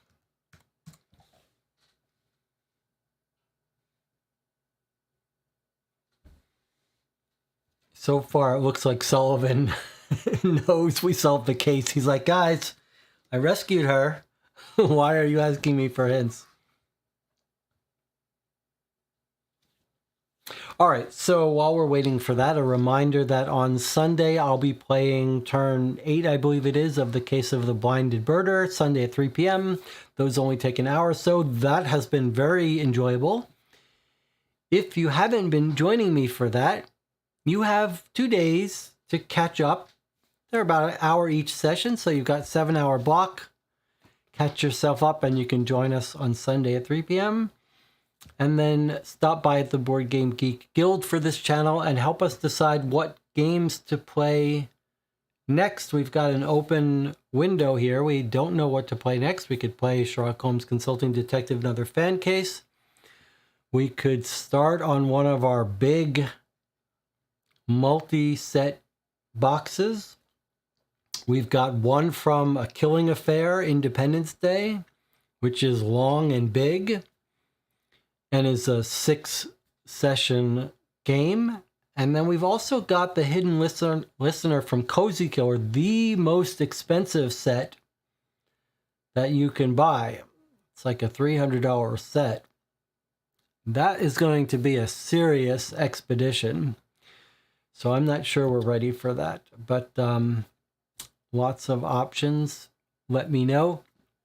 If you're watching this video after you've played this game yourself or after not live, I'd love to hear what you thought of this, especially in comparison with other cases you've played. If you have played a bunch of these Sleuth Kings, you can let us know whether you think this one is better or worse than the rest of them. Let us know.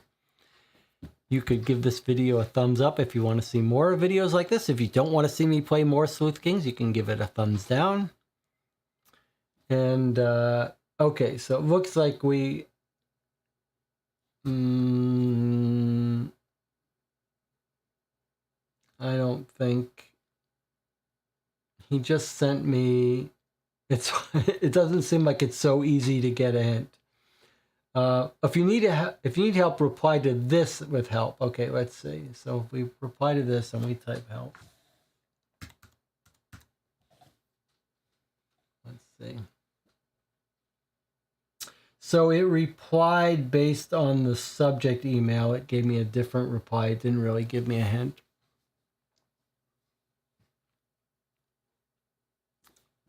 Okay, here's his help on this case. I don't get it.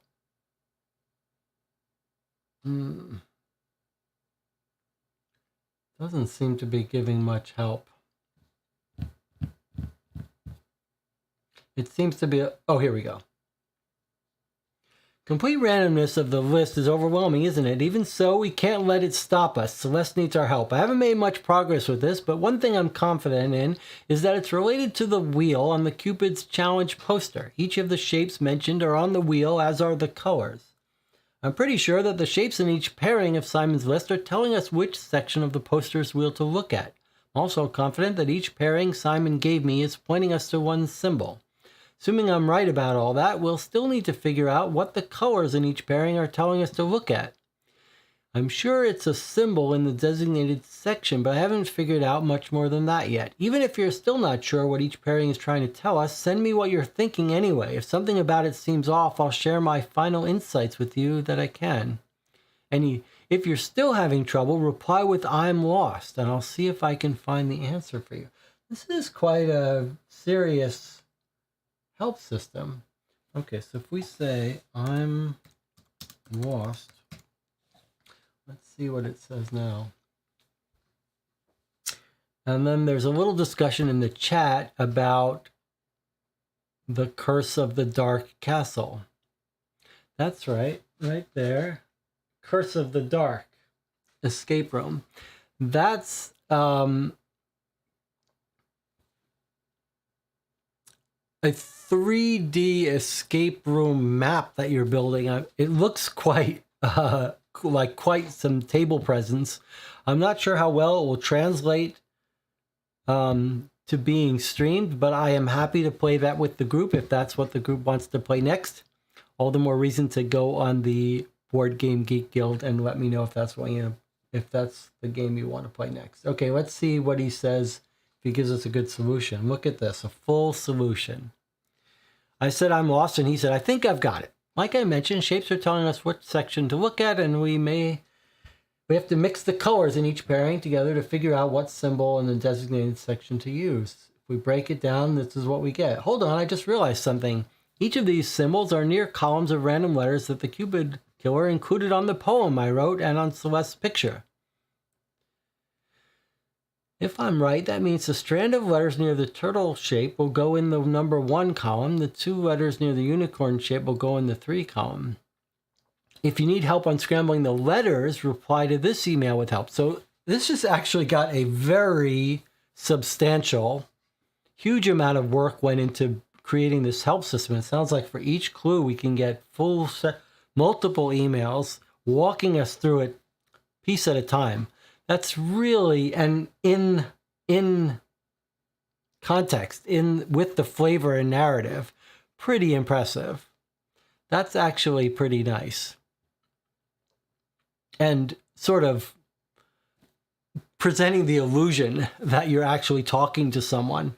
It's actually quite well done and pretty serious improvement over the Deadbolt Mystery Society hints are fairly flat and not laddered like that, I don't think. This one is giving you a little bit of help, and if you need a little bit more help, yeah, so that's pretty good. All right, well, I had a blast. I hope you guys had fun too. I'll see you on Sunday. I hope everyone had a nice Valentine's Day. If you've got more movie recommendations, let me know. Jonathan had a real winner with The White of the Eyes. The White of the Eye? The White of the Eye. I don't recommend Marlowe. Jonathan Mortis, a side topic, has Adventure series gone dormant? We can't lose Vienna and Adventure. Yeah, they have gone dormant. They're doing other things now. However, they did do the real-time heist game, which I happen to have the American licensed version of it, the Blackhawk. That's another game that we could play if you guys wanted to see that play. That's going to be a bit of a train wreck to do a live game, but it could be entertaining to watch the train wreck. All right, I'll see you on Sunday or on the next video. Let me know what you'd like to see played next. Goodbye.